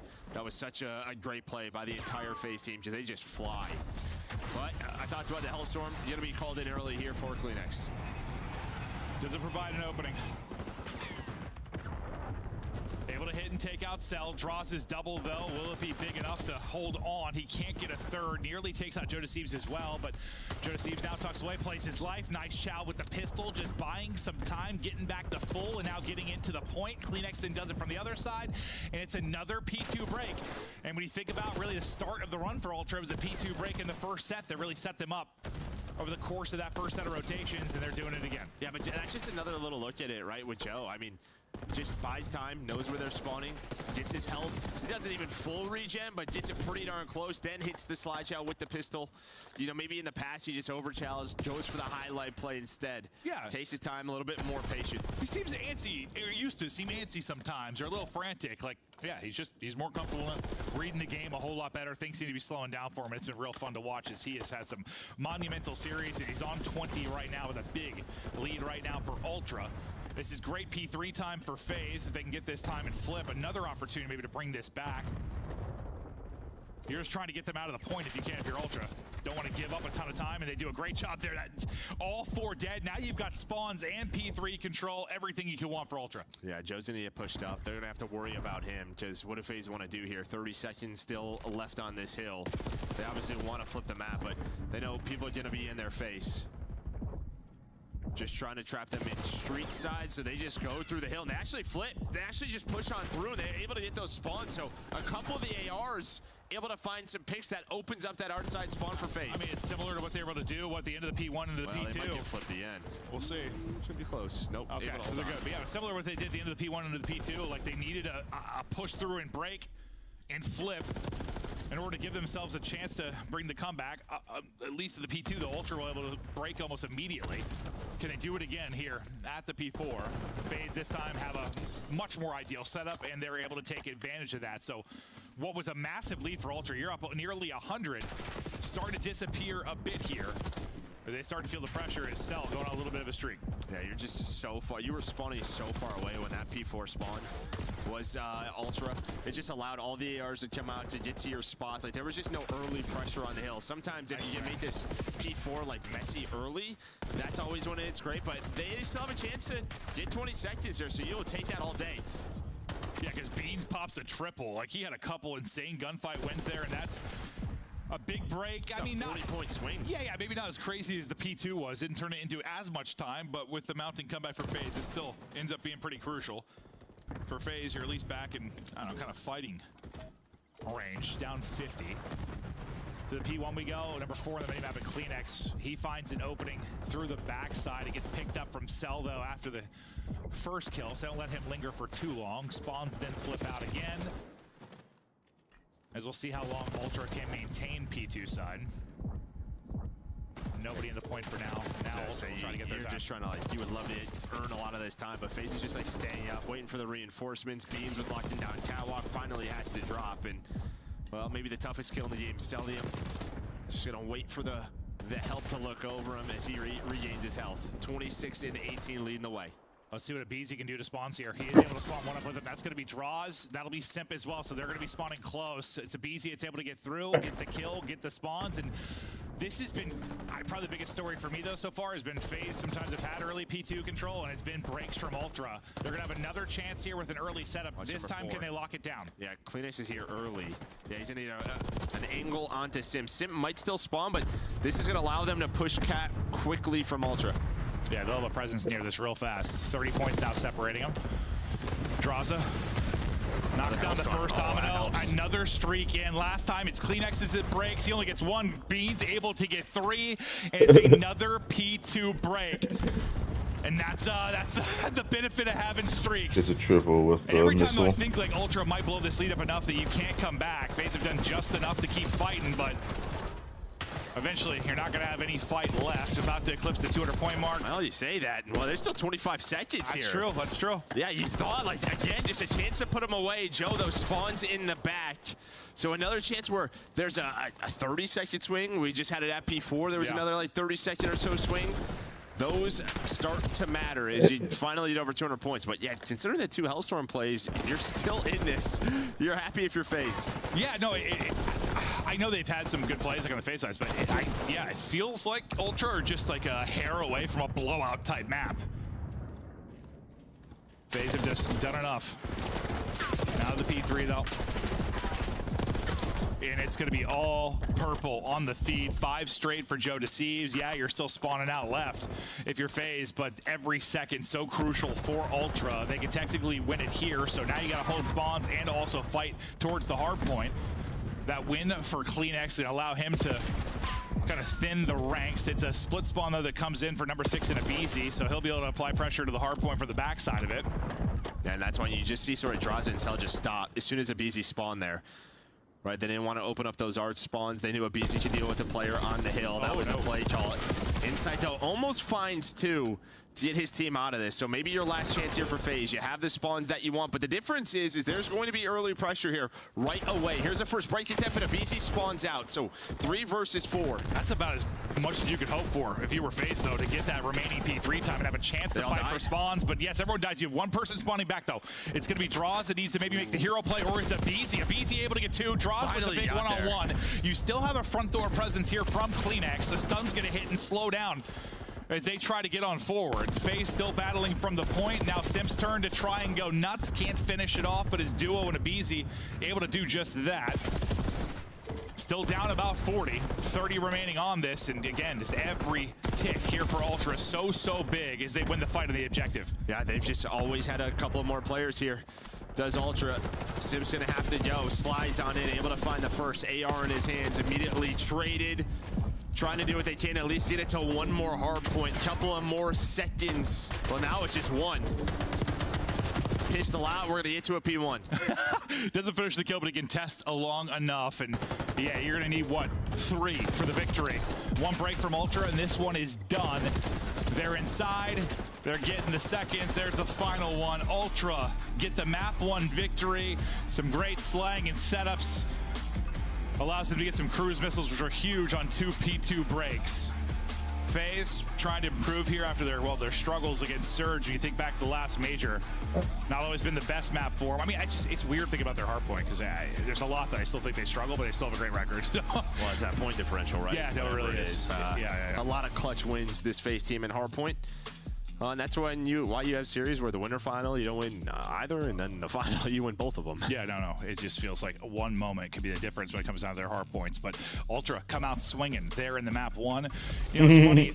I was gonna say to you, I was like, remember after the first major, like, remember we thought they came out a little slow, like riding high off the wind, but I was like, no, that was Surge that beat him at the time. That's insane to think back, like what we thought about Surge at that moment. Like, did they catch FaZe slipping? Like, what went on there? And now just thinking about them making a run to a final. It's crazy that stretch for them. But maybe that's the key. Maybe that's what Ultra need right here. Maybe if they win this first match, that it's immediate to the final. Maybe it will be, but no, Joe Deceive specifically. He had some brilliant moments. Beans won some insane gunfights. Just ego chows, low HP, just gunning people to sleep. That's what it was. It was a hip fire, just pistol shot. Well, with the stun in the hand, which we know, I'm pretty sure just gives you cheats. Yes, no. He's not wrong. What title was it where the Gulag started? I remember we were like, this game does. You'd have an LMG in your hand, you go to throw something, and you'd hit every bullet across the thing. We're like, okay, something's broken. Was it W2? Probably. Yeah. I sure we were like, something's wrong. I swear, ever since then, you get some crazy aim whenever you're throwing utility. I'll take a game 5 over a 3-0 any fucking day. That's all I'll say. Like, FaZe is thinking if we don't mess up a couple of P4s, we could have won this. Ultra's probably thinking like we could have blown them out of the water. Oh yeah, no, that's like my biggest takeaway from that. It's like it's a good Ultra win, but like you could have smashed them. You really had the opportunity to do it. Thankfully, you had a couple of cruises that you were able to earn that kind of played, well, I don't want to say bail out, but played break for you on P2s. And as much as I want to say FaZe have to work on their P2 holds, it's hard to like criticize when you're blown up by missiles. Yeah, missiles are hitting you from the sky. But I mean, you look back to the first one, I guess, and that one they get broken on as well. But I look at the overall game flow, and I mean that kind of tells the story in the sense like you never were able to really pull away massively if you were Ultra, and on the other side you did just enough just to early, stay in. Right? You got 113 to 40, and then 140 to 62. That was that P2 break again. But yeah, and then they just kept staying alive, staying alive until they couldn't. Ultra there with the victory now, a chance to take a convincing 2-0 advantage here, because FaZe not a lot of reps when you talk about their search and destroy on Hacienda. 0-2, and I just think back to the Breach series. I remember like watching them and I was like, oh, they're trying to work this in their map pool, and they did not look great at all. I think Cammy like fried them, if I remember correctly. So we'll see if they can get some improvements or if Ultra can take the 2-0 edge, but very winnable series here for Ultra. Yeah, Hacienda search and destroy. Yeah. And then for Ultra, like this is probably the one team in the game, like 2, 3, 5 wise, who kind of thrown in the mix here with FaZe. It can just be as good in these game modes and were at the major when you talk about search and control. No, yeah, they're like. Why is it? I feel like it just since the inception of the CDL, like Ultra's been this like threat. Well, it's Insight and CleanX. Yeah, they go toe to toe because of search and because of control. Like they have similar strengths to what FaZe has been able to do. You just think back to this Cold War year with all the back and forth between those two squads, but Yeah, a team that could take them in 2-3-5, and then their hard point's like good enough, right? Well, it's starting to get there. And that's what we saw on the map one. It's starting to get there. Yeah, yeah. Impressive map one victory. They look to take total control. They can take the S&D. Some great matches so far today. Well, first one kind of a blowout. Second one was a banger of a series. And now I didn't really know what to expect here. Before I saw the maps, I was like, I don't know, could be one where FaZe just come in and handle business. We'll see if Ultra are the real deal, but after I saw the maps, it, I don't know, kind of shifted for me a little bit. It looks a little better for Ultra after watching Vault Hardpoint for FaZe just back to the major and knowing Bellfiber. Yeah, and the Bellfiber. Well, hey, you can't say Bellfiber after that losers run, bro. There's 3-0 and everybody. 3-0 and everybody on their run, but looking at S&D this season, so that's how we're going to be showing this for a lot of the teams, just because, well, it hurts some teams more and some teams less. Well, it didn't hurt some teams at all. It helped them, if anything, to take Silent and Vault out. But this is how you looked in Search and Destroy if you were FaZe. On the other side, though, it's actually even crazier, right? They're undefeated, yeah? Yeah. 7-0. They just didn't play them that often. But, like, Skyline FaZe kind of stayed away from. It was sort of like their finals, like, just if it got to, like, a best of 7, they'd throw it in there. Like, they didn't play a ton of it outside Skyline? of, yeah.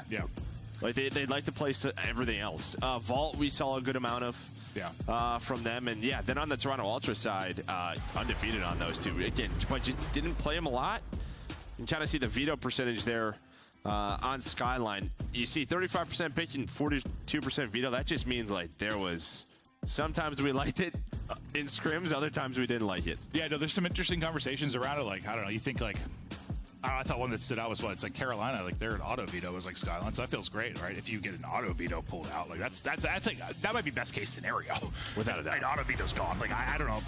That's yeah. Any auto veto in any mode is like probably the last thing you want when you're talking about map pool, and that might help them out. We'll see how the Carolina camp goes. We'll get to their matches this weekend, but for Ultra and FaZe, a look at how they looked on the 2 maps that have now been removed, as we'll start to work with Dealership and Rewind back in it. Not going to have it in this series, and I know you were kind of surprised maybe we didn't get that, but maybe their focus is just... No, we'll see it. Yeah, because, well, it's probably more like before, with their record on those two, like Hacienda was like a pleasure pick. It was like the gravy. Like if they got good at that, like okay, it's one more like great thing. Now like they kind of have to be good at it, probably. Like, right? With those 2 added in and like 2 of their decent one removes, they probably just need to be good at it. I don't know how good they were at Rewind before it got like they could just think that like Rewind is going to be one of their go-tos down the good, but like I also think like Hacienda just went from like I don't know, like maybe we can work it into like you have to. So the other 2, we'll see. I don't really. There were bananas. Look at the road to Major 2 for Ultra, and I mean, not the toughest schedule. I mean, you have FaZe and Thieves, and then 3 very winnable ones. Like, you win this versus FaZe, you've got a real good-looking stretch here. Yeah, I mean, Breach, we're still just sort of, again, it's just that LA Thieves upset at the Major, right? Still just their hard point. They were bananas, Joker. Solid, but I think Ultra is a horror matchup for them. 2-3-5. Yeah. Again, just how I think banana shits. Well, let's be serious here. Because Hex goes and asks. Loss on Thieves or on Breach. I went back and Hex eventually asks him. He's like, "How are those bananas, man?" Yeah, I guess I just think like Thieves are playing at their potential. I don't care how good Breach is playing. Well, that's the problem though. Sometimes. No, you don't. No, that's why I put it on Thieves more personally. But yeah. And then Heritage. Yeah, some places do be making them like that. Team change happening. I've seen some places like that. You know, if Super's able to come in for Lucky and put up some more stat, like they're another team that's close. Like we saw what they could do in Major 1 when they started to win some searches. Yeah. No, this is fun. Between the map pool changes, team changes, excited to see how stuff is going to change. Well, I mean, now we have 5 matches, so there's pressure on the back half of this season. Yeah, I didn't realize that until like I think Major 2. Someone said, I was like, what? I had no idea. I was like, really? Why? But no, it's interesting. Definitely more pressure on the squads, but we're just waiting to start the map 2. We'll get into it here quickly. Thanks for hanging out with Joe and I as we chat through Call of Duty and life and love. Yeah, I'm sure probably like a server thing. I imagine. That's normally how this goes. They're taking their time. There's also a giant update. It's probably Friday night. There's a lot of people excited about the new season for Dancers back. Everyone's loading on up. True. Hopefully Battle.net didn't die. No, don't give me that, bro. I'll never forget. Like, I try not to, sometimes it's like, as much as I love Game 5 bangers, sometimes you just want to have the day to go smooth. Without issues, a fast day. Like 3 hours, like, all right, I'll get out early, go play a game or something. I'm trying to play a PGA game. I'm addicted. It's so hard, Joe. But, Joe, I'll never forget the one night. Like we had like 3 3-0s or something. It was gonna be like an early night. Yeah, and then like the battle of the issue hit for like an hour and a half or something. There was that one Sunday at work. There was one the other night. Dude, the day it was like last line or something. Bro, the day should have been like, it added like 2 hours to the day. I was like, bro, come on, man. I mean, Joe's getting up, so I'm imagining we're sitting here for a bit. Maybe he wants a snack, dude. I don't know. Yeah, it looked like he was filling his water. Stay hydrated, everybody. Yeah, absolutely. But they're hanging out, so I assume we're hanging out. Yeah, I think we're trying to see what's going on. Not sure if it's a server issue, player issue, or what the issue is, but we're going to be back as soon as we can. We're going to a quick break. Have a marvelous couple of minutes. The Esports World Cup is an official partner of the Call of Duty League. Upgrade your game with the Scuff, the official controller of the Call of Duty League. It's more than a game. It's for all who dare to compete. It's more than a team.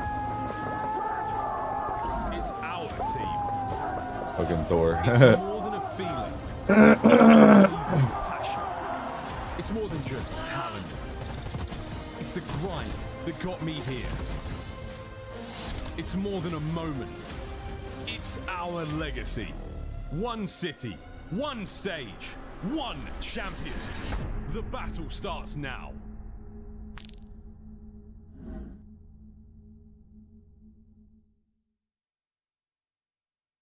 Wait, hold up. Was he the greatest sniper in this? Oh my god. He was hella good. It all comes down to this. Nation running it down. He's trying to no-scope him. Ricky trying to no-scope. Oh my god. Oh no. Oh my god. Didn't even hit him. Oh. GG.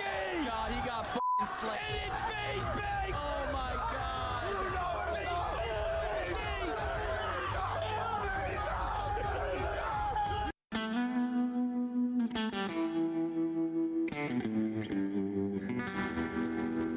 Yeah, he's all jacked.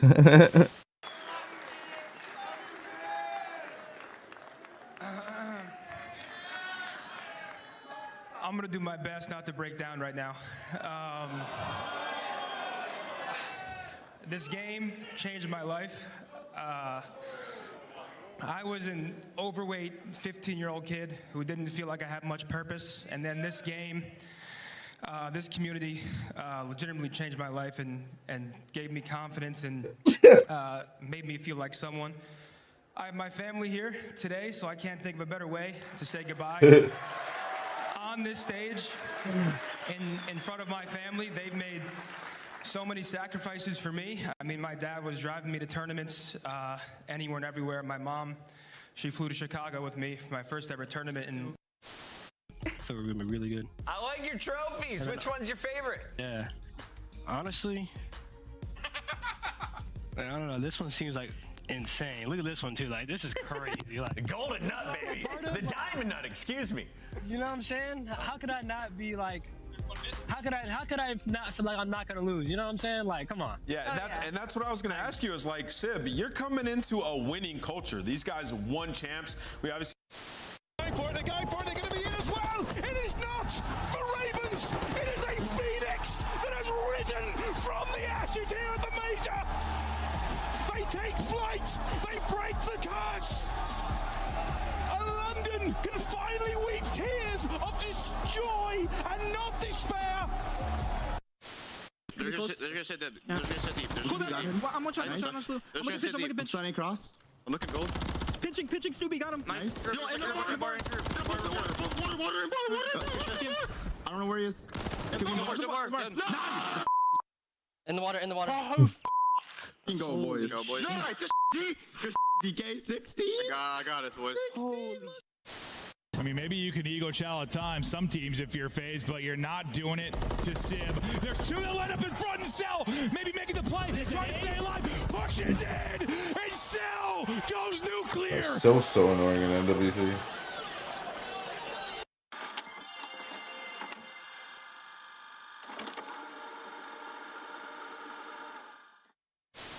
But the Miami Heretics are hungry for a win. Can they end the streak? Then, Toronto squares off against Minnesota. The Rokkr will need a masterclass from the rookie Linz. What is Ben doing here? Something something was going wrong. Apparently, don't know who it was or where it was, but Linz is MIA. Linz has been, I'm not sure if you've seen Tron, the classic from the 80s, but he has been sucked inside the game. And now he has to play a series of games within Call of Duty to win his freedom. Real as well. All down to the smoke play from up high. He's going for a joke. Johnny down. 1v1. And Real singing across the stage.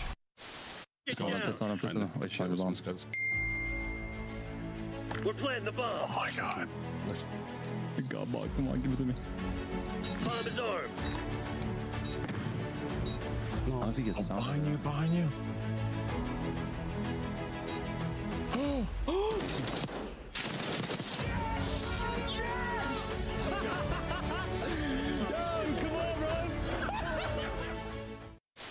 I'm doing the shot. I'm doing the shot. I'm waiting for you. Do the shot, please. Please do it. Not the shot. Challenge. Oh, what the? He's post tower. His Reddit, bro. He's one shot. Yo, kids, one shot tower. Oh my god. Oh my god. That's the shot right there. Oh. Nah, that's bad. David Barlow. This shit Oh my god, dude. These.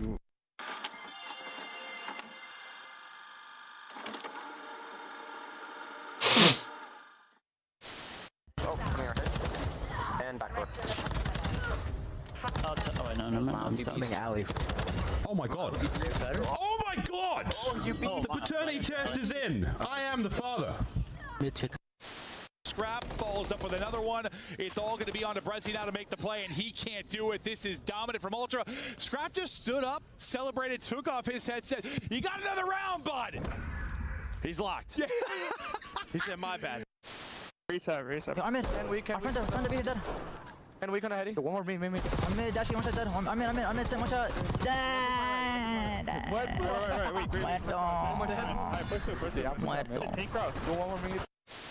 We were hyping this up, right? It's the fourth matchup. You know, we've seen you guys constantly in grand finals. You guys came out and made that look easy. Yeah, I mean, like I said, we've been saying it online the whole time. Online respawns are different. No sound EQ, we're a way different team, and we just showed it right there. Also, people seem to forget who built that camp. I know how they play. I taught those kids how to play Call of Duty, so don't forget that. All right, like let's.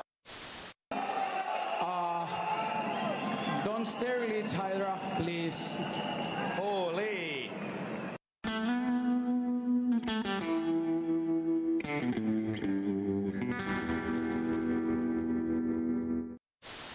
Oh my god, here we go.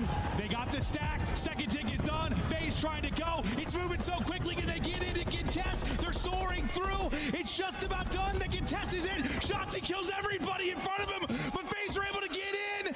Getting a point, man. Here we go. Gotta hold with no respawns. They're holding for now. They win one. Nobody left. FaZe hold with no respawns remaining. Oh, we got Fame here. Fame, how you feeling, man? I'm feeling good. Happy to be here. Fantastic interview as always from Fame. Wonderful lad. Insight's not going to see it. Kleenex going to get caught off guard, or is he? He gets one. That's a decent one-for-one trade. Insight right back over, looking for a little bit of help from Scrap. 2v3, selling the cross, dealt with by Scrap. Sip also seen on the cross. 22 seconds. Draza trying to work this with Scrap able to turn this down to a 2v1. Just down to Sip. Not gonna happen. Shut your mouth. Toronto in the grand finals here at home.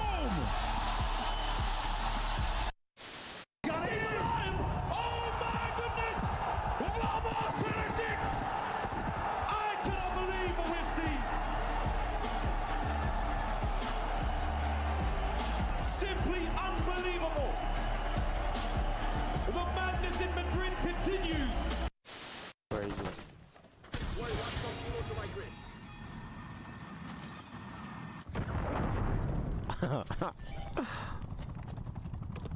I suck with this.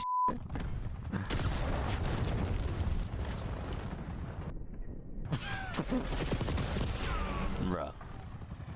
I'm not using that shit ever again. This shit out.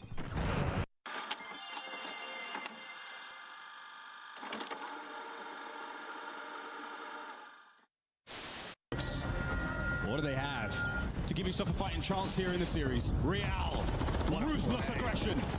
Another upstairs, can't get it, it's Kremp with 2. It's now down to Lucky. And will he be that in this 1v2 situation? Here they come, finds the first! Oh my God! Lucky! Dios mio, how has he done that? And you both just died to it. It was awesome.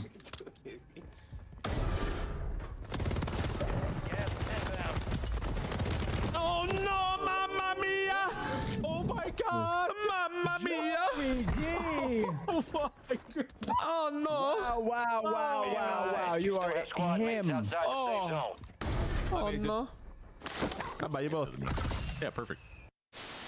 If I leave, do you guys leave as well? Do you remember me from DMT? No, I don't think so. Oh, if you're leader though, I don't know. Oh, I just got clotheslined by the No!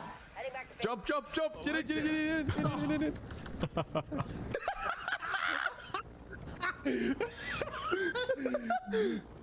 I'll be honest, that didn't cross my mind. I was trying to send it in, boys.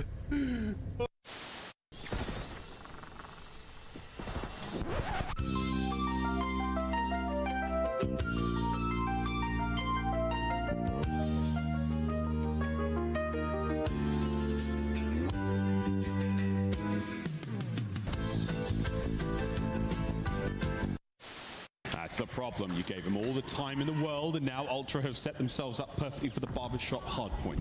The apartments, the alleyways, all the nooks and crannies are now full of Canadians. And you have a BZ at 9 and 22, and this is only a 20-point game. You're looking at big plays in the final moments, but Envoy takes down 2. Envoy the front line.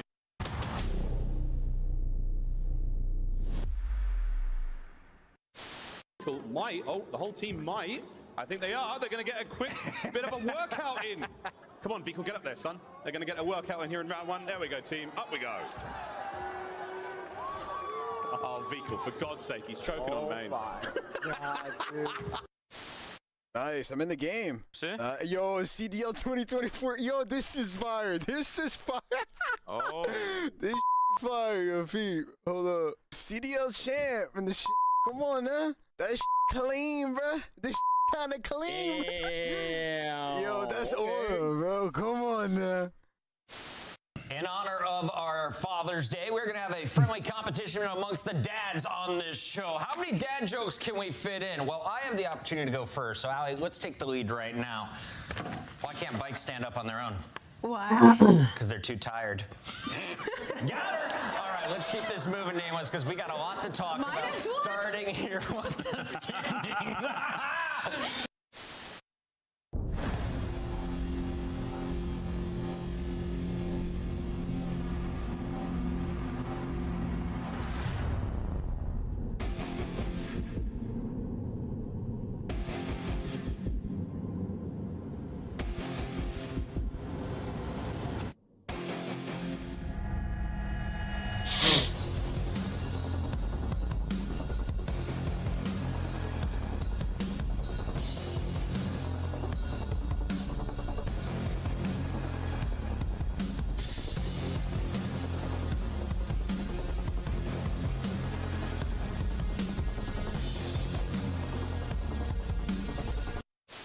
There's nothing here. Starbucks, he's a one shot. He's dead. That's it.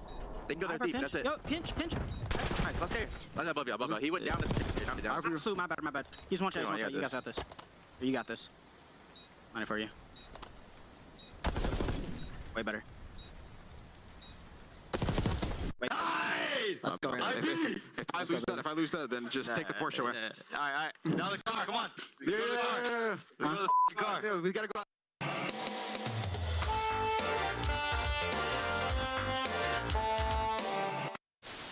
And this weekend, we will find out which team will take the largest portion of that $1 million prize pool and etch their names into Call of Duty history forever. Ladies and gentlemen, live from Las Vegas, the World Series of Warzone Global Final. Welcome back to the CDL. Wow, what is going on? He's the master fight. This guy is just, that's unbelievable. Okay. I knew we were coming back to him. This is not what I was expecting.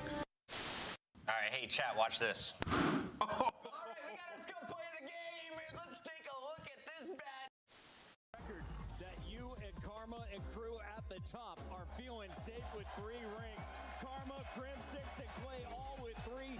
Eggs, JCap, Apathy, and Arsities, as well as Symphona Peasy with 2. And that list should stay the same. We're safe for now. Nobody's catching us this champ, so I'm happy about that. We do have quite a few world champions up on that stage. We got 4 of them up there. I had to bust the rings out. I had to bring them out back to their natural habitat. They were forged in arenas like this at Call of Duty Champs.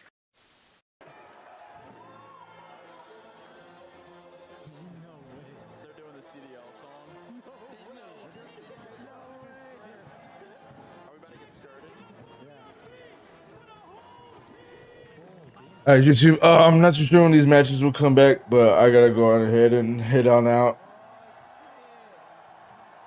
I gotta head on out because my kiddos get out of school here in like 30 minutes, so I gotta get ready and go on.